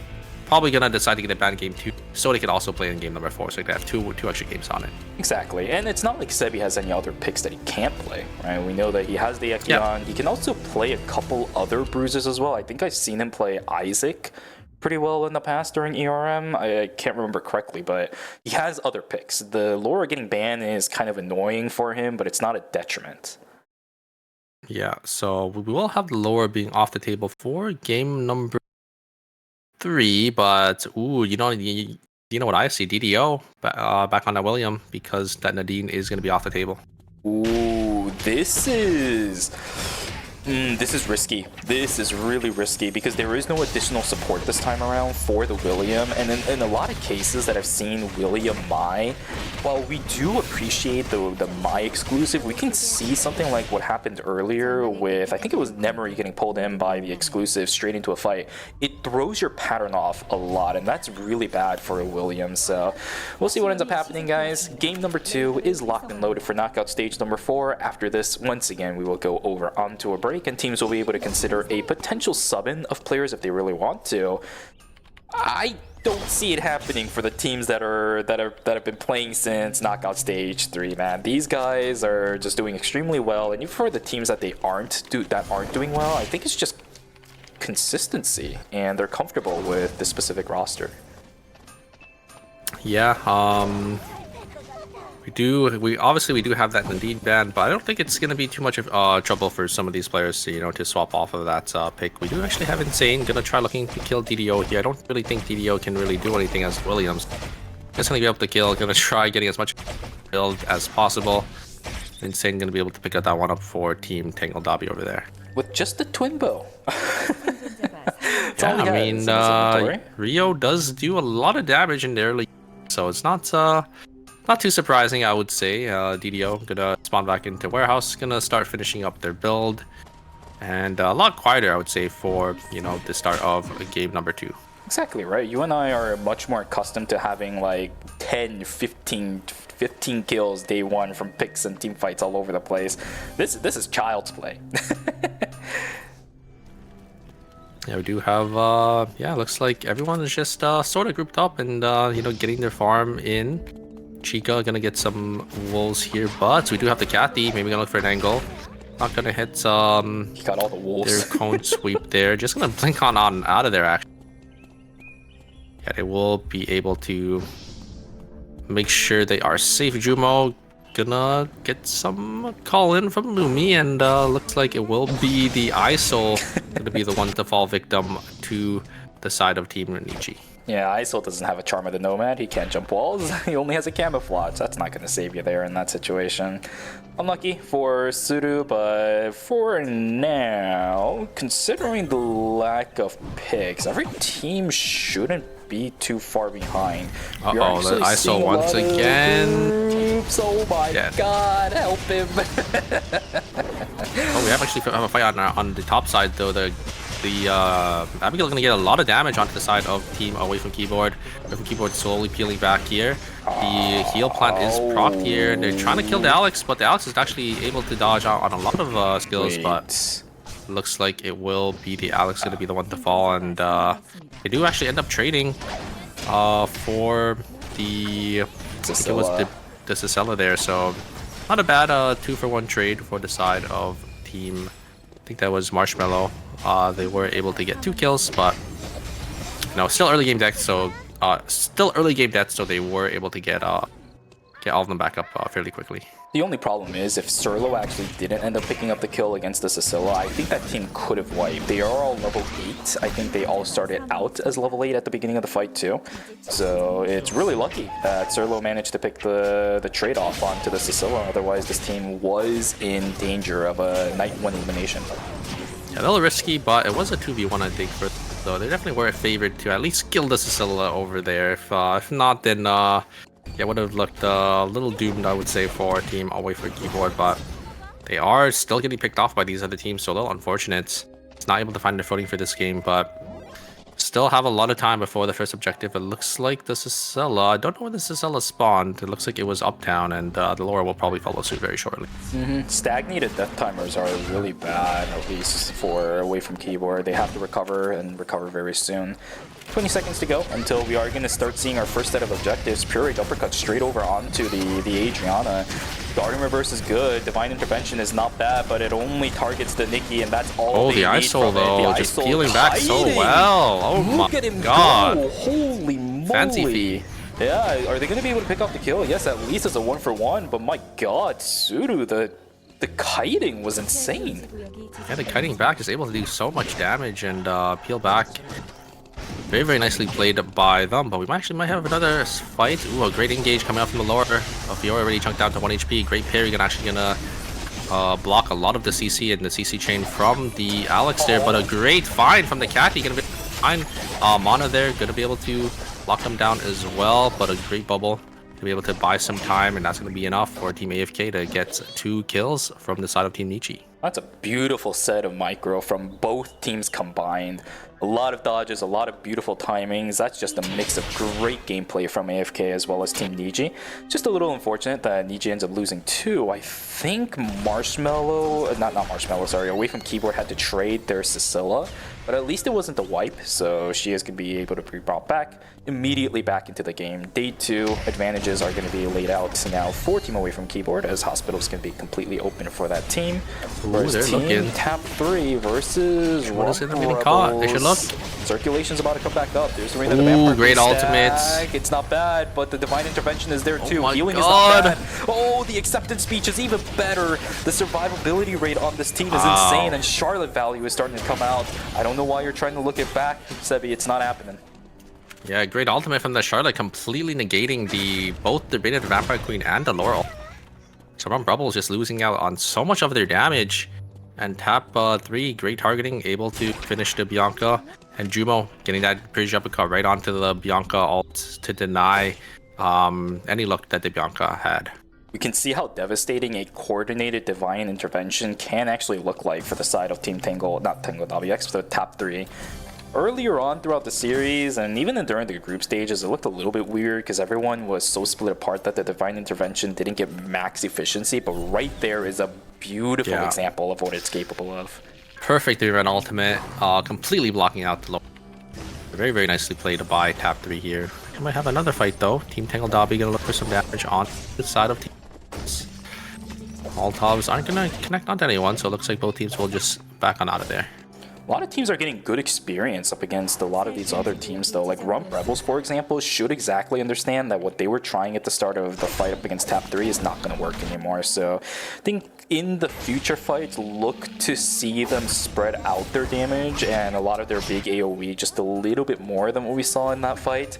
It's good experience. We need to see these RPS kind of situations where you're gonna have to deal with it, but maybe strengthen your rock a little bit, strengthen your paper a little bit to try potentially just overpowering the opponent. Oh, an ultimate with the bow skill is not going to connect onto any of the members of Ichi as Team Tangle Lobby. They're just not gonna really deal with it if their main engage Soda missed. It's a dual sword Kathy as well, so no real sneaky beaky initiation attempts from Cloak and Dagger possible from Team Niji right now. It's just front ended. 2 kills on hand, it's not bad. But I think this team needs to be a little bit more ahead. Eventually, I'm a little bit worried on what this team is going to be capable of, because everyone else is just going to have more utility, whereas on the side of Team DG, this comp is really hard to execute. Yeah, it is a little tough for Team Ichi, but they do have, you know, the dive potential with the Kathy and the Fiora, and then, you know, the Emma to get that double poly, maybe to follow up, but I think a lot of teams, you know, can sort of play around that because their engage potential isn't really that much, right? They don't have the dagger skill from the Kathy. The Fiora doesn't have the rapier skill either because they're on the 2 hands. So, you know, finding the angle is going to determine team fights. They're really relying on them playing perfectly, but a lot of times in ER, especially in ERM, that's not going to happen, and it's not even your fault. Right, it's just every other team is capable of responding extremely well. That's one of the reasons why they're here. It's one of the reasons why compositions like Niji's doesn't tend to do well. It's the reason why DHC and J's composition in the past, when they ran things like Dial-In and the Emma, it doesn't get that many kills because everyone else deals with it. A lot of damage. So well. Oh my god, so much damage coming in from the Nikki as they do end up. Sorry, not the Nikki, but the Jenny. Narvik just completely 1v2ing their backline as they do in the angle. The Adriana with the pure drop card as well, so very nicely played. And it's a Garnet. A Garnet can't really escape, especially it's going to be a Jenny and a Nikki. Unless... I think the... Wait a second. Yeah, look at the I think, yeah, Team Marshmallow, they had vision. They should see these two as now. Juma and Narvik are completely isolated. A great parry has depleted. It's going to be proc on the side of Narvik. I think Abigail is going to be able to secure Narvik here. Yes. And Jumo is going to be shortly, probably going to fall here shortly. But wait a second. Going to try looking for an angle. But a great ultimate coming out from... Going to completely deny the parry uppercut. I think that is going to be it. Jumo going to try getting away, but no, not going to be enough. Yeah, top 3 overreach, way too hard. The Charlotte was actually looking to get information on Ike. So, well, not Ike, but it was, I think, Sudu. So this team fully split apart when they need that Charlotte in order to keep the Jenny alive. It's been the core of how their composition has worked until this time. Without that Charlotte, you saw how fast the Jenny died. Yeah, great reaction there from the Abigail to use the ultimate to dodge out on the parry uppercut. And oh no, looks like oh my god, the blink on forward. I think they should be able to kill the Adriana. Very nicely played by the Hyejin. Hyejin actually forcing out the blink, and then the Abigail gonna be the one to actually follow up and kill the Adriana. But wait a second, it looks like it's gonna be Team Marshmallow gonna be the one, as the res is gonna come through from Team Specialist. But Team Marshmallow, they do end up getting one, so they do end up trading a 1-for-1 for the side of Team Specialist. They just got to they just got to get the res off here. Unfortunately, on the right side, as we saw, away from keyboard, actually ended up getting wiped by Team Rump Rebels. It was a fight inside a cemetery. Both of them played relatively well, but I think it was Sebi just kind of taking control of the fight. This Laura, the longer and longer the fight goes, especially with the diamond shard at the start, she's going to have a lot of advantages. They have timer here. They're on pretty low timers be all together. The question is, can they deal with what's coming? Because there's 2 teams around here. Top 3 knows about this, but at the same time, they also know that there's another team inside his forest. I meant Team Marshmallow. They're completely split here. Ooh, wow. taunt is going to be Blink. dodged out, but oh, this is all over the place. That's a beautiful Twilight Heist once again. Pulled back is going to be the exclusive. Chica's going to get taken down at the start of the fight. There's a turn attempt coming from the Abigail. Oh my god, Barbosa still keeping himself alive. Can he actually get out is the question. I don't think he can. He should be coming up in just a moment. Oh, there it is. It's a 2-for-1 trade in favor of Team Marshmallows. I don't know how the hell they turned that, especially with the Scylla getting taken down so fast in the fight. Yeah, Scylla, you know, jumping away and then Chica dying is just the Scylla ult, you know, just proving time and time again how powerful it is, just able to deal so much damage to the side of Team Sanctum Rocks. I think DDO just ended up taking too much damage there and ended up falling. So very nicely played and a great turn from Marshmallow. It's looking good. It's looking good. Team Marshmallow, I don't know how they're doing it because team composition looked so shaky during the group stages. They managed to just barely get into Knockout Stage 4 off of an incredible game. I think it was 3 or 4 performance, but they're making it look easy this time around. I don't know how they're doing it. Ike, Yogurt, and Chica are all playing fantastically right now. We might potentially have a round number 2's Hoguna eating a decent chunk of damage. That's just the Great initial damage, starts. Yep, I already chunked down to half HP, and the heal drone is procced onto the side of the Mai here. So Oget tried to find an engage with that White Lily. Not anything just yet. I think the reset is going to be made for the Mai, and Mai is going to get chunked down again to half HP. Yogurt going to peel away. The damage coming out onto the Laura is just wait. Securing the Laura here. DDO, wait a second. I've seen him win these. He is going to be able to secure 2 kills. It's going to come down to the 1v1. Is DDO going to find enough damage? I don't think it's going to be enough. They are going to be able to actually kill the body, and he finishes him off. Oh my god, DDO coming out with the 1v3. We've seen it time and time again. Such a masterclass on this character. Oh my god, dude, my heart can't take it anymore. This is what I wanted for so long. This is like the perfect environment to do it because Nadine is gone. I think you're right about that. But this is the problem that I said with Marshmallow all the time, right? They keep looking for fights. Oh no, the crow spots him out. Wait, he's out? Oh no, and DDO, he ends up going down. And that is going to be it. I think Team Sanctum Rocks, they saw there was a team under them because they just have good awareness. Surprised they didn't actually try sticking the res because you do get that quick res now when you do get a clutch. I think maybe he forgot about it, or maybe he just he was too far away from the body. He didn't have enough time. Yeah. But you also get that speed boost too, so maybe he could have got at least one.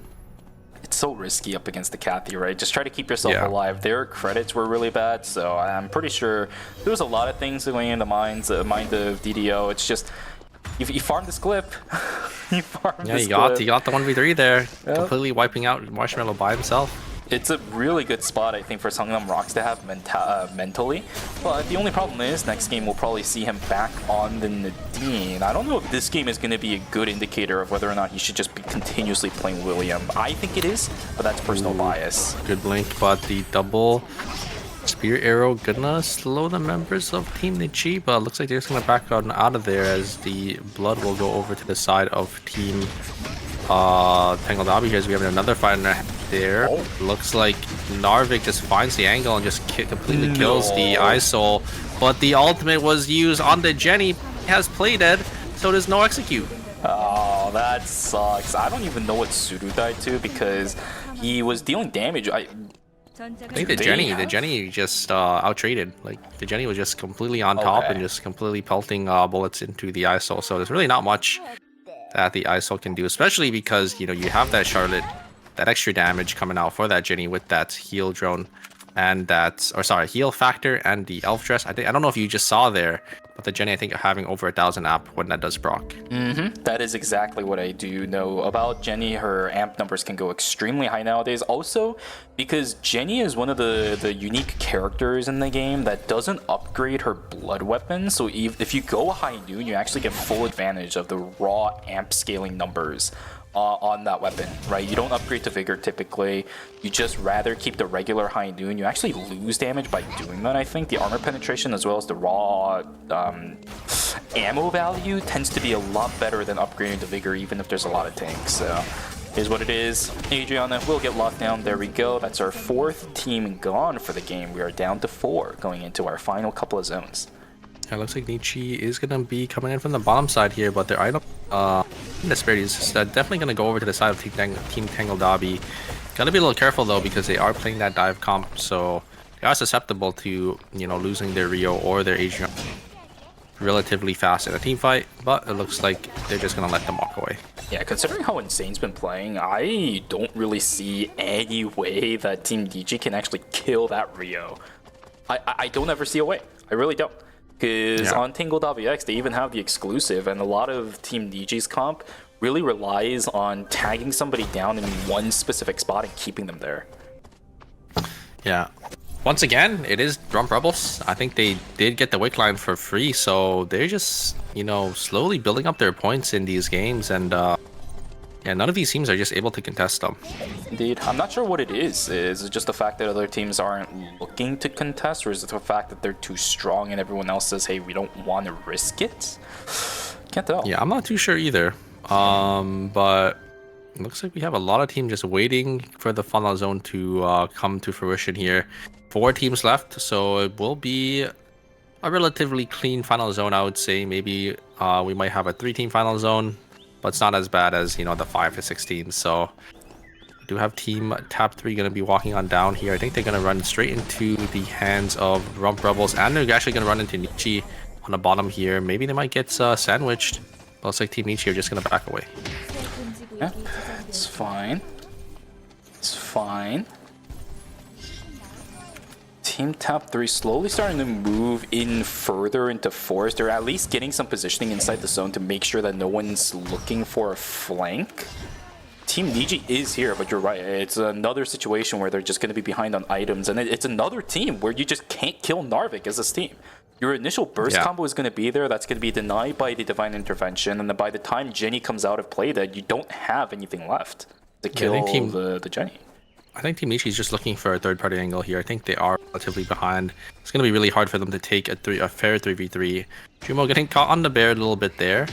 I think Tab 3, they definitely want to clear out these zones so they know that there's going to be no team behind them to look for the third party.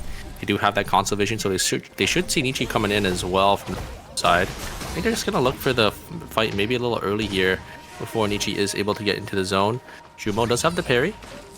Stun, but not going to utilize it just yet. I think it's going to run out here. Looking for some potential. Yeah, the timer, the zones are closing to pick which zone they want to go to, and it looks like it's going to be they're locked in now. We'll see what ends up happening to Niji as they're going to start filing on into school themselves. We can see it on the minimap. Tab 3 has a long way to go. This is a tough comp to fight. It all comes down to whether or not Narvik can stay alive longer than Insane at least. Riori, I don't think alone is going to be able to simply kill the Jenny, especially if the Charlotte is there. But Insane needs to do a lot of work in this fight. Otherwise, he's going to look.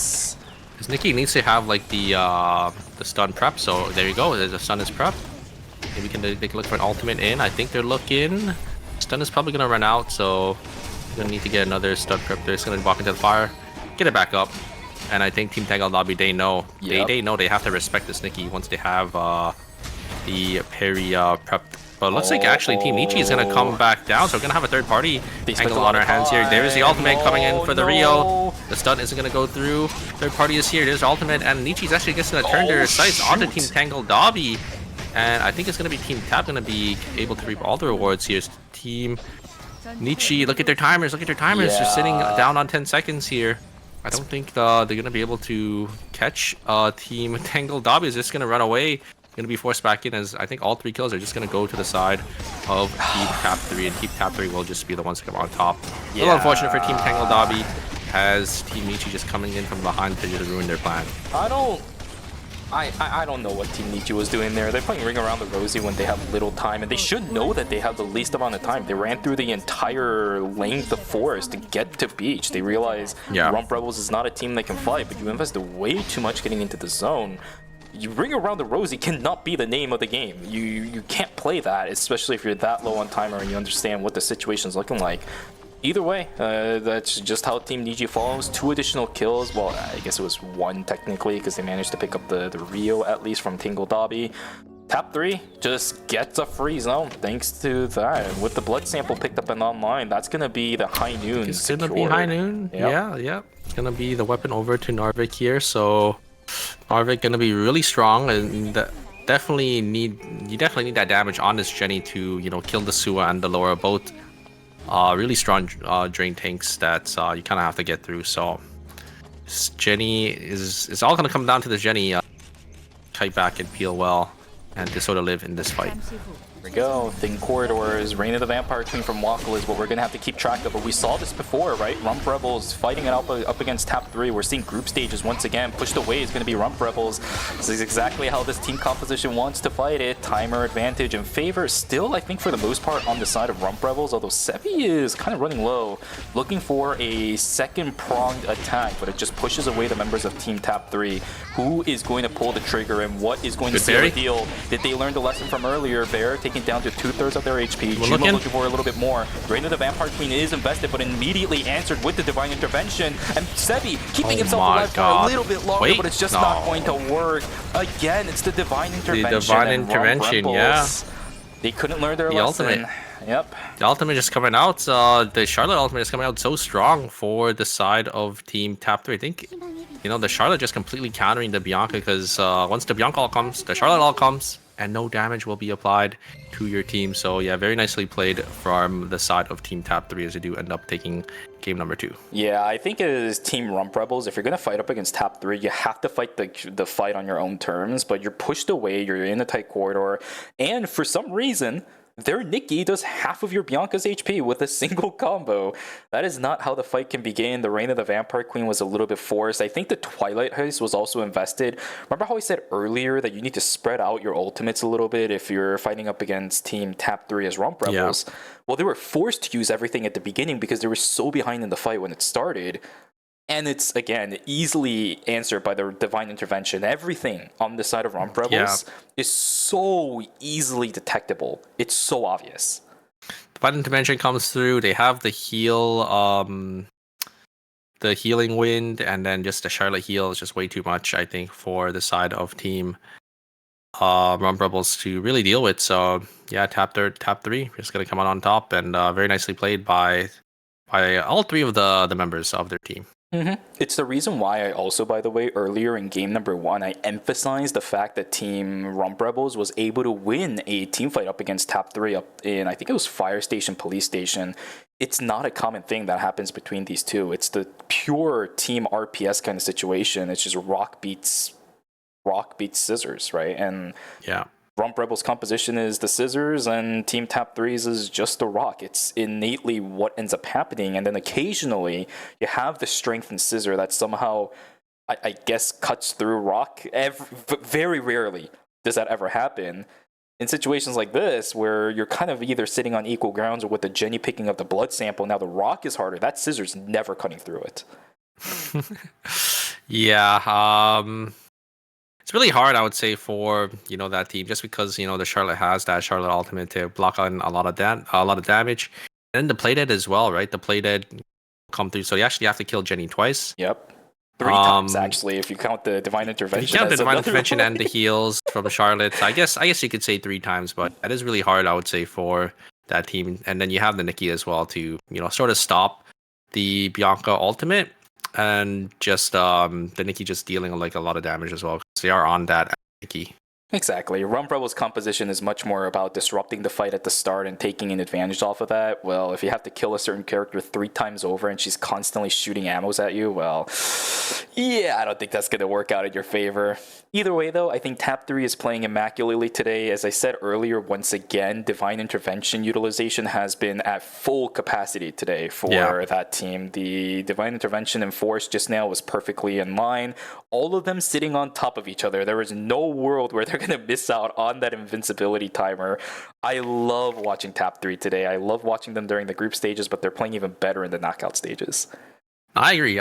I really like the Charlotte's ultimates, and they just been immaculate, I would say, for the first 2 games. Just always able to use it at the perfect time, just block out on these big priority ultimates. But with that, we're just going to jump straight into the scoreboard here, and it's going to be Tab 3 going to be the one in first place now with 32 points, as they do end up winning game number 2. Rump Rebels not too far behind with 31. Oh, Tab 3 with 32. Rump Rebels with 31. And Tangled Dobby and Marshmallow with 23 and 17 respectively. So the bottom 4 to 8, it's still relatively close. Only I would say a 10-point difference, and then from 7th place, it's only a 4-point difference. So it's still anyone's game here to make it out. But I would say maybe the top 2 spots are relatively secure with 32 and 31 respectively. Depending on how game number 3 goes, it's going to be a fight for either 3rd or 4th or just 4th place, right? Tangled Dobby X can also kind of run away with it if they have a solid game number 3. Everybody else on the bottom side of the score sheet is going to have a lot of work to do before we go into the next set of 2 games. That's going to determine which 4 teams move on into knockout stage number 5. Strategy is going to be extremely important going into game number 3. Substitutions, a definite possibility for some of the teams that are not doing so hot. And for Songnam Rocks, now you have to consider, is William the right play? We just saw what DDO was able to do. But the Dean is coming back up now for game number 3. Is that going to be something that you're considering, or off of that game alone, are you going to just consider the William and that's it? Yeah, we do have that lower band coming in too, so that might change what some of these teams have planned, and maybe, like you said, they might utilize that sub. Indeed. Ladies and gentlemen, that was game number 2 for Knockout Stage 4. That means we got 2 more games left. Games 3 and 4 is about to come underway, but before that, we're going to go on a break. So grab yourself some water, go grab yourselves a snack, and go take a stretch, because it'll be the last time you do it for today. We'll see you guys back for games 3 and 4. Take care.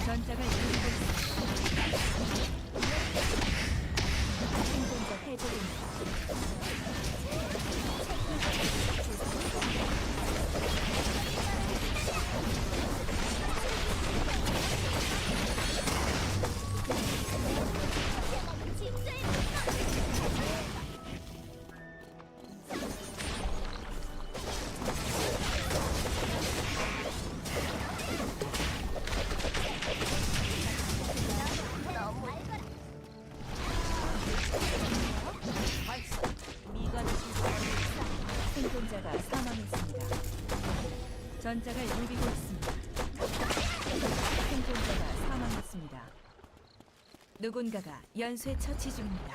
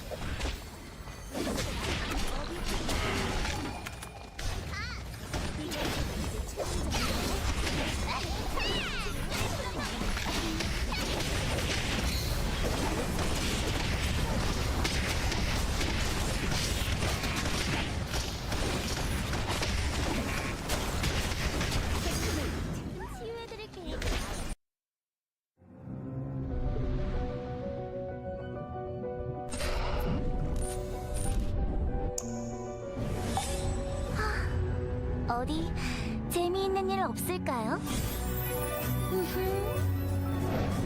저만 믿고 따라오세요. 제가 즐겁게 해드릴게요. 함께 하시죠. 금지된 타락의 유혈 속으로. 고통은 한순간이겠지만 안식은 영원할 거예요. 고통을 끝내드릴게요. 도망칠 곳이 없을 때 사람들은 솔직해지자. 숨을 시간이 아닐 텐데 피가 끓지 않나. 벌써 내가 나설 차례인가? 죄다 시시한 애들 뿐이네. 인간은 결국 힘들의 존재야. 그래, 이제 좀 마왕 같아 보여?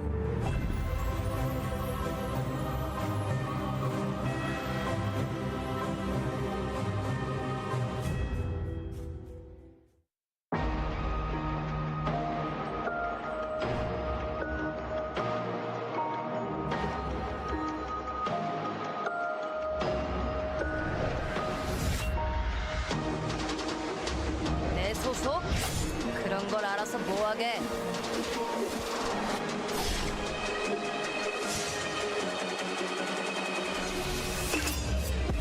모든 것은 그분의 뜻대로.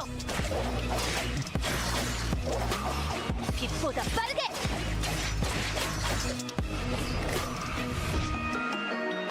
아, 미안. 다신 안 뽑기로 했었지?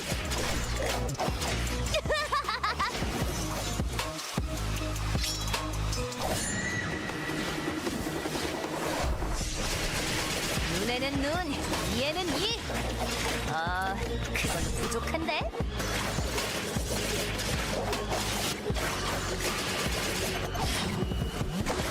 주범의 갈시!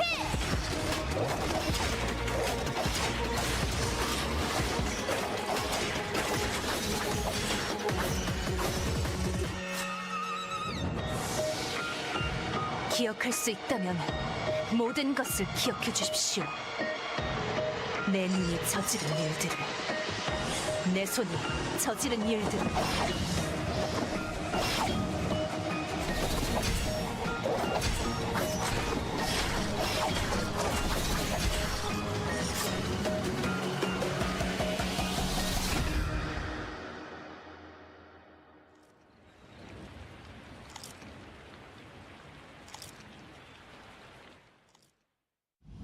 손재주는 나쁘지 않답니다. 찢고 가르고 뚫어볼까요? 제가 말끔히 고쳐드릴게요. 혼자가 있다면 어디든지 가야겠죠? 움직이시면 안 돼요. 치료할게요. 당신이 죽더라고요.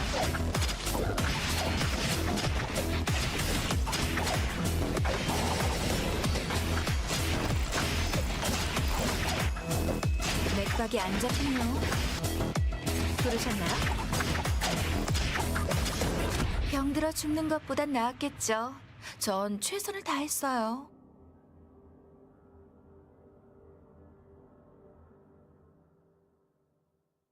눈을 뜰 시간이에요. 제가 길잡이가 되어줄게요. 당신이 상상하는 모든 게 현실이 될 거예요. 영원한 행복의 세계로. 당신의 꿈에 날개를 달아줄게요. 현실을 넘어 이상으로. 당신들의 모든 것들을 제가 기억하고 있을게요. 절 막으실 건가요? 잘 쉬는 것도 중요해요. 그렇지? 제 날개로는 모두를 품을 순 없었나 봐요. 기다리고 있어줘요. 그 세계에서 새로운 세상을 보여줄게요. 지켜봐 주세요. 모두가 평화로운 세상을 만들어 볼게요.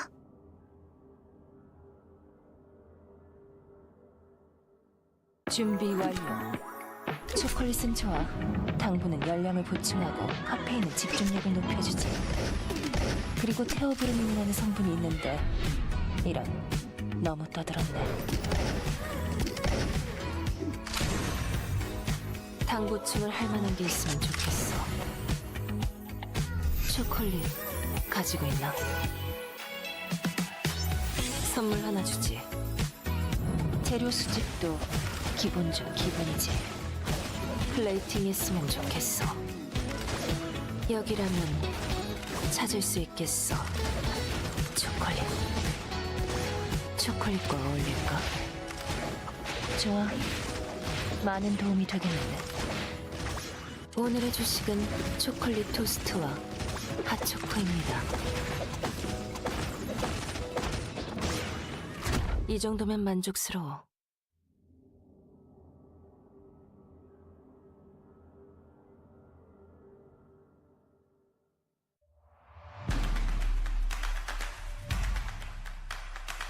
이 두 팀, CNJ와 프레이아가 방금 이 4일차 밤에 얻은 이득을 바탕으로 킬을 좀 챙겨 나가야 되는데 그러기엔 팀이 너무 많긴 합니다.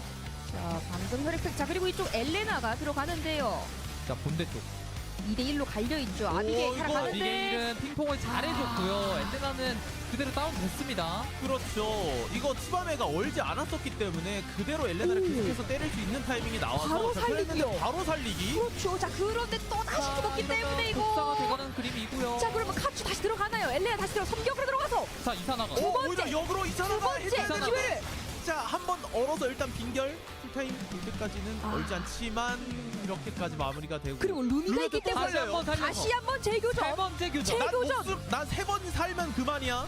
자, 자, 세 번 살았어요. AP 그래서. 채우고 이 와중에 지금 포스코 불러낸 자 엘레나기 때문에 빠르게 자 만들. Alright, ladies and gentlemen, welcome back from the break. Hopefully you guys had a great one. I say that all the time nowadays. I actually don't know what I need to be saying during that. Welcome back though. We're going to be starting to go into the end stages of knockout stage number 4. We just came back from games 1 and 2, which means we only got 2 left. And that's it for today. It's been a very, very hectic Friday. It's been a very, very fun Friday. What did you say, Super? Yeah, I mean, we've had a lot of great games so far, but we are down to our final 2 games. This will be our final chance for these teams to all the way up into knockout stage number 5. Indeed, indeed, indeed. Game 3 is about to be underway. Ladies and gentlemen, if you guys forgot, we do have a Laura ban for this one. She has been extremely valuable to a number of teams in this lobby so far. So with that character gone, we're going to see some alternative options coming through, especially for Sebi, who has been incredible on this character. Considering the Ekion right now, which of course is not too something unfamiliar for us, he is hovering that amp drone though, so Sidewinder might actually be a consideration, whereas Bob Malsa, Camillo baby, let's go. That's a blast in the past once again. Oh yeah, Camillo coming out for the side of the Bamasa. We do have Sebi on that Sidewinder Ekion for that burst damage. Not too surprised because he did say he was, the premier Ekion player, and Laura is going into game number 3 here. One thing that I will say about the Laura ban is that in comparison to a lot of other teams where if other picks get banned, like for example the Nadine gets banned, the Cecilia gets banned, they alter their composition almost entirely because those characters are too unique in what they do. But with the Laura ban, we're actually seeing every comp running the exact same thing but the Laura. Right? Rump Rebel swapping Sebi over onto the Ekion. We're seeing I'm forgetting what the Isaac's name is, but from AFK we're seeing the Isaac, but they're keeping the Cecilia and the Alex, whereas on Sungnam Rocks with the Laura Gom, Bob Malsa flipping over onto the Camillo but keeping the Mai and the William. Yeah, a lot of great changes for these teams. Great adaptation, I would say, for these teams coming out as well. And we actually don't have the Mai and game number 4. It looks like a lot of teams just decided to completely scrap that idea entirely. So very interested to see, how it does play out for some of these teams. It's going to be a free-for-all in our last game, which is something that I do kind of want to see, especially with how all these teams have been playing. Especially Game 2, I think, was a much better representation of how these teams can actually play when we don't have third-party fiestas, like we saw in Game number 1. Game 3 is going to be this place where we're going to see the score sheet lock it down a little bit, right? I talked about it earlier, but depending on how Team Marshmallow plays, or even Team Tangled X plays, they can run away with the series and not allow the other teams below the bottom 4 to catch up to those teams either. It all comes down to Team Marshmallow. Can they get themselves to safety, or is it just going to be a flat fall where now they're going to have to hedge their bets on game number 4? Yeah, we do have Sebi actually already finished his build because he is on Ekion. Gonna be able to find Bob Mossa. He can get the early kill, probably for Rump Rebels. Yep, it looks like Bob Mossa is gonna go down. So very nicely played by the side of Sebi there, and a great catwalk gonna connect onto the Sella as well. So Second Rock's also gonna be able to get another kill. Good stuff. They need this, right? 13 points. They're in 6th place right now. Yeah, they're tied for 6th at the moment. With that additional point, of course, it's going to be a little bit more different, as Niji will now be locked in 7th place. But Seongnam Rocks, if we once again see yet another one of our seeded, our National League teams falling down this early into the series, man, dude, the statistics are not looking good. Yeah, but wait a second. Seongnam Rocks, Seongnam is going to get another taunt onto the Sicela, going to be able to pick up another kill, and they actually might be able to pick up one more here. Serio just going to jump on out of there with the Isaac, and that looks like they should be safe, but on the other side, Chica going to get caught by Team Tangled Dobby. Tangled Dobby going to be able to pick up a kill. Ultimate is going to come out from Jumo. Maybe they could get insane here. They're going to be able to peel back with the Adriana. I think they're going to be able to deal a lot of damage. There's the parry going to come out from Jumo. Jumo's going to get on in there. This could be bad. Uh-oh, yeah, the Abigail is spray there. Rory going to get chunked down to 1 HP. Insane actually going to jump on forward as the Abigail is now completely isolated. Will be able to get one. They do end up trading one. So it's actually not too bad of a trade for them, as Marshmallow and Tangled Dobby do go 1-for-1 with each other. I think Yoga could have definitely played a little bit more aggressive there. Sebi trying to dash around all over the place, but wow. the attacks can't be dodged. Oh There's my a god. lockdown. Oh, CC move? How can play? My god, Beer just got CC lock for eternity, and that's on Asua, by the way. That's not something you can say. Very nicely played. Very nicely played by team specialist there. Getting that nice explosive shot from the Nadine, and then Batskill hit the wall with the Garnet. So Blinking out from Pseudo. We're seeing the Nadine back on that player once again. What was the other one that we were looking? Oh, that's right. Seongnam Rock sitting on DDO as the William. So it is going to be the lock-in. I do like this. I really like this. They saw the potential with this character. They need to turn things around immediately. I like the fact that they are going to be locking that character in. Hopefully we get to see it again in game number 4, but that means game 3 has to go well with this William.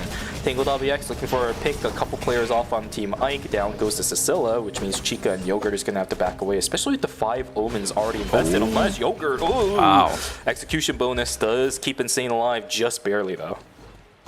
Yeah, it just, it looks like Mana is completely caught out here, as they will just end up down. Looks like the side of Team 8K will have to retreat here. Serio is going to get tagged by the Invenomization, but a double pull. Can pull both of them into the wall. Actually going to the opposite direction. I think they might be on out of there, but Su does have a lot of chase arm potential. Should maybe be able to catch them over there. Ike, last member of Team Marshmallow, has to get away, or Team Marshmallow will end up falling. But it looks like they should be able to stay alive before the res comes through. Holy, they're still chasing Serlo, but eventually the Sua will catch up. The quick spin would have been good if it was a little bit further later on into the game, but quick spin level 1 doesn't really do anything, so.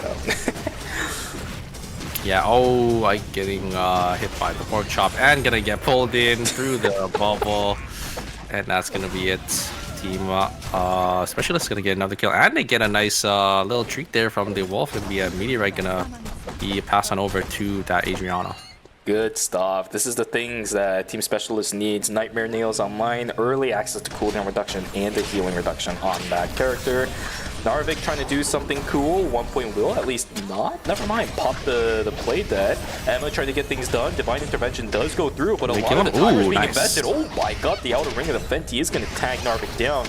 Slight miscommunication, slightly missed timings on Team Tap 3, but they will still stay alive. And this is the kind of ultimates that I saw in Tap 3 from group stages, which is why I was worried. I'll give them this one, right? So far in the series, their divine interventions have been amazing, like we've been talking about so far. So this one, I'll give. It's okay. Yeah, that's okay. They're still gonna come back. It is just a day 2 death, so it's not the end of the world for Tap 3. Looks like most teams here are just gonna start buying their 4 scores, as Looming is gonna be procced by Team Sangnam Rock, so they're gonna be able to get a lot of credits for Camille already sitting on that AO die, and that's Alexander, so should have a lot of damage for the self here. Riori face checking the bush here, gonna take a lot of damage from the side of Team Nietzsche, but no follow-up. Not gonna be able to really secure that Adriana. Great reaction coming out from Riori to jump on.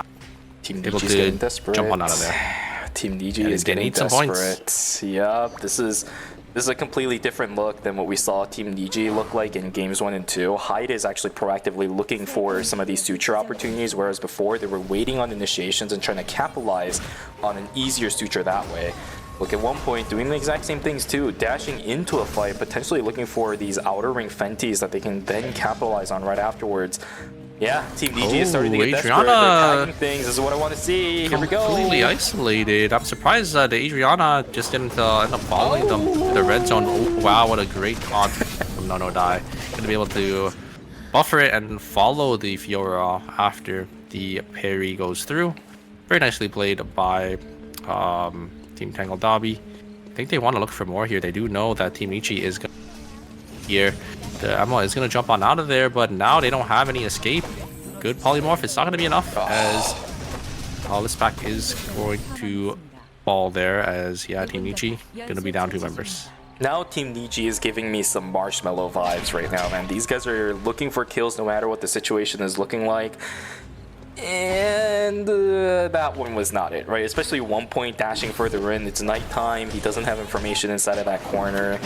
Should have probably not made that call, and it does end up resulting in the Emma falling down. Stagnated death timers again, starting to be an issue for some of our teams across the board at the moment.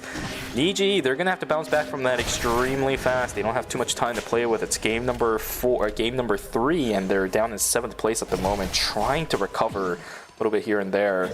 As of right now, though, they are in 6th place because Sangnam Rocks only has 2 kills, who are tied for them right now in points, whereas Team Nietzsche has 3. A little bit of a better spot, but it's not that big of a difference. Yeah. Ooh, I think, is that a... Oh, it's a key card, so they actually might end up utilizing that. Looks like we do have Sangnam Rocks here. Maybe gonna fight for Rump Rebels. There's Engage gonna come out. Damage change. The ultimate is gonna be used onto DDO, and they completely catch him off guard. A great follow-up with Sanguine Job down, and a great double bookmark from Bear to secure the William. So Sangnam Rocks gonna lose 2 members, but it's still day 2 deaths, so they should be able to get back in. The distance was covered extremely well from Team Rump Rebels. The Reign of the Vampire claim looked a little bit iffy, but caught at the edge was going to be the Williams. Sanguine Javelin, same thing. Everything else immediately following through was well played from the side of Rump Rebels. Nietzsche playing desperately once again. They're trying to catch things out. This is a lot of aggressions compared to what we saw. The parry is there, insane, not gonna get taken down. That's a -200 for Team Nietzsche, and I think from here the cards are gonna fall. There is no way for Hyde to get out. That's gonna be a -400. No Donnell right there at the entrance to intercept. Insane's gonna join the party, and from here the cards start to fall. Nietzsche down to the Emma, -400. There's a limit to what this kind of composition can do, and I think we just about hit it. They don't even have the credits to res, man. Can't buy back. Dude. It just doesn't get any better. And there's a team there to completely stop the res as well. So a little unfortunate for Nietzsche. They should have enough now, but they need to find that safe res. But the longer they wait, the farther and farther they're gonna fall bomb.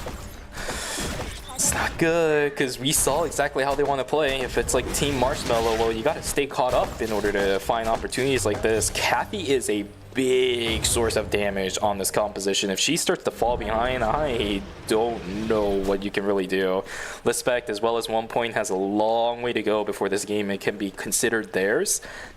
They're gonna have to do something quick. Looking to get their way over in the archery range. Noda now hanging around inside a school at 1 point, moving themselves way back up to police station now. But there are a couple teams hanging around this area too.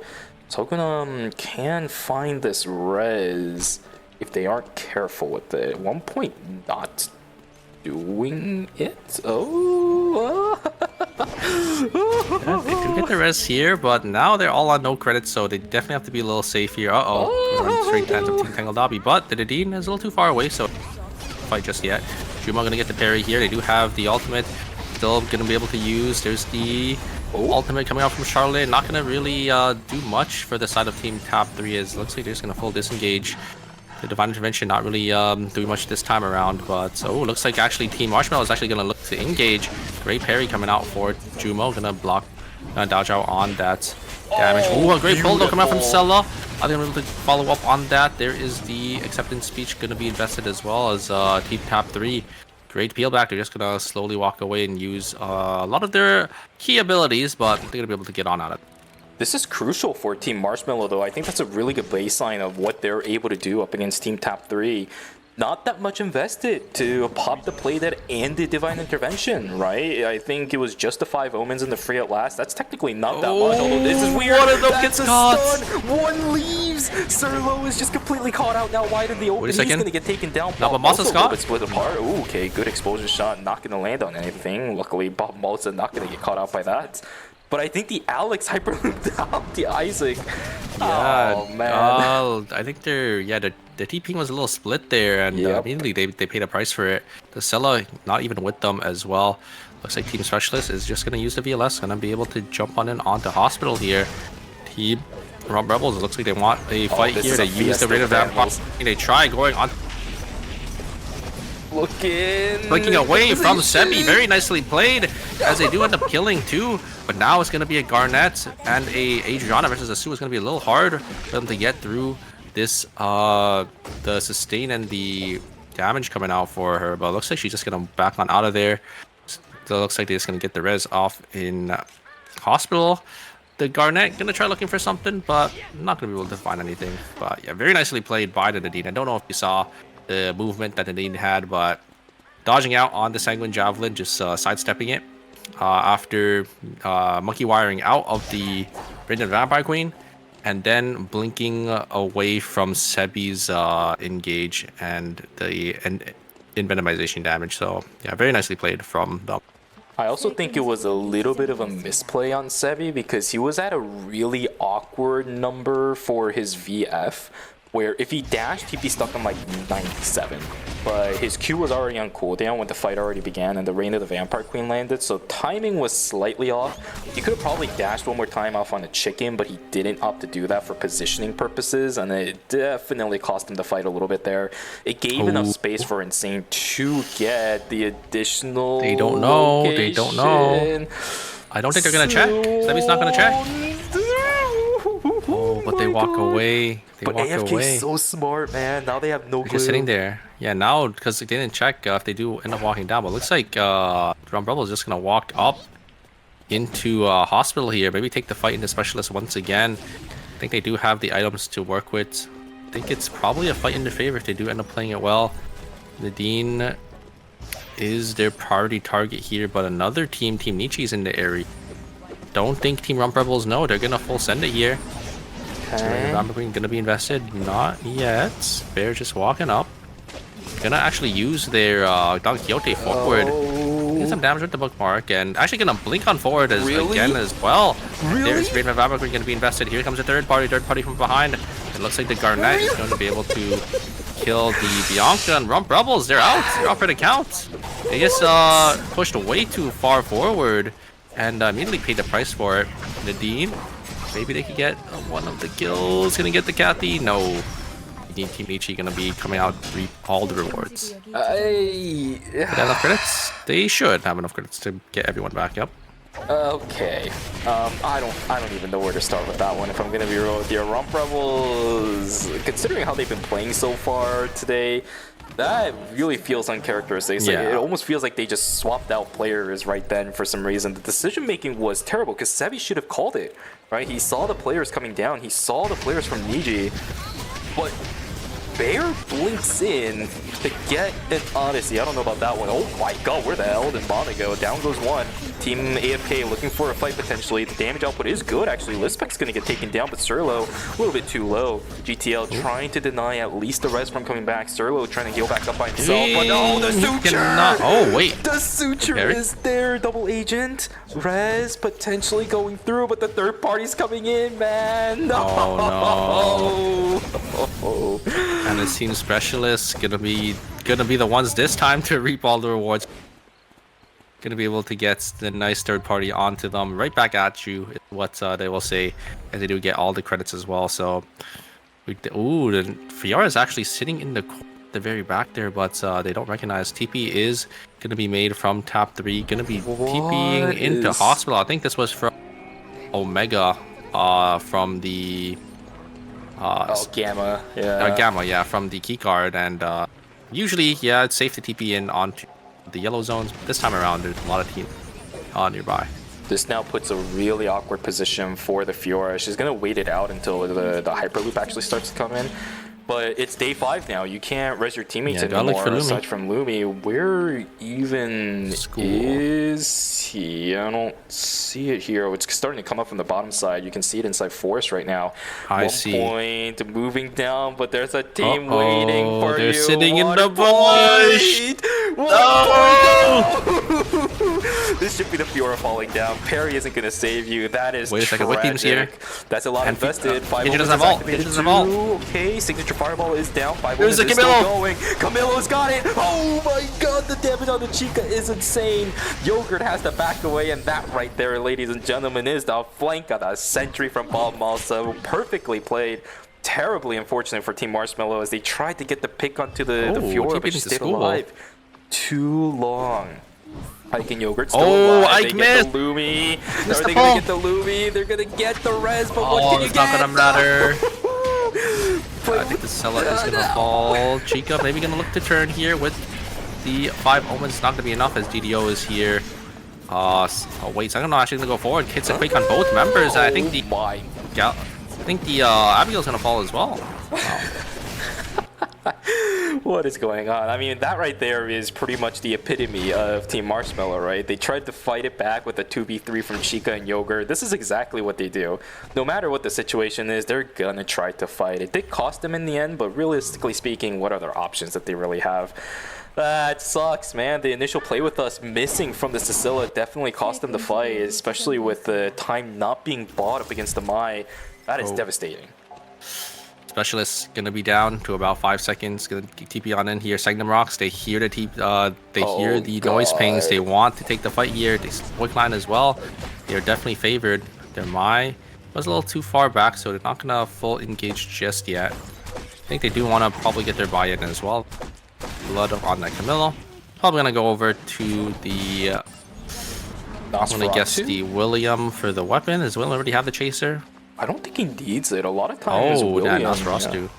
It's gonna be invested into Nosferatu. Up for the Camilo there as Specialist, or sorry, Team Tackle Dobby is gonna VLS to get on out. To not really take the fight between top 3. Opting to VLS into red. A little safety, I do like that. And they're probably just gonna walk up here into Avenue. Or into Fire Station. Not Still anymore. for more. Yeah. A lot of people get mixed up by that. I think Kaz also made the mistake when he was casting here last time, and Meek always makes the mistake. It's all of us like old Eternal Return boomers that constantly say Avenue. I get it, don't worry. But yeah, let's take a look at the situation of the map. We got 5 full teams alive, 1 sitting on a single player. That's gonna be Team Marshmallow. 2 temporary. Oh, they're full. They're sending it. They're sending it. And Tangle Dobby is here. Timer. Look at the timers though. They don't have timer. Yeah, wait for keyboard. They have to go in. What are they doing? What are they doing? 2, 1. No, what are they doing? They get in. Alex is gonna explode. Alex explodes, and I will go over. I think to the side of Team Tap 3. Team Tap 3 is the one to pick it up, so they actually have a timer advantage here. Insane, down to only 15 seconds, or down to not that much HP left, and we'll be top 3, just gonna be able to clear out Team Tangle Dobby as well. As Team Tangle Dobby, what is Insane doing? Is he gonna try to escape? I think he's trying to get a call in here, maybe try baiting them back in. What is happening? Yeah, Syria. Yeah, he looks like he's gonna die. Why did he come back? Insane gets the timer actually from the zone swap. I think that's an escape. Can he get out in time? Oh, you gotta go, gotta go, gotta go, gotta go. Gotta go, gotta go. No! He was It's cooking. a minus He was cooking, bro. He was cooking. That's so funny. It takes time for the portal to actually open when you place it down. You can't So funny. instantly go. You can't instantly go. Yang Chi is sitting on 1 second, by the way. Chica doesn't know. Yo, 1 second. Oh my god. No.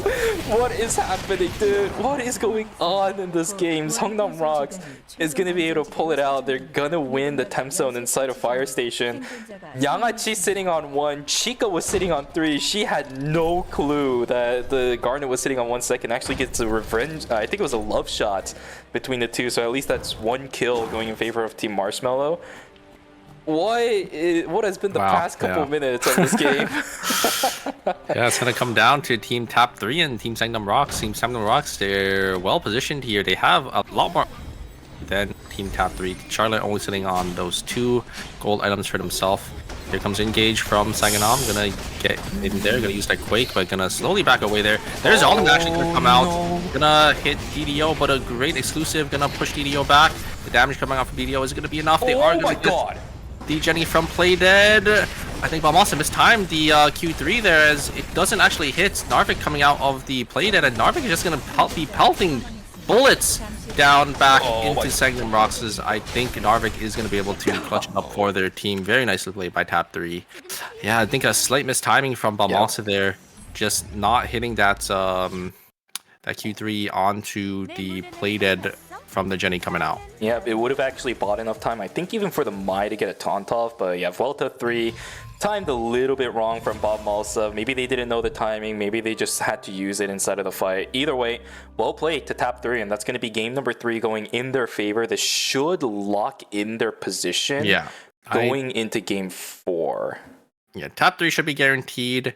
Was a pretty good game from Sangnam Rocks as well, though. 10 kill second place, and they kind of needed that. They were really far behind, but now the point difference or the point gap should be relatively close. And this is exactly what they needed, right? Even if it wasn't a win-out victory for them, the temporary zone that they were given inside of Fire Station had so many rats running around that all the points going in their favor was so nice. Maybe safer too, because I did say that Chica as well as Nyangachi may have kind of given the revenge kill love shot between each other, but there's still plenty of points to go around when there's a couple of other teams sitting inside the zone. This is a good situation for Songnam Rocks, but it's not going to be enough to guarantee them into knockout stage 5, right? They still have to work hard in our final game. Otherwise, it could still theoretically be a blowout. Yeah, I think it's still anyone's game to qualify for the final game. I think it's still relatively close between, I was maybe say about 6 teams to make it in. I think Tap 3 obviously is guaranteed. I think the bottom 2 might be a little too far away. So actually, it's just probably about 5 teams in the middle that still have a shot to either be eliminated or to make it into stage number 5. We'll have to take a look at the score sheet. But man, can I just say, how are we getting these games where my voice just goes higher and higher as the games go on? Eventually, you'd think that I've seen it all, right? But games like this always just randomly come into view, and I'm like, what is going on here, man? The game blowing up was so funny because she tried. You know what she was cooking, right? If she made the escape, then that prevents the -1 and also denies another team from getting that placement, because you're. But yeah. It denies the -1 and then denies the 1 kill, but at the end of the day, they got -1, so they're the one who got -1, and pretty bad, I would say. But I mean, they definitely saw the vision, but unfortunately, just 1 second too short. I actually didn't even realize that you were able to try taking the escape portal when temporary zones began, because a lot of times, for example, if you're outside of temporary zones, you're able to use it. But if you're outside, so for example, if it's like Chapel temporary zone and you try buying an escape there and using it, it wouldn't work. If it's outside, if you're outside of it, then you to actually go out. See, these are like always the small nuance things that we see in Eternal Return Masters. We always think about it in our heads and be like, did Nimbundron implement a thing for this or not? Oh, it's good actually to see really it close. like this. Yeah, let's take a look Oh, at it's the actually- score sheet. Yeah, we got tap 3. I think they're already guaranteed a 19-point buffer for first and fourth. I think they're good to go. Rump Rebels looking pretty solid as well with 37. Tangle Dobby with 35. Signum Roster at 28. And then you got 5th, 6th, 7th, and 8th with 23, 20, 20, and 8. So only 10-point difference between 4 and 8. So it's still anyone's game here to qualify as long as they have a nice pop-off game for game number. Yeah, I talked about it earlier, but Tingle WX hasn't been able to run away with this series as much as I kind of like them to, considering we're going into game number 4 now. Sungnam Rocks, Marshmallow, Niji, Specialist, and Away from Keyboard, they can all start to look for that 4th place spot. Now, Marshmallow and Niji plus Specialist might be able to contest for that 3rd place spot, but it is a battle for 4th. Right, as I said, Tingle.bx hasn't really been able to run away with it as much as I'd like them to, but they have to a certain degree. It's an 11-point difference from them in 5th place. That's the real danger mark for Tingle.bx. You've seen this team play pretty good. Insane is doing insane, as I mentioned earlier, as their name implies. Game 4, though. Yeah, Please. 11-point buffer is quite big, I would say. Yes. So I feel like all fighting for place spot, but who knows if they go 8th place and Sangnam Rocks have a decent game and another team has a pop-off game, they are in contention to being eliminated. Yes, let's just play a game of Eternal Return instead of a game of Fiesta Land. Out here, it's Lumi Island instead of Carnival Land. Oh my goodness. After game number 3, people need to bring their mentals back, right? Mentality back. Insane. I get what happened to you, but my friend, you need to bring things back. Yeah. I really hope that -1 does not cost him. Yeah, if it I would, does. if he does, like, he probably wouldn't be able to go to sleep. I'm not gonna lie. The right call, but sometimes the right call doesn't really result in anything except you just losing sleep over it. We'll have to see. Everybody else in the lobby, though, they're gonna have to work hard. We got 1 spot pretty much remaining open and available for the rest of the lobby that isn't in the top 4 already.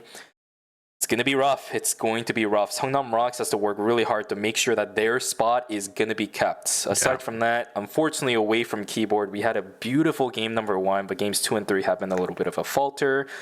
And while they have had spectacular performances and some high kill games, I don't know if the last game's point difference can be made up with a 1 game alone. It really is up to them. I mean, the thing is, every character is going to be back on the table. Yes. Game number 4, so everyone can play their comfort picks. We'll have to That's what see. scares me. Yeah, we'll have to see if AFK. I mean, AFK. I think the reason why they sort of was because they had to get off that low game number 3, right? Now it's going to be back. I think. I mean, we'll have to see. We'll have to see how they do. Yeah. Yeah. I think Sebi's definitely going to go back on the Laura. He seemed a little bit uncomfortable on the Sidewinder. As I said, his gauge management was a little bit finicky towards the middle to the end of the game. Sidewinder is also, as I mentioned before, not his gameplay style. He's always been the type to play the Black Mamba King. Sidewinder plays completely different. It's not even close.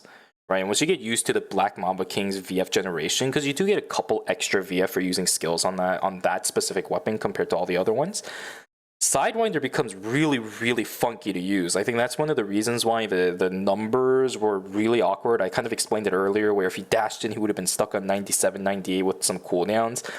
It's not a situation you want to put yourself in, but once you get used to how Black Mamba King works, that's always going to happen to you on the other weapons. It feels like that's exactly what happened to Sebi.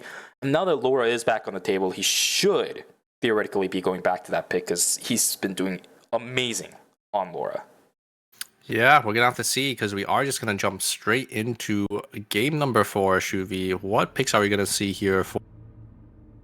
Will we see the Laura picks? We will see both Sebi and Sirio are going to be playing the Laura, and Balmasa looks like he is going to be sticking onto that.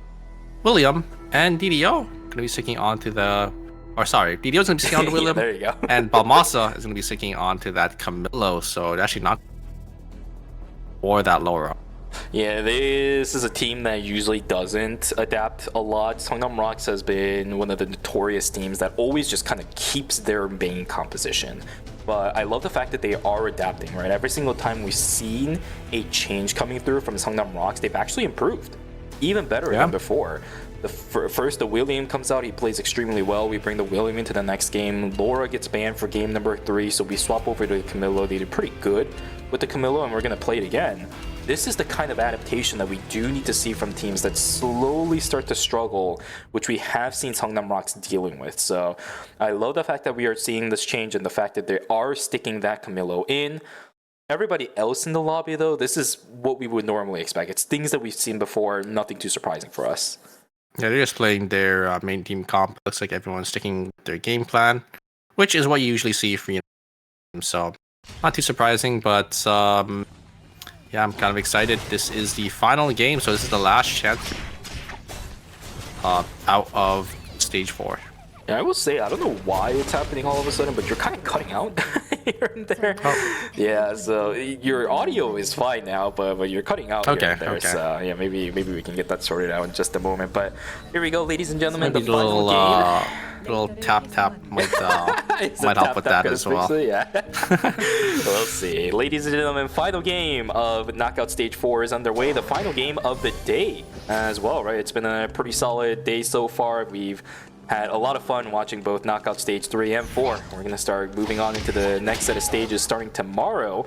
And just to let you guys know as well, right, we're back to the weekend schedule again, 2 hours earlier than today. Yep. Super, what's the timestamps again? It is 3 a.m. EST or 12, right when the day swaps for PST. So make sure you guys are here slightly earlier, because we will be starting a tiny bit earlier for the weekend, just because. Pretty sure the reasoning is because obviously on Fridays, people have gotta go a little later. People have work and stuff, and then on the weekend, yeah, they are available, you know, a little bit earlier. Considering the fact that it is a best of 8 now instead of a best of 6 for each day, save for the finals, yeah, you need these extra hours. I think it's for a good reason that they decided to do things like this. Nicely done to Nimble Neuron. And then of course, on Sunday, we're gonna have our finals. It's checkpoints, guys. Straight in from the beginning. We're not gonna have some weird like 2-set series this time around. We're just gonna go straight into a checkpoint. But for now, let's take a look at how this goes. Wow. DDO, beautiful play from Sirlo, is gonna be able to bounce around inside of the house and outside of the house. But with Bob also joining the fray and no SP into the hands of that Laura, she will get taken down. Bob Malsa trying to look for a little bit more mana being played around. Nice. Oh, sent into warehouse by themselves. VPAD mind games have been something that has been so frustrating to not only watch but also be intrigued at the same time to watch if you're just watching it. Oh wait, but they still were able to actually kill Mana there. Oh. So Seongnam Rocks gonna be able to pick up that kill, but very nicely played by Mana to get away from the Camillo, but unfortunately they still end up getting caught anyway. So yeah, Seongnam Rocks, a great start for them, and a great start is what they need, especially considering they are on that place chopping block. 30 points now is the mark that all the teams below 4th place is looking for. 7 points for Team Marshmallow, 10 for Niji, another 10 for Team Specialist, as well as 12. I'm sorry, for AFK that they're gonna have to look for, and that's the minimum. Assuming that Seongnam Rocks immediately falls down now without any additional points going over onto them. Although I highly doubt that is going to be the case. Team Tap 3 looking for a fight. This is a lot of ultimates being thrown out at the beginning of the fight too. Look at this. Team Marshmallow is able to lock down the Nikki. I don't know how this team does it. Yeah, I think it was the acceptance speech coming out, just the Nikki and follow up for team, just able to follow up on the CC. Marshmallow going to be able to kill Jumo there, and top with nice kill. They're fighting for their tournament lives too, right? Yeah, this team is in place, so they also need kills. Team Seongnam Rocks does. Yep, 25 points right now is where they're sitting at. Looking for 5 additional more. Team AFK looking for a pick over onto Hyde. So, okay, there we go. Down goes the Kathy. No emergency surgery being used to get themselves on out of here. It's an additional kill in favor of Team Away from Keyboard. 3 strong. This is actually the kind of start that we did see. Wow, that was very nice. Second Aladak. Well, actually, I think he could get away though. Yeah. Very nicely played by Balmasa, able to actually get knocked back onto the Sua dash. So the Sua actually canceled. But the speed gates were just able to get barrel. Yep, Alcompon's knockback is pretty good every now and then.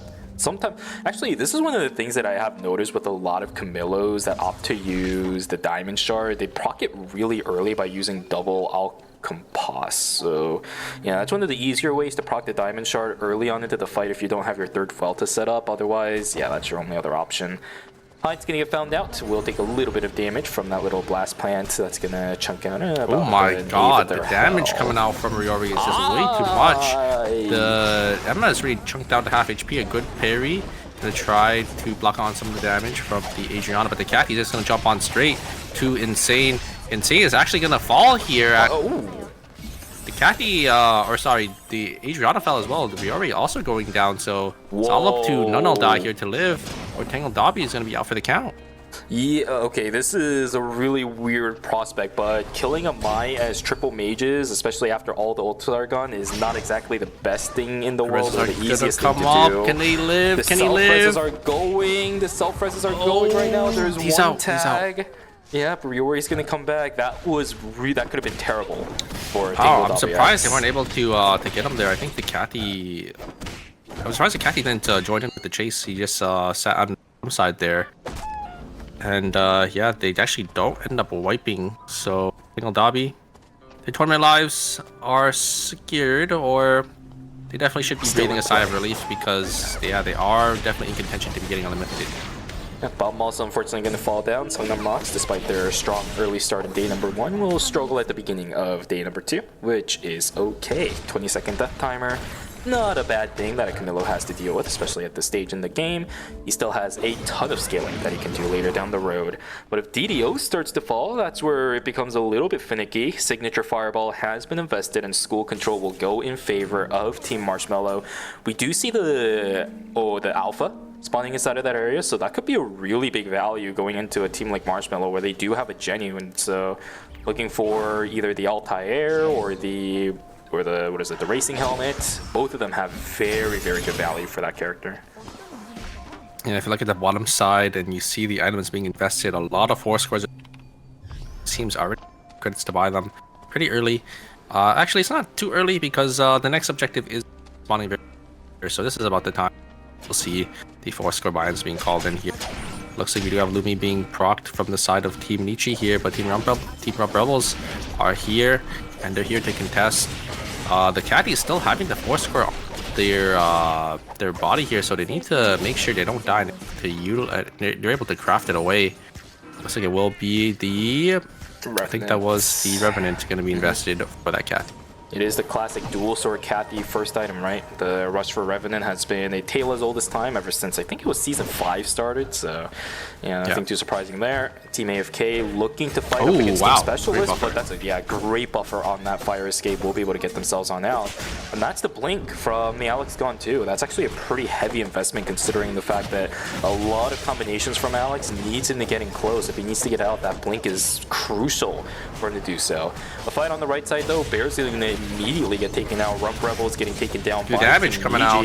Left side, Mana taken down dangerously low. The Free at last getting some damage done, but I don't think it's going to be enough. It's no trade whatsoever either. Mana looking for a little bit more. It is a 1-for-2 trade, but that's about it. Away from keyboard, you can tell that they are desperate for kills because that kind of trade usually wouldn't happen if it wasn't for game number 4. Yeah. Wait a second. Zero needs to get on out of here to jump on overall. But yeah, very nicely played, I would say, by the side of Team Specialist. The Adriana just doing so much damage, and then the to just walk up and finish the rest of the side of Team Away from Key. Yeah. Actually, not the Garnet, but the Nadine. True. The Nadine. Yep. Yeah. And then in the end, because she pushed a little bit too far forward, the trade was there, but you know, yeah, the trade it's is fine. actually, like getting extra kills is like always worth.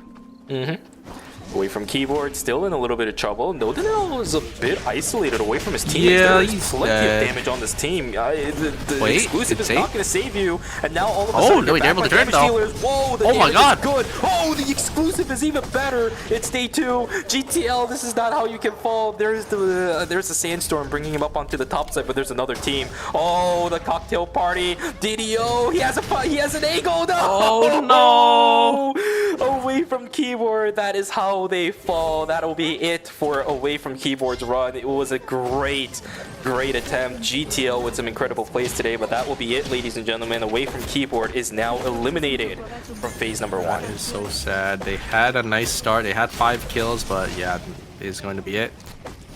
Gonna be ending the run on knockout stage, but great showing from them, I would say, making it all the way up here. This is tough. Team Marshmallow now put into the red right now. 3 kills on hand. Seongnam Rocks also sitting on 3 kills. We really have to start looking at Seongnam Rocks even closer. Now, let's see what the situation is. 5-point difference between Team Marshmallow as well as Seongnam Rocks. It's the same as the score sheet shows, although, whoa, this is Louis okay. is coming. Ooh, a blink on forward there from the Abigail for some damage. And it looks like they're just going to be able to kite back, and a great peel back from the Nadine. So much damage being returned. A great front to back from the side of Team Specialist. Great peel back to get on out of there from all that Abigail damage, and I think that is going to be it. Ike still has the play dead, going to use the speed boost from their Q. Is it going to be enough? Adriana still has some cocktails, going to deal some damage, and oh, Ike is actually going to get on out, but just barely escaping with 1 HP. They're going to be they're going to have to go down 4 credits here as Team Specialist. They're going to be able to get the kills, and they're going to be able to get the startup. Wait a second. Tap is on the other side, and look at where the Nadine is from Specialist, completely isolated by themselves. Oh, actually, it looks like they're just gonna turn their sights onto Lumi, so looks like they'll be okay. Luckily, the Fury Jab was actually stopped by Lumi. It didn't give Nikki the additional range, although Jumo, finding an angle potentially onto Sogunam, will not be able to chase that one, as everybody else on the backside.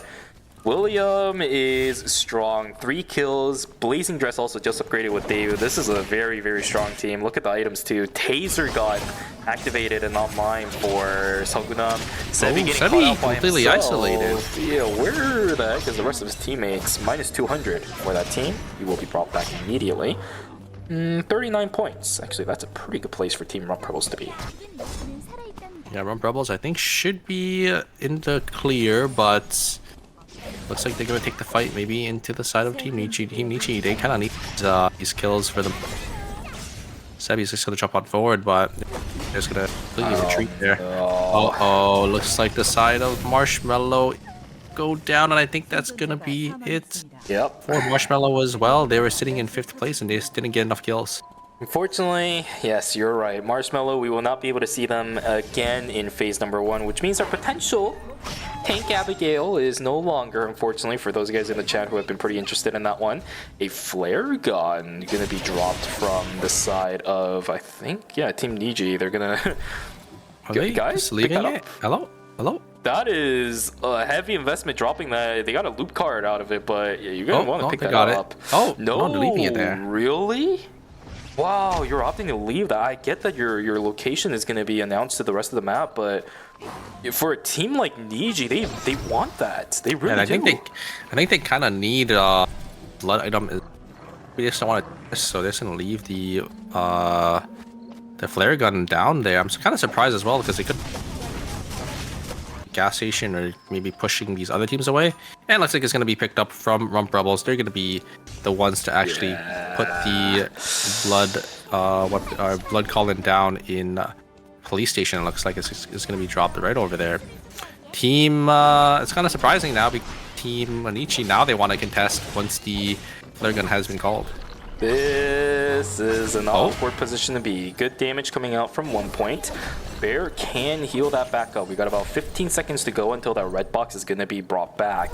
Niji, somehow this is working in their favor. Hyde going in. I don't know about this one. Suture's gonna go completely wide. Emma, They look for Bear. They find him. They find the Sua. Down goes one, but traded out. wait. Lispec is gonna get taken down. Oh, no, third party. About to come in. Riori. Oh, this is trouble. Rump Rebels lose 2 members though. This is still in favor of Team Niji. They're prioritizing the blood. They're prioritizing the blood ample. Okay. Lispec. Looks like it's okay. And Ichi finds the angle. They find the angle onto the Sua. Great follow-up there from the members of Team Ichi as they do actually end up... Looks like they end up getting a nice 2 for... Pretty good. Oh, no great kills taunt there. Okay. From Yamachi. Sanganam.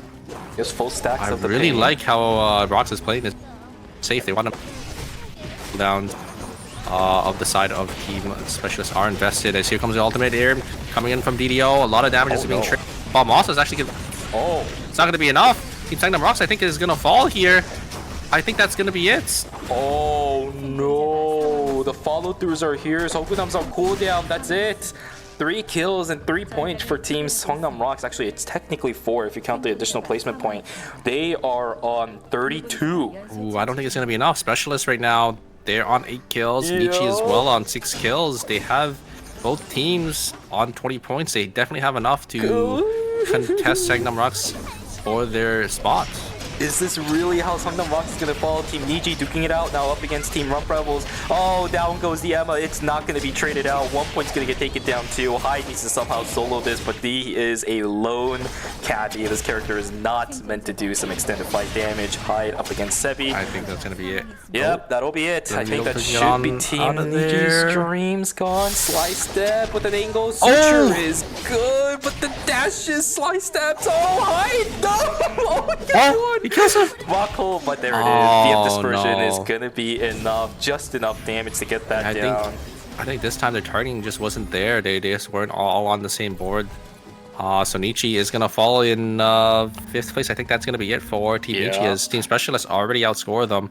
It's up to Team Specialists now to outscore Team Sangnam Rocks. Will they be able to do it? They got a couple more placements to go. Remember, 32 is the break point that we're looking for. Specialist is looking for the advantage. They need this Wicca line if they want to at least secure something. The poison damage is starting to spread. Who gets the kill? It's the it's Nikki. It's top 3. This is terrible. Yangachi is going to be in a whole heap of no. trouble. He's stuck in Wait, the the middle of damage. everywhere. Oh, it's the mark. The totem is no, proc. he misses the mark. He misses the mark. The damage is going to come through from the Adriana, but he mistimed. He mistimed the embrace. Oh no. That is so unfortunate, but at least Team Specialists will live to see another day as they have enough money to buy. Oh wait, they actually get the items too, so it's actually not too bad for Team Specialists. And they can buy another blood with the Garnet's money here in Chapel. So I think if you're Team Specialists, you'll take that. Just need to make sure you're all able to stay alive here. Will be that blood coming out. Mithril will be invested for that helmet for the Garnet as well. So they're sitting in a really nice spot here. They just need to make sure they're able to get 1 or 2 more placements to make sure they outscore Team Sangnam Rocks. Yep. Now for Team Specialist. Okay, so we are going to get the Crimson upgrade. Extended Fury is now online for this Nadine. She's going to lose out on a little bit of armor pen, but I don't think that really matters. There's not that many tanks that you have to deal with remaining in the game. Nikki, yeah, maybe. Okay, I get it. But raw damage is not gonna be there, especially if you upgrade. Extended Fury is gonna have to do a lot of work for Team Specialist. Yangachi, he has a lot of work to do to buy space for both Suru as well as Hon. Oh, I forgot to say that name. Yeah, it's all up to Team Specialist here, I think. Tingle, no, die, don't engage, but actually just gonna use the catwalk on back here. It looks like Team Tangle Dobby, they want to take this fight here. Bianca already down to half HP, so look, they're just gonna press on forward, gonna force Team Rump Rebels to burn a lot of their timer here. Gonna go, wait a second, Team Tangle Dobby, they're actually gonna chase the red for a little bit, but not gonna really find anything. All gonna use the White Lily on over there like that. As the Wick team is here as well. Team Tap 3, they're sitting only on 0 kills. But they probably have a lot of items. They have the Wick line and they're in 1st place, so I don't think they're really in any trouble. They're just gonna look to try to get some more points here, maybe to get the win.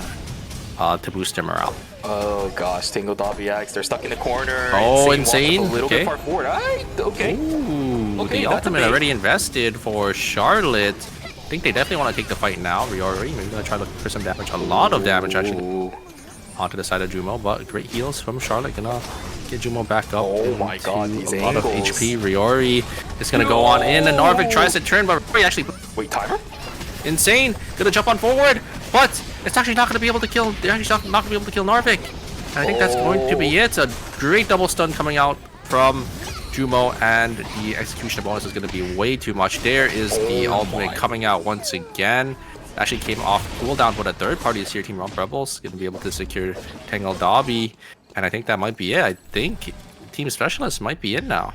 They have 32 exactly right now. If they fall down right now, they have 32, and then it comes down to a tiebreaker between them and Songnam Rocks. Somebody needs to kill Team Specialist, because across the board at the moment, Specialist has not had that many kills throughout the course of the series, right? So Songnam The Rocks, Specialists have more than Songnam Rocks. That is the question. know. And if Team Specialist is doing the math right now, they should know they only need 1 point. So if they just focus all their attention on one kill, it should be pretty doable. But I think most teams wouldn't be able to calculate exactly how much they need. yeah, So it's too I think they just have to. I think they just have to play a nice, clean final fight here, as it will be Rump Rebels going to be contesting them for the Cemetery Final Zone. Oh my god, man. Will Garnet's Embrace be the one that wins it for Team Specialists? Are they going to continue to move on, or is it Rump Rebels to deny all of this? The damage output coming from this Adriana is so good, and they're putting themselves into a further corner. How do you get out of this up against an Adriana? It's staying corners everywhere. They don't really have full timer either, but they will be getting a lot back with the zone swap very shortly here. Suwa sitting on 22 seconds, so they will go up to 32.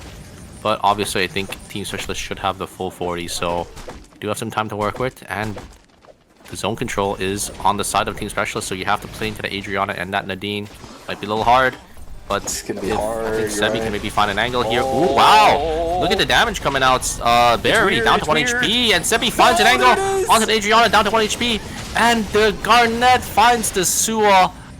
And I think that is going to be it. Wait a second, Sebi does end up getting one. I think wait. Specialists have done it though. They already got 1 kill. Sebi jumps out of zone! Sebi, no! Sebi jumps out of zone! What? Oh my god, and with that, Team Specialist is guaranteed. Sebi, you got no answers, and that's it. Songnam Rocks is out, dude! What? Songnam Rocks falls in knockout stage 4. Like that? Are you kidding me? Team Specialist, oh my goodness, you guys have fought your way back tooth and nail from 7th place up to 4th, maybe even higher if they continue to do well, because Tangle WX didn't really do well in this game. It doesn't matter. Of course, in the long run, you're looking for the top 4th spot, but Team Specialists have done it. The result of this game does not matter. They have managed to get themselves into knockout stage number 5. They will be joining Team Rump Rebels in the as one of the few teams coming up from knockout stage 3 that will be moving on into the stage afterwards as well. Yeah, a lot of teams coming in from the lower stages, just completely upsetting these teams that got here just from the qualifiers, and it goes to show maybe those games, all those games of practice, you know, coming in from the lower stages is doing wonders for them.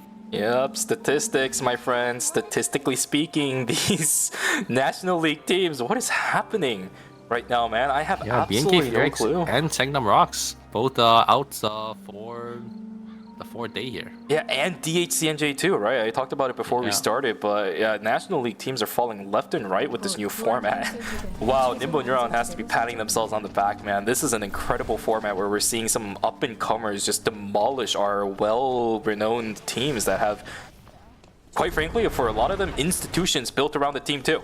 Right? The amount of support that they get is insane, but these up-and-coming teams with new rosters, new players, new faces are uprooting them one by one. In the end though, we got the final zone coming between Team Tap 3 and Specialists. Again, the result of this game does not matter. It's for ego flexing at this point.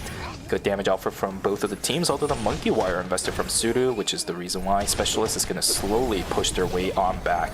Charlotte damage output is not that bad. It is starting to gain traction a little bit here and there. VLS, I don't think that's going to be taken either. Yeah, the poke damage from Adriana is completely denied by the Charlotte healing. There is the carry prep for Jumo if they want to look for an angle in. A lot of poke damage coming out from the Charlotte. As it looks like both teams are just going to slowly chip at each other here. The final zone is declared. It is going to be... Our specialist is going to be taking timer here as... yeah, looks like Garnet is just going to walk on forward here. There's the ultimate going to be vested. Jumo is going to use the ultimate on to the Nadine. And, Garnet actually gets the ultimate down. Is going to be able to get a lot of sustain, and it's not going to be enough, though. As it will be Team Tap 3 going to be the one top a lot of damage traded from Narvik.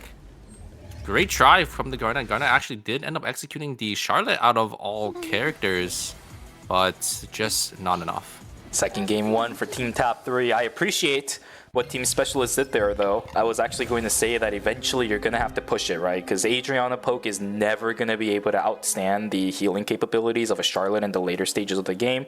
Because while you have ammo resources that you have to worry about, Charlotte can just press W infinitely. She has no limitations on how much she can heal. So, yeah, I like the fact that Yangachi just decided to send it. That is the play you need to do. If you don't do that, then you're always going to be kept on the outside. It's that initiative that I was looking for. Team Specialist, they've got it. They deserve to move on. Yeah, Team Specialist, the Garnet tried to look for an engage. I think the Garnet went going in there because, timers were just ticking. But, yeah, unfortunately, the damage just wasn't there. I think they did end up getting to execute. But, yeah, the Charlotte just providing so much sustain, so much healing. And it kind of what sealed the deal for that game. But Specialist, very nice and well played game by them, carrying second place with 11 kills, and that should punch your ticket for tomorrow for knockout stage 5 and 6. What a devastating loss. But knockout stage 5. Yes, knockout stage 5 tomorrow. If they move on from knockout stage 5, they'll be in knockout stage 6, but that's a little bit too far ahead. Also, tap your mic for me just a little bit. The rubber the team to knockout stage 5, it's going to be a tough mountain to climb, I think, for these 4 teams that are going to be moving on. It's going to be a rough road ahead. It is an uphill battle for the teams that moved on from knockout stage number 4. Give me a little bit of a tap there on your mic there. Super. You did turn quiet once again. Yep. There you go. There you go. Welcome back. Good. But yeah. How do you knockout stage 5? It's just going to be tougher going on from here. We have, all the top teams, like really high-end teams that are going to be showing up for these final stages, because I think knockout stage 5 is from the top 3, right? Yes. I think from the qualifiers. And then knockout stage 6 will be the top second 2 place. So yeah, really good teams going to be coming in for the final 2 days or the final 3 days. Today 2 days.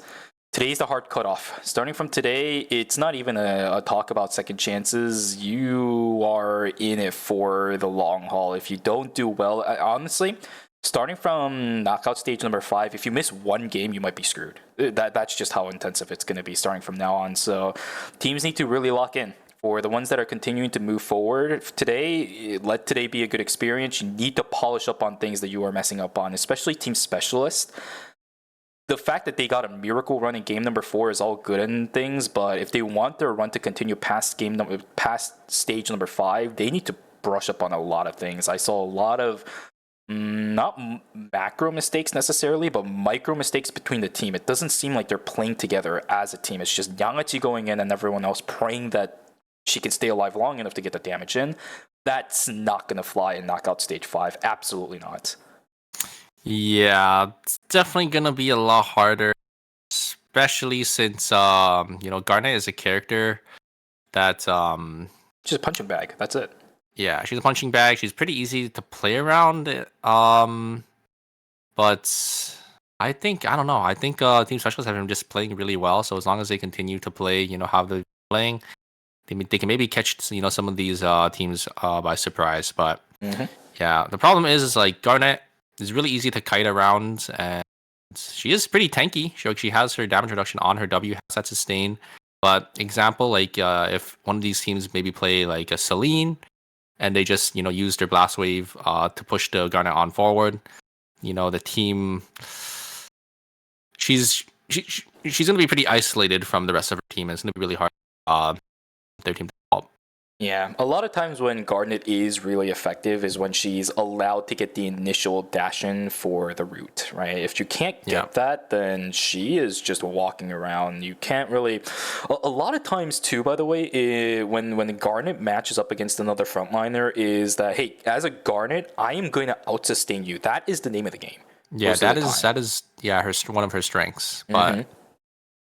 We saw it is a little hard because Garnet doesn't have the same peel as other tanks. Yep. So the problem is like if Garnet goes in, your backliners they need to make sure they're staying safe. After staying safe, sometimes it's hard for them to deal damage back. Yeah, it's not like something like Estelle where even if you go in, you still have tools to keep your teammates alive. Same thing for the Alonzo even, right? The magnetic field is pretty good even after you finger point on somebody. Let's not even talk about Mai because she has way too many things going for her. But yeah, Garnet is very, very dangerous to play. Your backliners have to know exactly what they're dealing with. But ladies and gentlemen, let's take a look at the final score sheet for knockout stage number 4. These are the teams that will continue to move on. Tap 3 with 60 points is going to win out, will secure and punch their ticket into knockout stage number 5. Rump Rebels in second place, still continuing their miracle run. We're going to have the Rebels 5th knockout stages. From all the way from knockout stage 1. So they punched their way already to get some circuit points for themselves because they are getting guaranteed once again into knockout stage 5. Wow, what a run from them. And really excited to see if they can continue this miracle run going into tomorrow. Yes, sir. But outside of that, Tingle WX as well as Team Specialist will be our last 2 teams moving on into knockout stage number 5. I think they should be showing us the graphic to get a whole picture of what's happening tomorrow in just a moment.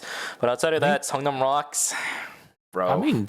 That means Rump Rebels has played 20 games already. Yep, including the. You also have to include the including group the stage games too. including the group 20. It's kind of crazy to think about. But yeah, here is a knockout stage for for stage 5. Look at the team Shuvi. Cartel, Jaeyoung Innate, Daeyoung Cybers, and Ultimate, so G-Works team. Oh my god, it is very stacked for tomorrow. I don't even know I don't even know if any of these teams that made it in for today is going to be able to take one out for group stage 5, but from what we were shown, we did see some really, really solid gameplay from Tap 3, Rebels, Tingle Dobby, and Team Specialists, so I'm sure they'll have a nice I'm sure they'll give them a nice run. Indeed. It's going to be a fun one tomorrow, ladies and gentlemen. Once again, make sure you guys join us earlier than you did today. It's going to be 2 hours earlier. So don't know about the new game mode that got released today, or I guess it was yesterday, but it was the Union circuit. So it is going to be open for tonight. It's going to be open tomorrow and the day after for North America. If you guys are on the North American side, I think EU and SA are following the same schedule as NA. Just different timestamps. Yeah, so it's basically going to be at 10 p.m. EST. It's going to be open for 2 hours, and you're going to be able to 3-stack you despite your rank. So if you are past Diamond, where you can't 3-stack, you are going to be able to do it for the Union circuit. Indeed, and this one right here is just going to be that Nimunron is recruiting people for the Season 6 final night market, right? The in-place vendors. So if you're in Korea, or maybe I guess closer to Korea, maybe SEA, CN, JP, somewhere around there, and you're interested in doing one of those vendor stands, then absolutely go ahead and sign up. Outside of that, I don't know. I mean, oh gosh, tomorrow is going to be hectic for both you and I. We're specifically talking about knockout stage number 5 because that's the one that's immediately coming up. But knockout stage 6 will also be an absolute monstrosity as soon as we even get to that point. So, and then the finals too got a lot of really good teams waiting us over there. Like team, I think is Mira Sejong did end up placing first in their group. I think so, by a large margin. Yeah. It's going to be a fun one, ladies and gentlemen. Just because Friday is over does not mean that the action itself is over. Eternal Return Esports still has a few more days left for you guys to watch. 8 games tomorrow, and then checkpoint systems for the finals. Again, please make sure you guys show up on time tomorrow, okay? Because it's going to be fun. If you miss out on knockout stage number 5, I'm sure you're going to regret it. So mark your clocks. Right now it is, let's see, so it's 9 a.m. where I am, and it starts at 2. 17, no, not 17 hours. It's going to be 15 hours. 15 hours is what we're looking at. So make sure you guys, is it? I think it is. Hold on, let's see. So 12 hours, it's 9 o'clock. Oh, no, it is 17 hours. Okay. So 17 hours. Mark your clocks, check your alarms. If you need to check things off, then go ahead. I specifically gave you the hours because sometimes time zone stuff, it flies by your head. I get it. So 17 hours is the time that you're going to have until knockout stage number 5 is going to begin right here on the Eternal Return game channel. We'll be back for that. So please keep track of time, all right? Yeah, and we do have the Rozzy code. True. The Rozzy skin looks so good. I know. I saw the effects on it as well. And wow, it's such a great skin. But yeah, make sure you guys, if you guys haven't, so the coupon code is right there. It's Val Rozzy for you. You'll get some MP, a box, and I think some 8 coins as well. But yeah, what a great series should be. Yes, sir. Yes, sir. I had a lot of fun watching today. Hopefully all of you guys did as well. Ladies and gentlemen, that is most likely going to be it from us. If you guys haven't gotten your drops, I will try to keep the stream up as long as possible. But outside of that, that is it. Super. Anything you want to say before we go? Not too much for me, I would say, for today. But just aside from, the great games that we did end up witnessing. Indeed. Thank you all for watching today. We'll see you guys tomorrow for Knockout Stage 5 and 6. Take care. Take care.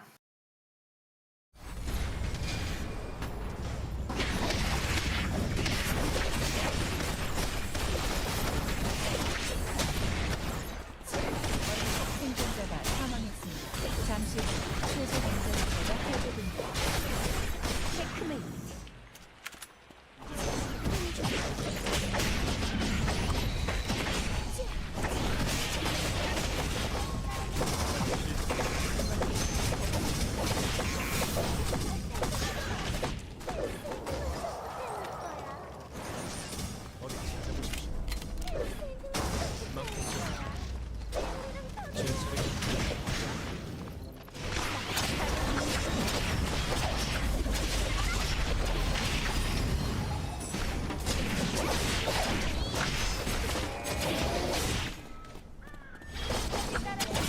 심해졌네요. 지정되었습니다. 생존자가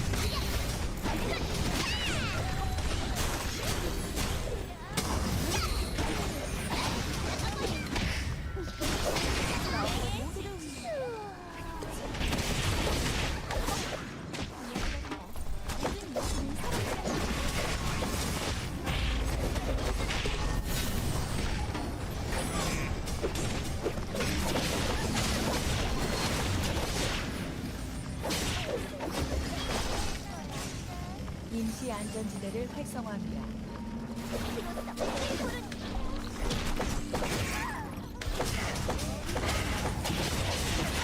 설치 완료.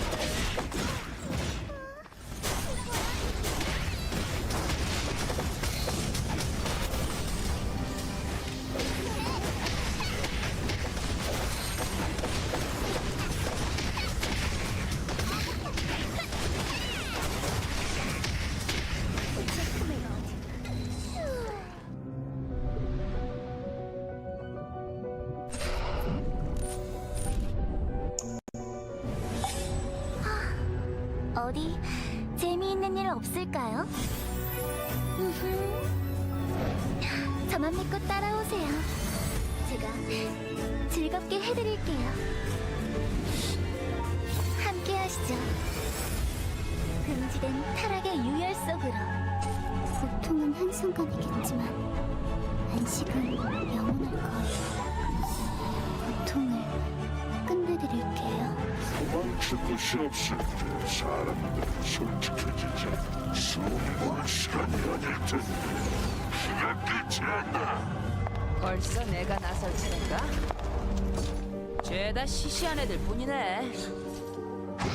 인간은 결국 힘의 존재야. 그래, 이제 좀 마왕 같아 보여?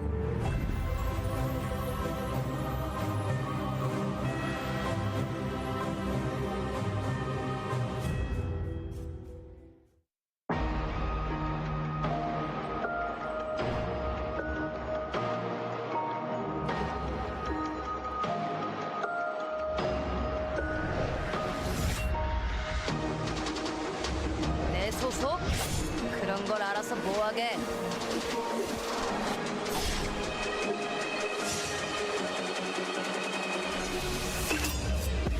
모든 것은 그분의 뜻대로. 빛보다 빠르게.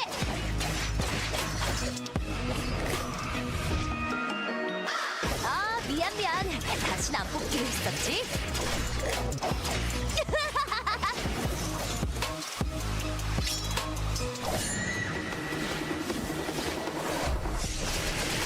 눈에는 눈, 이에는 이. 그건 부족한데?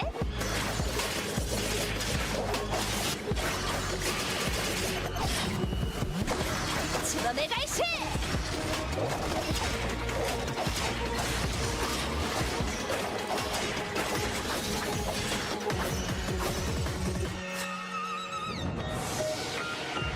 기억할 수 있다면 모든 것을 기억해 주십시오. 내 눈이 저지른 일들을, 내 손이 저지른 일들을.